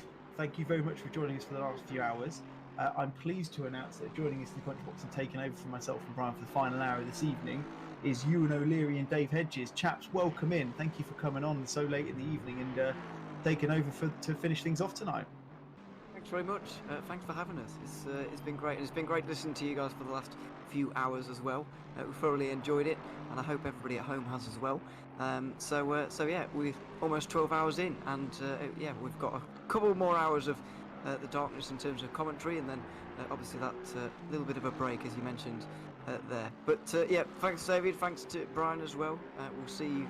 We'll see Brian tomorrow, and yeah, thanks to David for his contribution throughout the 12 hours that we've had so far. But we're nearly halfway through this race, and it's only just dawning on me really, after having seen those highlights, quite how much has happened so far. There's been quite a lot going on, to be honest, and it's difficult to condense into a small highlights package, but we've seen pretty much everything that's been happening over the last 12 hours in that little package there, and it was good to see, certainly. But yeah, my name's Ewan O'Leary. I'll be alongside Dave Hedges for the last couple of hours here tonight until 1 AM when the radio will go silent for a little bit. But yeah, Dave, it's been a good race so far, as the other guys have been saying, and that highlights package has been saying as well. I can't quite believe we're halfway through the race, to be honest, but we are, and a lot's been happening, and I'm sure a lot will be happening over the next 12 hours as well, the last 12 hours. Yeah, for sure, and yeah, the guys have got a good 6.5 hours probably until the sun comes up. So you know, battling the sleep deprivation through the night, it's very difficult to keep concentration. You know, when it's this dark. The Spa circuit is only lit round the pit lane, and you know, as soon as you get really tired, your concentration wanes, and I think we'll see a few incidents through the night. To be fair. Yes, it's entirely possible. Let's hope we do limit them though, because we do want to see all of the guys get to the end. I know it's not going to happen because we already have had a few retirements, possibly 4 to my count, but I could be wrong. Somewhere around there though that we've had in terms of retirements, and one big name as well of retirement, the Rocket Synsport car, leaving the race is a shame to see. Having run so well early on. Has unfortunately had to retire, but either way. Looking at the number 720 at the moment, 16th position, and gain 16 at the moment. That's the biggest gain that we've had of any of the cars in the race so far. A good effort from these guys so far, David. I must say I am a fan of the McLaren, and I think it is the highest McLaren as well. So biggest mover and highest McLaren all in one go for these guys. It's been a good 12 hours for them. Yeah, it's a very good effort to be that consistent, to gain that many places. The McLaren's a very tricky car to drive around Spa. It's certainly not been historically the fastest car around here, and you really have to push it to get the most out of it. But Robbie Stapleford has been racing in it for the last couple of seasons in our GT3 league, and he's proven that it is very capable. It certainly is.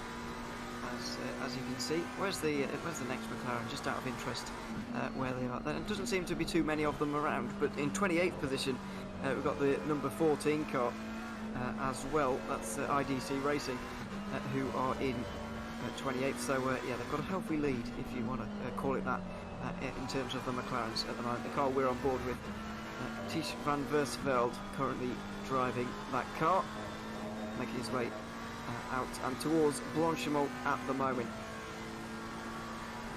Just have a little look at P3 as well, because we've got a fastest lap of the race going on. That's quite impressive, actually, considering we're so deep into this one at this point, but still setting the fastest times of the race at all throughout the entirety of the event. So you'd think they'd be starting to slow down at this point, but no, speeding up for these guys in the 3-2-1 and trying to chase down those two leaders who've been untouchable so far, but maybe this is the car to be able to do it. Yeah, obviously I was in a stint around the car 3-2-1, and as the temperature started to drop, it seemed to just generate extra speed.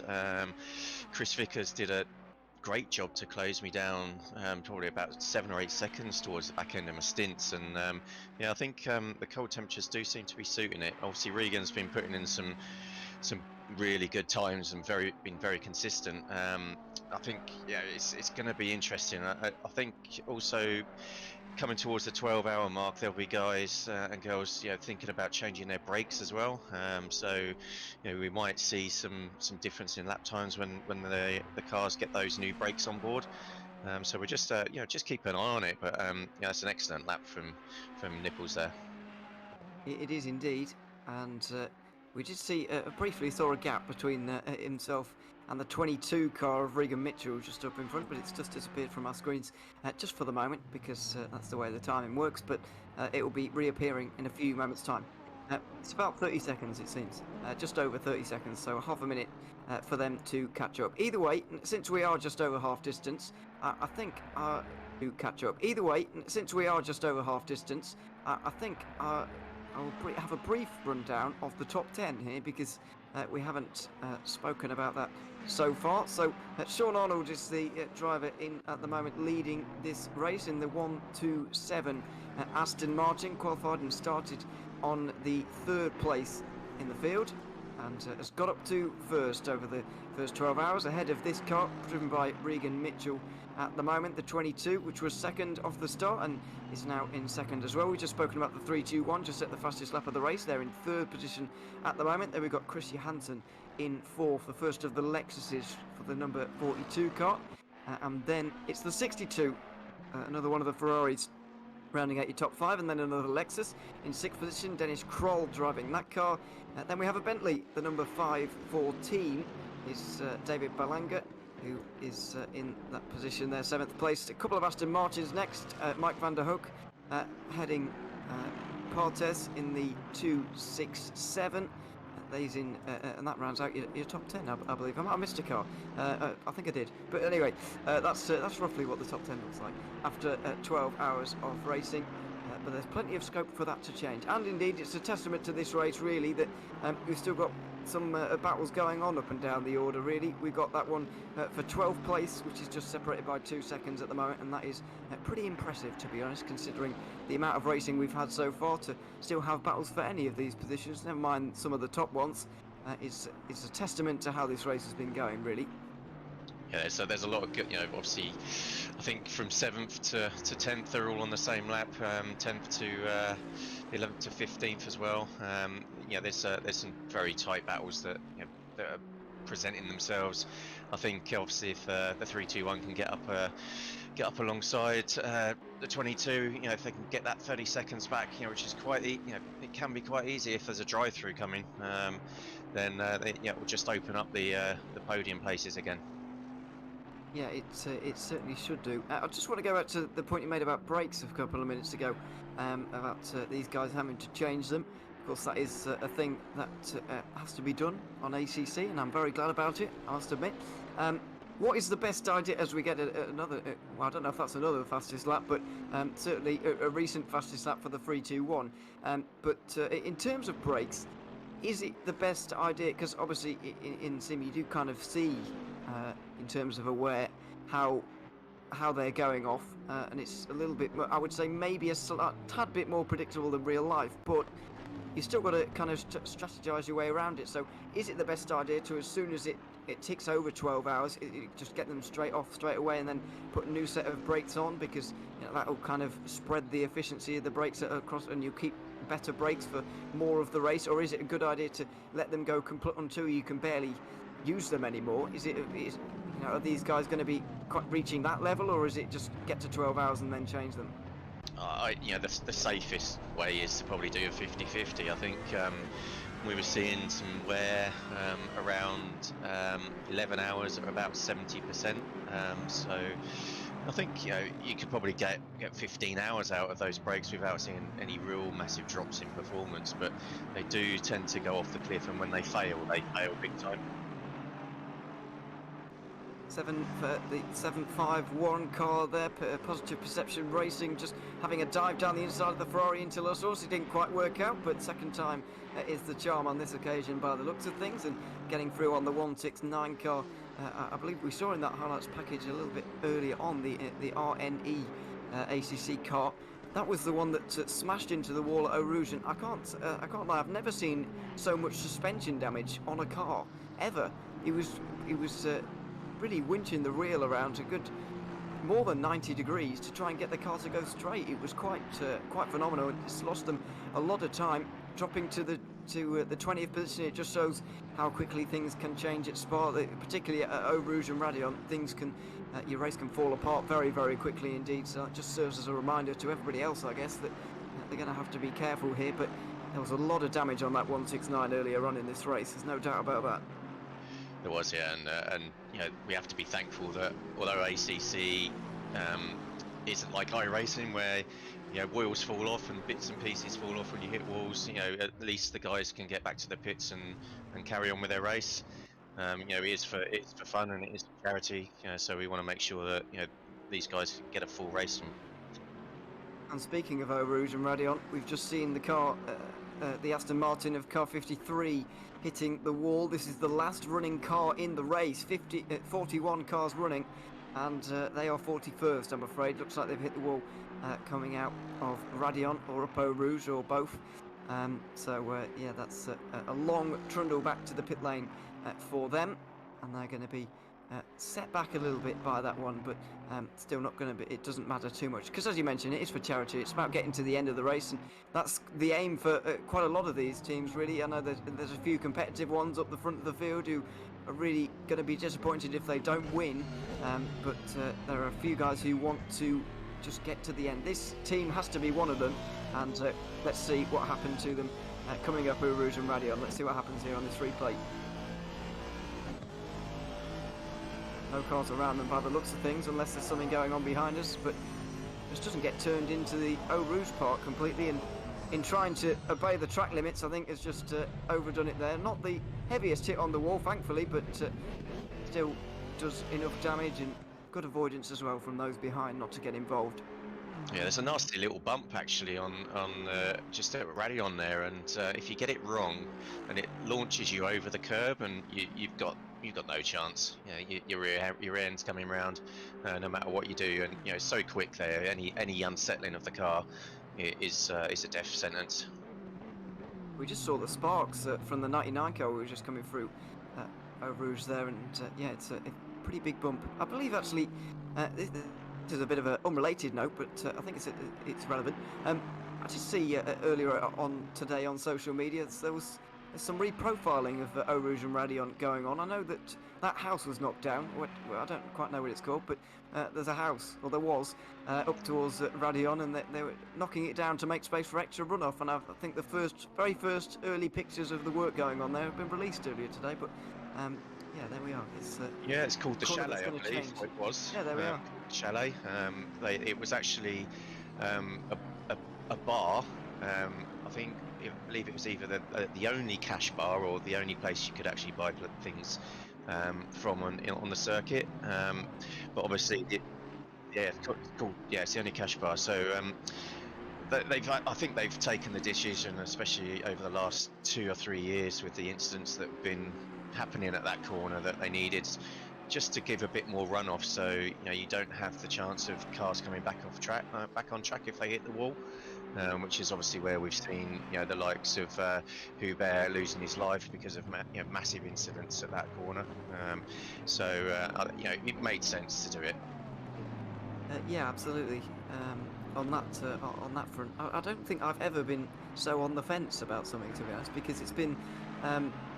It's an iconic corner. You don't want to ruin that, but obviously you don't want see the accidents that we did see 2 years ago. Well, and indeed, we've seen some pretty horrific ones this year, to be honest. If you look back to the Spa 24 hours in August or September, there was a 4-car pile-up early on in the race. It did kind of dilute that race a little bit, because I reckon all 4 of those cars might have been up towards the front, towards the end. So that was a shame, and also see drivers getting injuries. Obviously, you don't want to see that either. So yeah, but also you want to keep the character at the corner. So they've got a very fine line to walk across with that one, but I'm sure that it will remain a challenging corner, because even in isolation it is, and yeah, I'm sure we'll continue to enjoy Spa for many years to come despite that. Let's have a look at a replay of car 452 here, one of the McLarens, one of the very few McLarens, and let's see what happens here. We're coming up to Stavolo at the moment, and just loses it on the rear. Didn't look to be on the brakes, that one, just a bit too hot on the entry to the corner. Yeah, I think you know, if they haven't got their tyre pressure set well for these temperatures, then you can easily lose the rear end. You know, they just lose pressure, lose temperature, and it becomes very difficult to stay on track, especially on the quicker corners. And then battles still going on up and down the order, and we've been watching over the last few moments Benjamin McConnell trying to chase down Simon Wilkes just up in front. This is Aston Martin versus Ferrari, and this is the battle for 19th position at the moment. And the 18th place car, the 71 Ferrari, is not too far up in front either, so there's plenty of positions for this 169 to be able to get in the next few moments, because it was running top 5 not a few hours ago, but now well outside of that now, and struggling to stay inside the top 20 as it was a few months ago. We did see this was the move that was done into Eau Rouge, by the way, with Simon Wilkes. He dived down the inside of La Source, didn't work, came back through Eau Rouge, and it did work, but it doesn't look like he's going to be able to hold on for too much longer, given the pressure that's being applied to him right now. Even having to go a little bit defensive into the bus stop and into the pit lane together. Goodness me, we're about to see a battle here, because they're coming down pit lane right together, and with the maximum 65-minute driving time in terms of one singular stint, you can imagine these pit stop times are going to be very similar indeed. They're absolutely nose to tail, and you'd imagine they're going to leave the pits like this in this order or the other way round. Yeah, it's really tricky as well. If you don't get your pit box right, then your mechanics have to move your car back, and it can cost you 3, 4, 5 seconds in the pits. So you've got to really button on the stop and get away quickly. You know, there's been positions changing in you know, very close positions like this. I think our team with the 321 managed to pass the car in the pits literally because of them having an issue with their car being rolled back. So let's see how it goes. I mean, you'll be able to see probably the car move if they don't stop on the nose. Yeah, let's see if they get it right, and of course they can't drive through each other here, so they do have to be a bit careful of that. We've seen some problems with that over the years. See, into the 937 has come in not too long ago as well, but I thought they were going to get near to the Honda there, but they're not going to. It's going to be just these two battling it out between themselves, and yeah, it seems to be that well, I don't know this for sure, Dave, but pretty much a full tank of fuel and a new set of tyres almost every time. There's not much variation at this stage. No, pretty much, and it takes 30 seconds to change a set of tyres, and you know, to put in the full amount of fuel that you need, you know, around 110 litres roughly for a stint. It takes less time. I mean, you know, certainly the car 169 have not changed their brakes there. That was just a 30-second stop, and as you can see, he's left Simon in the pit box. Yeah, absolutely left him there. Thought they were going to lead absolutely nose to tail, and it nearly has happened, but it's the opposite way around. The Ferrari goes out in front of this precarious pit exit that we have here at Spa, especially when you're pushing the limits. But there we have it, change in position, and it's 19th position changes around, it looks like. Well, it's going to be 20th now because they've dropped down a place to the 11 Lexus, but either way, we've got Ash Coupland now into that car. Sam Wilkes getting out of that one. Would that maybe change the pit stop time ever so slightly, a driver change, or should they be able to fit that into a normal pit stop? Yeah, it takes 30 seconds when you do a driver swap anyway. If you don't start the car quickly enough, then or if you try and start it quickly.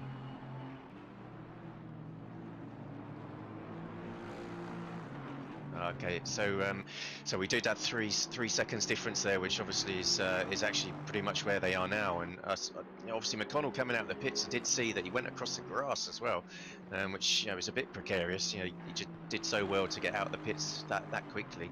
But you can lose that 3 seconds just by having auto start on your car and the game turning it off because you started too early.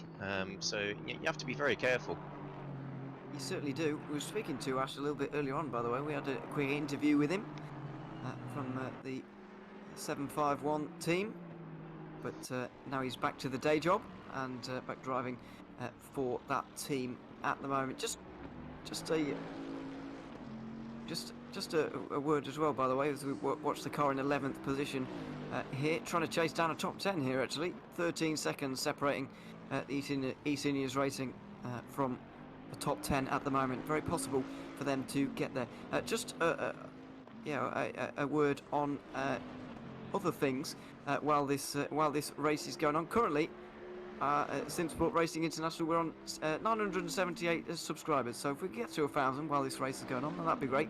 While also raising money for charity, all within the same 24 hours, then that'd be magnificent. So hopefully we can do that. As we've seen there, the latest total, or the most recent update, we've added nearly 12,000 euros, but obviously we've had rumours that we might be about to tick over there, so we're certainly getting close, and it's been going well so far, and we're only halfway through, so yes, hopefully we can continue with the way that we're going so far. It's a very good total, a very good amount of money to be raising at this stage. So yeah, the teams have done awesome. Ewan, they've within, well, actually hit the wall there. You've seen as that's the sort of concentration loss that I was talking about earlier. And it's very difficult, some of these corners. The margins are so tight that if you go wrong, you're in the wall. Absolutely, through No Name there that was. Although it has been given a few names recently, so that no-name business is becoming less accurate, as the 107 is now going slowly on the Kemmel Straight. I don't think they're coming out of the pit lane. I think they're recovering from a problem at you-know-where. So let's see about that one. Doesn't look to be any visual damage on that car, but either way, still on their way as we look at the 39th placed car. This is battle for one of those lower down positions at the moment. The 19 car trying to chase down the 380 up in front, one of the Bentleys. So still plenty going on, but it does look like Eau Rouge and Radion claiming a few victims. It's certainly not getting easier in the dark. No, doesn't it look awesome though? There, the tailpipe, red from heat. That the cars look at. This sim is by far the best looking out there. It's fantastic, and the updates that they've brought recently. We had a few problems this week with various things, and they've did a great job to get this sim back up and running in one day effectively,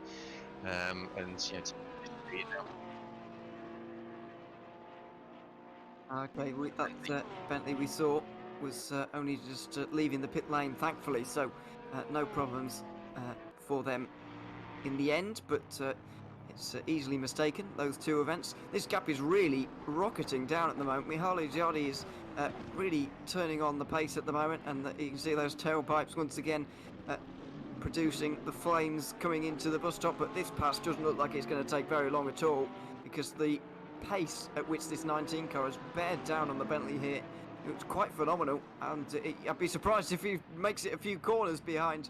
And there we go, straight down the inside at Las Doors. 38th position is going to be his, and I can't say that's too surprising at all. Well, that was close. Very close. Into the campus chicane, one of the Mercedes, Robin Reuter, who's trying to chase down the 14 McLaren up in front and nearly getting involved with everybody else. Yes, it's not the easiest place to be meeting back markers, that sequence of corners, and the guys and girls they find it very difficult to let past, and going on the grass there as well, just trying to get past the back marker. It's not ideal at all. The McLaren is actually for position there, the 14 car. Don't think it's still on our inside as we're on board with Reuter at the moment, but through he goes. 31st position is now his.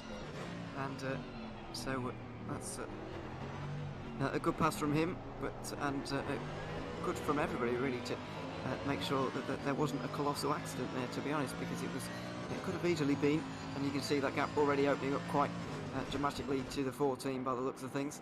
Not sure quite where they've gone, if they're going to go in the pit lane, or if they've just lost a deal of time. Looks like. There was a lot of cars around them as well. If that had resulted in a spin, then they could have collected probably 2 or 3 cars. In the dark, it's not easy to see a car sideways, especially if you hit the front end hard. The lights do tend to fail. Obviously, very important at this time of night. I did notice a little bit earlier on, by the way, that the sun was setting quite late. Obviously, we're in late November at this stage, so especially in the northern hemisphere at the moment, well, exclusively in the northern hemisphere, it's getting dark very early. But that's not been the case in Sim here. I'm not entirely sure what date this the session has been set to. However, I can't imagine that when we come back to commentary at 6 AM that it's going to be dark anymore, even though it will be outside for us if we're in Europe at the moment. I think it might well be light by that point, so not an outrageous amount of darkness for these guys to be driving through, which is thankful for this time of year. I bet they'll be pretty glad about that, because these are tough hours. Yeah, ACC, it's set for, we don't have control over what time of the year it is. It's set for midsummer, so it depends on where. We've got an incident here with car 14. Looks like he's getting chased there by, is that a Mercedes there? Yeah, we were on board with this Mercedes. Whoa. Oh dear. Well, that's what happened with the guy on the grass. We were entirely oblivious there. We noted the oh my life as well. Somebody was avoiding there, and the problem you were referring to a couple of moments ago there was writ large for us, really. The lack of lighting really makes you see things quite late. So I'd like to know which car that was that made pretty heavy contact with the barriers on the left-hand side, but he had absolutely nothing to do with that, but got very involved. It just shows all of a sudden how things can certainly change, and thankfully everybody avoided the 14 because that was a very, very high-speed section of the racetrack. But I don't know how much Robin Reuter really knew about that, because we certainly didn't while on board with him. No, you've got to be very careful when you've got cars around you as well, and yeah, that just proved the point that you've got to be 100% certain of what you're doing in terms of cars around you, especially when there was 3 wide there, back marker and racing. Not the easiest thing to do in the dark, but they've all got the same issue. Yes, they have, rather. This is the battle for the highest position that we have in the race so far. 6th position at the moment. That is the 208 Aston Martin, excuse me, and the 33 Lexus, which is just following on from behind. Dennis Kroll, who we're focusing in on right now, and this is going to be a very, very exciting battle indeed. Both of these guys just over 4 laps down at this stage in the race, on the leader that is, but certainly involved in their own fights right now, which is the beauty of it, of course. So going through Blanchimont right now, traffic around as well, but nothing doing here, far too far back into the bus stop chicane, and indeed the 514 is not too far behind either, just under 10 seconds from this battling duo, so plenty of stuff to be watching in and around the top 10, including this. Yeah, 11 hours, 36 minutes to go until the checkered flag, and there's still a lot of racing to be going on, and yeah, there's still lots can happen. As we've seen already, there's a small lack of concentration, an incident with another car, and you're in the wall, and that those people up the front, the top 6, could quite easily come back to these people in the bottom half of the top 10. Yeah, absolutely. The gaps in the top 3, by the way, are slightly closing as well, but we'll just stay with this up until Les Combes to see if anything happens, but it looks like there's a few more car lengths there than there ideally would be if there's going to be a move here, so, and that's far too far back obviously for Dennis Kroll, especially at this stage, and so they are going to follow each other around. for the moment, with the leading gap is at 1 lap and 57 seconds, so that is quite fairly hefty as we got the 16 car off the Mercedes we were focusing on not so long ago, oblivious to some of the incidents happening to the 14 behind, and it looks like that Mercedes may well have lost 2 positions through one particular off at Blanchimont, although there are no small offs at Blanchimont, to be fair, so it looks like they've taken some damage and into the pit lane.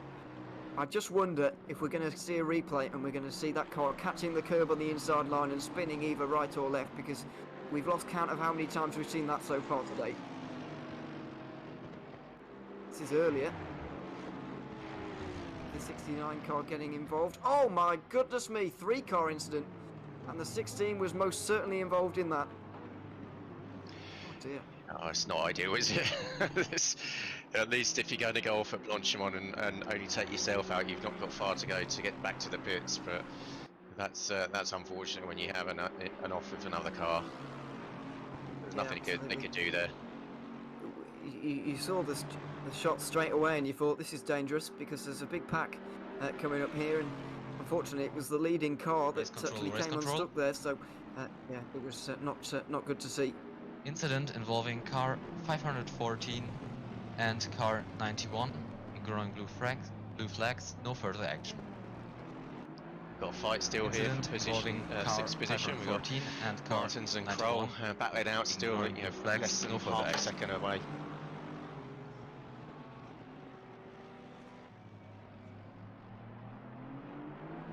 Trying to listen to race control all at the same time as well.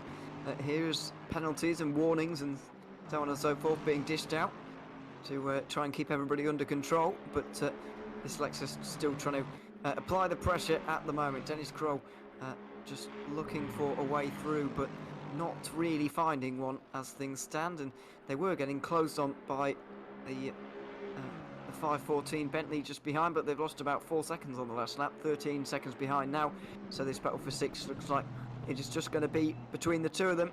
And no traffic really for him to help to help Dennis Kroll out here. I think obviously when you are driving, you do wish for a bit of clear track space as the sparks fly just behind. But in a situation like this, where you're just at an agonising distance, not quite close enough to get through, but also you can kind of almost smell the position up in front, you do kind of long for a bit of traffic just to break things up a little bit and maybe give you an opportunity. Yeah, it's sometimes, especially in the night time, it's sometimes a bit easier to follow another car. So obviously, you can spot braking points a bit easier. And if the guy in 7th, Dennis Kroll, hasn't quite got the pace, sometimes it's better to just hold up, watching brief and see if we can capitalise on the mistake. It's got to always a bit of a twitch there from Martins, just getting the camper chicane a little bit wrong. Not quite keeping it tight to the right hand side like that would be ideal there to open yourself up for the next left-hander. Into Stavelot they go on the curveball throw, which is very, very important indeed. Saw last lap both of these boys all over the place really coming out of here. They were both off the road but keeping well within the limits this time around. Dennis Kroll in the slipstream nicely, but his strong point seems to be the middle sector where there isn't much, there aren't really places for him to go in terms of making a move, but by the time we get through Raidillon, for example, the Aston Martin's absolutely gone, so it's making it very, very difficult for this car to actually get through. Yeah, the Aston actually is not the fastest on the straight, which is unusual. It's possible that the Lexus may be carrying a little bit of damage, and maybe just making it a little bit slower.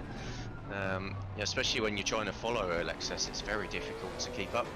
But the Aston there is just getting really good drive out of Lake Om, which on this long straight you really need the best exit out of turn 1, and we're just seeing here that they're just in the draft, and it's running a little bit wide. These shots are absolutely wonderful on board with this Lexus, and it really helps us to understand quite where the gains and losses are being made, because as you mentioned, through La Source we saw there, the Aston Martin fantastic traction, so I guess it doesn't really, unless you are chronically slow in a straight line, it doesn't really matter how bad your straight line speed is coming down the Kemmel Straight. If your exit off of La Source is good, and you've got a good run through Eau Rouge and Raidillon, which is often down to the driver, but you can see straight away we're barely meters into the middle sector, and Kroll is right on the back of that red Aston Martin already, so he's just quick in the wrong places at the moment, is Kroll. Struggling to make that work, but he is the closest he ever has been. But look what corner's coming up next. Pouon, who's going to dive down the inside through here? Absolutely nobody with 11.5 hours to go, so the frustration continues for him. Yeah, it looks like he's just sort of trying to search ways to get him offline, to make that mistake, you know, which, you know, Martin's, yeah, looked like he might be falling for it, to be honest. A few moments ago, he certainly was making a couple of mistakes, a couple of defences as well from Mark Martins, but not anything that Kroll could do with, really, or not. Couldn't do anything with it, is what I meant to say. As we look back now from the DC Sim Racing Aston Martin at the Lexus, nothing. Yeah, you can see the gap's just opening up again through Blanchimont, a little bit wide, just missing the apex, but keeps within the limits quite nicely. And you can see on the track map now that finally for Kroll there is going to be a little bit of traffic over the next couple of laps. It's not quite like a multi-class race where you'll close on the cars in front very quickly. It just happened slowly over a number of laps, but you can see a gaggle of 3 just up in front. You maybe just see the rear tail lights of the first of those, and now maybe there'll be an opportunity here, because the 3 cars in front will throw an element of unpredictability into the equation that they previously haven't had. Yeah, I'm just seeing Kroll's very good on the brakes in comparison to Martin's.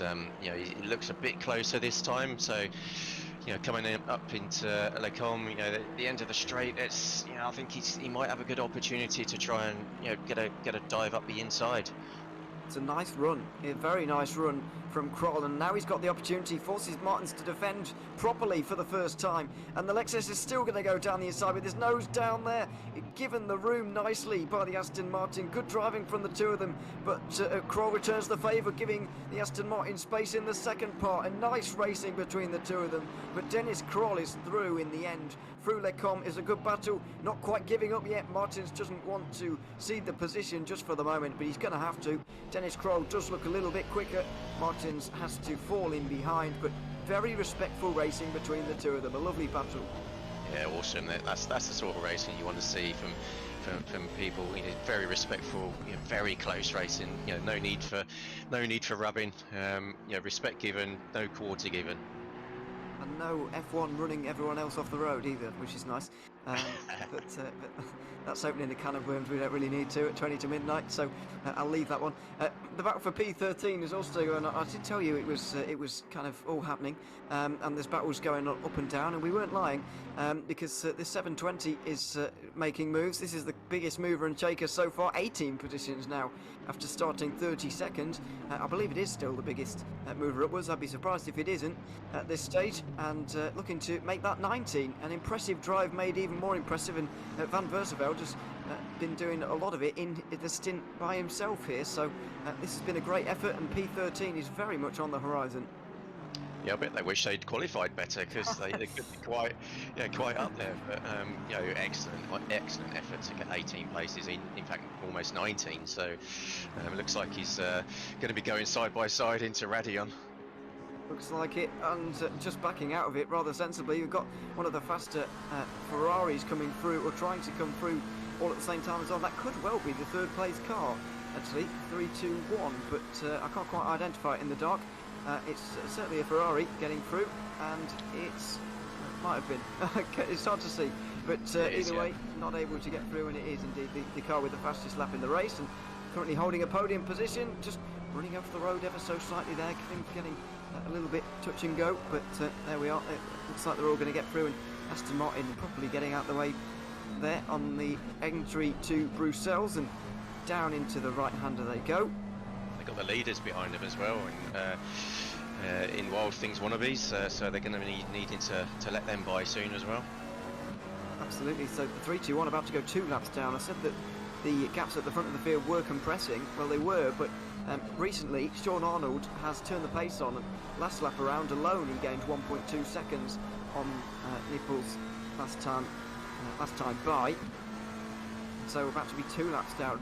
I know that it doesn't really mean much, because, you know, we don't have safety cars bunching up the field or anything like that, like we would in the Spa 24 Hours that we had a few months ago, but it's still psychological. Being 2 laps down does seem like a lot more than one in your brain, and so it will be a little bit of a blow to them, but they've just got to keep their heads down at this point, really, in that Ferrari. Yeah, I think you know what, there's the Ferrari's racing our car, the number 22, so they'll be concentrating on that and concentrating on keeping it on the road. I think after probably about 3 or 4 hours, the writing was on the wall that the World Things wannabes were obviously quicker over the laps, and maybe they can bring that back in when Sean's not in the car. It's the 937 Honda coming up towards Blanchimont, and place your bets as to what's going to happen here. Oh, it's a lap car getting in the way and trying to get out of the way. All in one go. Oh dear, and the bumps on the outside are not nice. Into the wall, I'm afraid, and spearing back across the circuit at this point as well. I don't think the driver really with much control over the car when it's in that kind of state, so spearing back across the road and thankfully not collected by anybody else, but that was a very scary moment for everybody. The 720 tries to make this move on the 88, but Van Versveld is going to have to wait a few moments once again, because towards Les Combes this is not close enough by any means. But just taking a look at that track map up in the top right, there's a nice bit of clear track for them to be playing with right now, so it's going to be a straight fight between the two, and Van Versveld is looking pretty strong and looking like he's going to make the move sooner rather than later. Yeah, I've just been watching Sean Arnold, and Nichols in the 321's actually pulled a little bit of a gap on him, so maybe his tyres are starting to struggle a little bit and he's getting ready to pit, or his brakes. But yeah, he's certainly pulled out a little bit of a gap. Yeah, just let's have a look at the lap times last time around, shall we, to get some well, I guess it doesn't really matter too much, does it, because they were coming through lap traffic, and that does change things a little bit, possibly unfairly, but yeah, the gap is holding at the very least to maybe where it may be even extending, but as I mentioned, it's purely psychological, that lappery, but it doesn't really matter in terms of changing the outcome, changing the face of this race, because we do know that looking at the moment, the 127 is the car to beat. I guess if you were to count it in seconds, it's probably nearly 3.5 minutes in the lead after just over 12 hours. Obviously that's a lap and a minute just over. So yeah, that's getting fairly hefty, I think it's fair to say. This McLaren still applying the pressure right now. I think Sean and the World Things wannabes are probably nearly 4.5 minutes ahead, coming up to 2 laps, complete laps. So yeah, there's going to need to be some catastrophic issues for the 127. But yeah, we've already seen drive-throughs for the SimSport Racing International team, and also the Rocket SimSport team as well earlier on. So it's not beyond the realms of possibility, and another stop go if they accidentally speed in the pits, that could also quickly swallow up that 2 laps. Exactly. If you would have predicted at the start of the race that the pole sitters Rocket SimSport wouldn't even be in the picture anymore at this stage in the race, then it would have been quite a shock, really. So yeah, certainly you do have to be careful still, and this race is not won by any stretch of the imagination. As the 187 is into the pit lane, it's going to allow these two to gain a little bit on that car, but nothing race changing once again with that one. So they're going to continue to follow each other through in this battle for 13th. A little bit of a poor line there from Washington, and a small opening there for Van Versveld, but straight between the Les Combes and also Bruxelles as well is not quite long enough for you to be able to do that. So not able to get through just yet, but biding his time for the moment. And I have to say, I'm really enjoying these onboard shots at night. The offboard ones aren't much use to us sometimes because it's so difficult to see, but the onboard ones are absolutely wonderful, and it gives us a great idea as to what these guys are going through. Yeah, it just really does show how difficult it is to drive at night in these cars. Some of the tracks are quite well lit, whereas Spa being in the mountains, yeah, I'm sure there's light rules and stuff like that, so they can't have massive street lights that we see in the night races in the F1 at the moment. But yeah, it just makes it for excellent racing. But yeah, like you say, yeah, trackside trackside cameras and even in the real world when we watch the Spa 24-hour, it's not the greatest to watch. No, yeah. Exactly, yeah. It is a little bit difficult to see on occasion, but obviously both have their place, and certainly off-board cameras in the daytime can give us a great view of the action as well. But yeah, it's an opening here quite possibly, but not able to just for the moment. But as you mentioned, yeah, not very well lit at all. This is going to be the best lit section of the track of all, and you can see even here it's not great. It's certainly not kind of stadium-like, I guess you could say. Yeah, it kind of it's a bit weird to say this, but it's a stark contrast to the Daytona 24 Hours, which is only 2 months away. It doesn't feel like long enough, really, because it barely feels like we finished this season in terms of racing in the real world, and we're about to start the next one. But either way, that circuit very, very well lit. It's the kind of circuit you're referring to. Obviously, the F1 races, which are all at night these days for some reason, as well. Very well lit circuits. But this is absolutely nothing like that. It's a totally different challenge. But as you mentioned, and I do actually agree with what you said a little bit earlier about following another car at night, it's actually a little bit easier. But as long as they know what they're doing, that's the only problem. You've got to trust someone else to know what they're doing if you are going to follow. But it certainly is easier to have others around you. But as we've seen in the past, gaggles can create free car incidents, as we saw a few months ago coming out of Blanchimont. It's a huge accident, so you want to avoid that at the same time. Yeah, you definitely don't want to be following a car that's maybe 1 or 2 seconds slower than you, because you're just going to be braking at different points. It's going to be very difficult, but obviously it looks like there's a bit of a mistake there, and he's getting past. Finally. Well, finally, the probing has paid off. Patrick Ruscana has just made a small mistake, and through he goes. Van Versveld was not going to need a second invitation there to go through into 13th position. And there you have it, the pass is done. It took a mistake through No Name Corner, and there you have it. Not the most important of the corners on the circuit, but there is a decent straight afterwards and a good exit through there will set you up nicely. Doesn't look like that Aston Martin handling quite as well as maybe he would have liked, because certainly running a little bit wider than he wanted through a couple of those corners at campus as well. As we go back to Sean Arnold, who's now got 2 laps on everybody apart from the number 22 car in second. A 3.5 minute lead and 2 laps over the 3-2-1 as well. Yeah, he's done awesome. The team have done awesome. And obviously coming towards midnight, which obviously when we're all going to sign off in terms of the comms, and you're going to be seeing some pictures from Steve Frawley through the night. Hopefully, keep going. This might be how it happened. The double lap of this car. You mentioned earlier that it was actually kicking on a little bit and getting away, but lap cars. Well, a lap car, one of the Aston Martins, couldn't see the number, but that will do it. 2 laps down now for this Ferrari through no fault of their own, really. Just a car trying to be helpful, but actually got in the way in the end.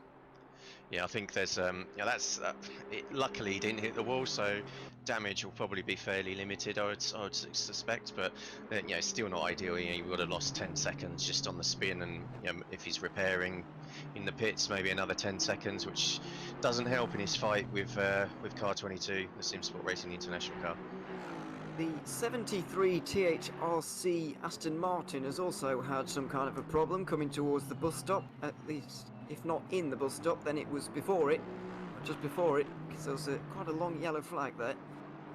But they were able to carry on anyway without coming into the pit lane, so I don't think there was too much of a drama there, but either way, worth noting that there was a yellow flag for that car very briefly. And here is the 514. Now this is an interesting car. We've got Gabriel Lafreniere trying to gain on Mark Martins, who was passed a little bit early on by Dennis Kroll. We saw that lovely battle between the two of them through Les Combes, and now this Aston Martin trying to get involved in what is going to be a fight for 7th place.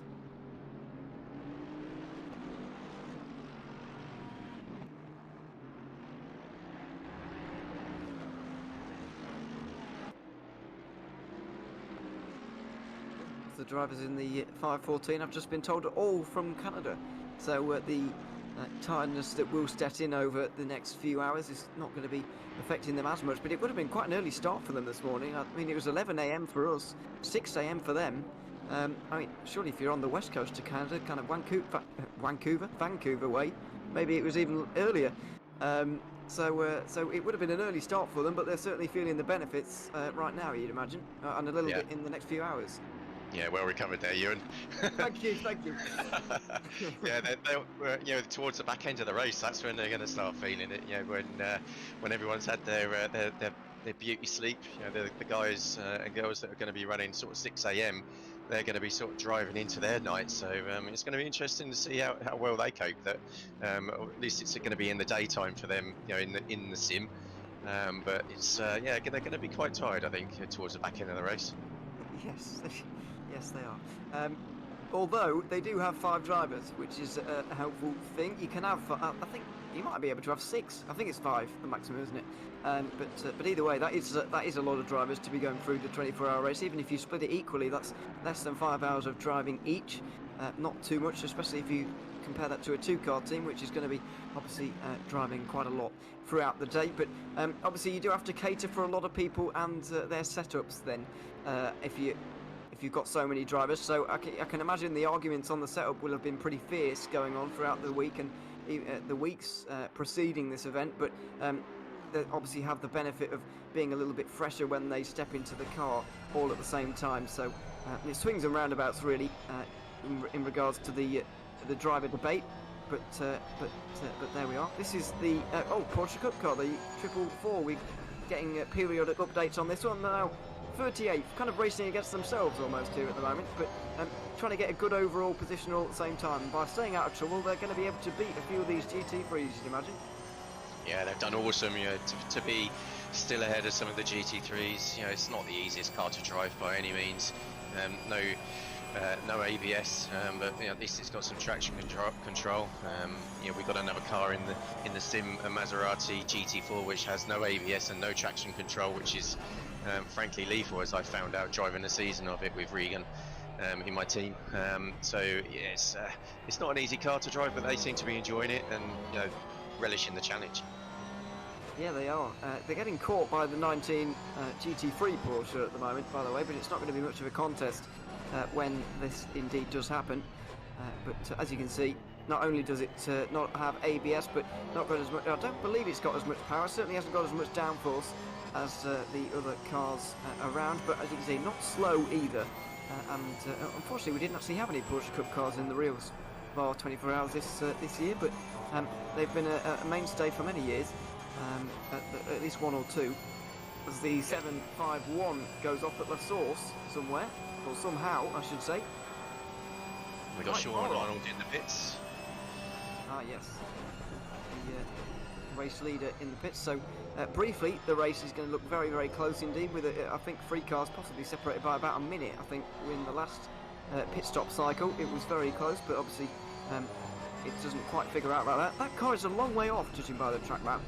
There's cars comfortably edging brown there, and yellow flag's still out for the 751. So what has happened to that car? Positive Perception Racing. I think that was one of the front runners. Possibly one of the front runners. Ash Coupland is in the wall. Yeah. Looks like he's struggling to get it into gear actually, or even start the car. So yeah, it's not ideal being that far off. This is the 12 having a spin at Lecom. Well, a half spin more like, but getting back on at least. Yeah, Coupland dropped out the top 20 now. The 11 of Nick Walker's has got through, Benjamin McConnell as well, recovering in the 169. I think one of the Hondas might have been able to get through on there as well, and he's still stopped. So I don't know if this is a problem with the actual engine in the sim, or whether he's having a technical problem with his rig himself, maybe. To be honest, it actually looks like he might have launched himself over the barriers. My goodness! I'm just trying to pick him up again. I think he's gone back to pits. I know he's still there, so just going to try and see what's going on. I keep trying to jump to his car, but having some arguments at the moment with the. with the sim. The 444 comes into the pit lane, by the way. We're on board with the Porsche Cup car and in making his way in. This is Regan Mitchell, who's second place and is remarkably close to the 127 compared to how we've seen some of these gaps in the past. and we're going to have a change of driver as well, or we have done, had a change of driver in the last few moments for those leaders in the 127. So we'll try and get a view onto who is in the car at the moment. It's David Kelly, who's just got in for the previous driver, of course, was Sean Arnold. Yeah, I'm just looking at Ash Coupland. He hasn't managed to go over the barrier. He does look like he's had a technical issue because he's just sat in the barrier with one headlight. Let's have a look. This is the run up to La Source, and no brakes. Or maybe stuck throttle and no brakes all at the same time. Yeah, thankfully for that car, I didn't quite catch which one, but just up in front of Coupland there, but they'll be very thankful they were able to avoid that one, because there would have been a lot of damage dealt there if Coupland had been any closer to them. He had absolutely no way of getting out of their way and no way of knowing that was going to happen. So thankfully everybody got away, well, most people got away unscathed there, and it's only Coupland who's ended up in the wall, because it could have been very nasty for a few people there. Yeah, at the moment it looks like it's a little bit of a race ending situation. He might be better off trying to get back to the pits, in terms of just porting back to the pits to get off the track, but obviously maybe it looks like he might be scrabbling around to try and fix his sim rig or his pedals, but which it looks like he might have had a disconnect on his pedals, which is unfortunate at any time, let alone into the slowest corner on the track. Well, yeah, it did look like that, but then again, to me it seemed like he was still accelerating towards, as we got the 267 off. This is a top 10 car being chased down for that position by and just past the 217 has just got through with that Bentley, so we've had a change inside the top 10, and we might be about to have another one here, because Gabriel Lafreniere is really starting to chase down Mark Martins, who's falling away a little bit, it has to be said. Yeah, there's still lots of battles, going on. There's certainly lots of exciting still to be seen for the rest of the race, and hopefully when we come back at 6 o'clock, there'll be a bit more bunched together with some of those battles continuing into the morning. Yeah, who knows how this race is going to change over the 5 hours we'll be absent. We've got one more hour of commentary to go before we'll go radio silent for a few hours. My name is Ewan O'Leary. I'm alongside Dave Hedges for this next hour of racing here at Spa in the 24-hour race. Let's see what happened to Partes, because he's dropped out of the top 10 because of it. It's just very simple, clipping the grass on the way into the bus stop, and that's an accident you don't often see. I'm afraid it's cost him not only the top 10, maybe a bit of his car as well, and that's going to prove possibly quite costly in terms of lap time.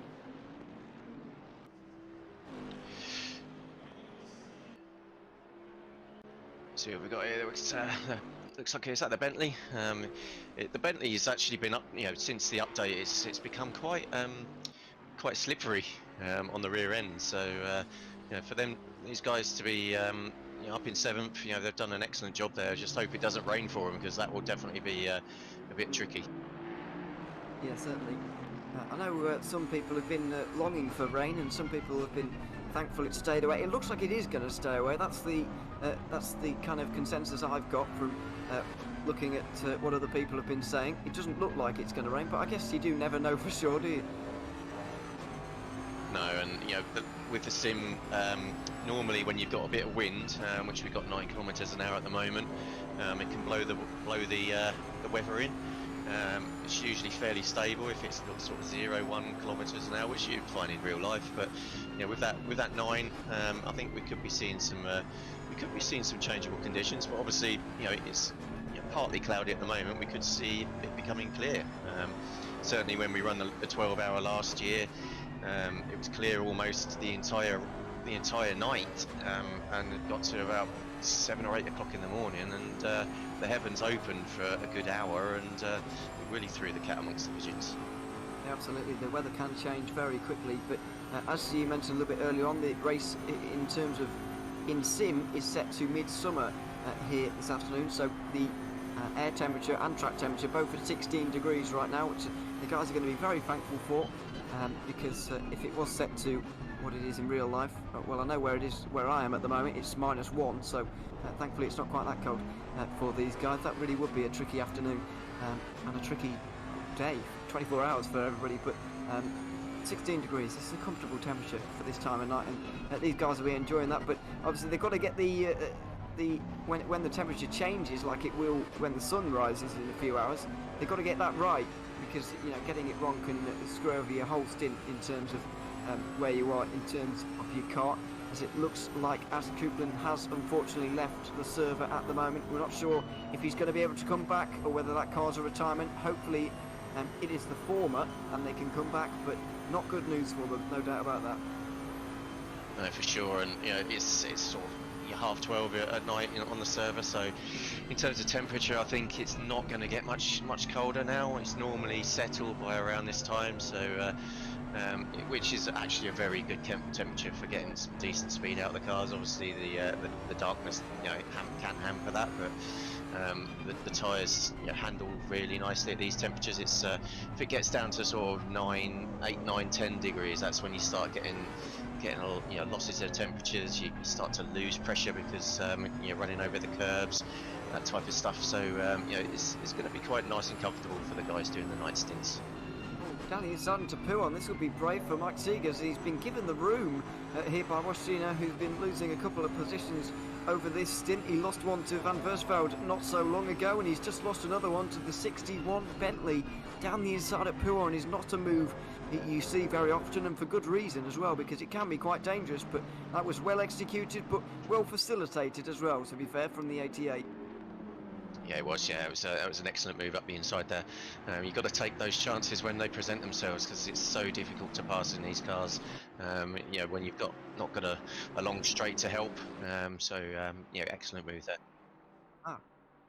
Ash Coupland back in the server, so hopefully it was just a technical issue that he's managed to get sorted back. Oh yeah, can he get it sorted is the problem, as we look at David Kelly in the 127 car, and a couple of the guys further down who are in the pit lane as things stand. The second and third place cars who've been pitting on identical laps. Regan Mitchell first of all, we'll see if he stays in, and Nick Nichols as well, who has been driving that car for the last few laps throughout the last stint.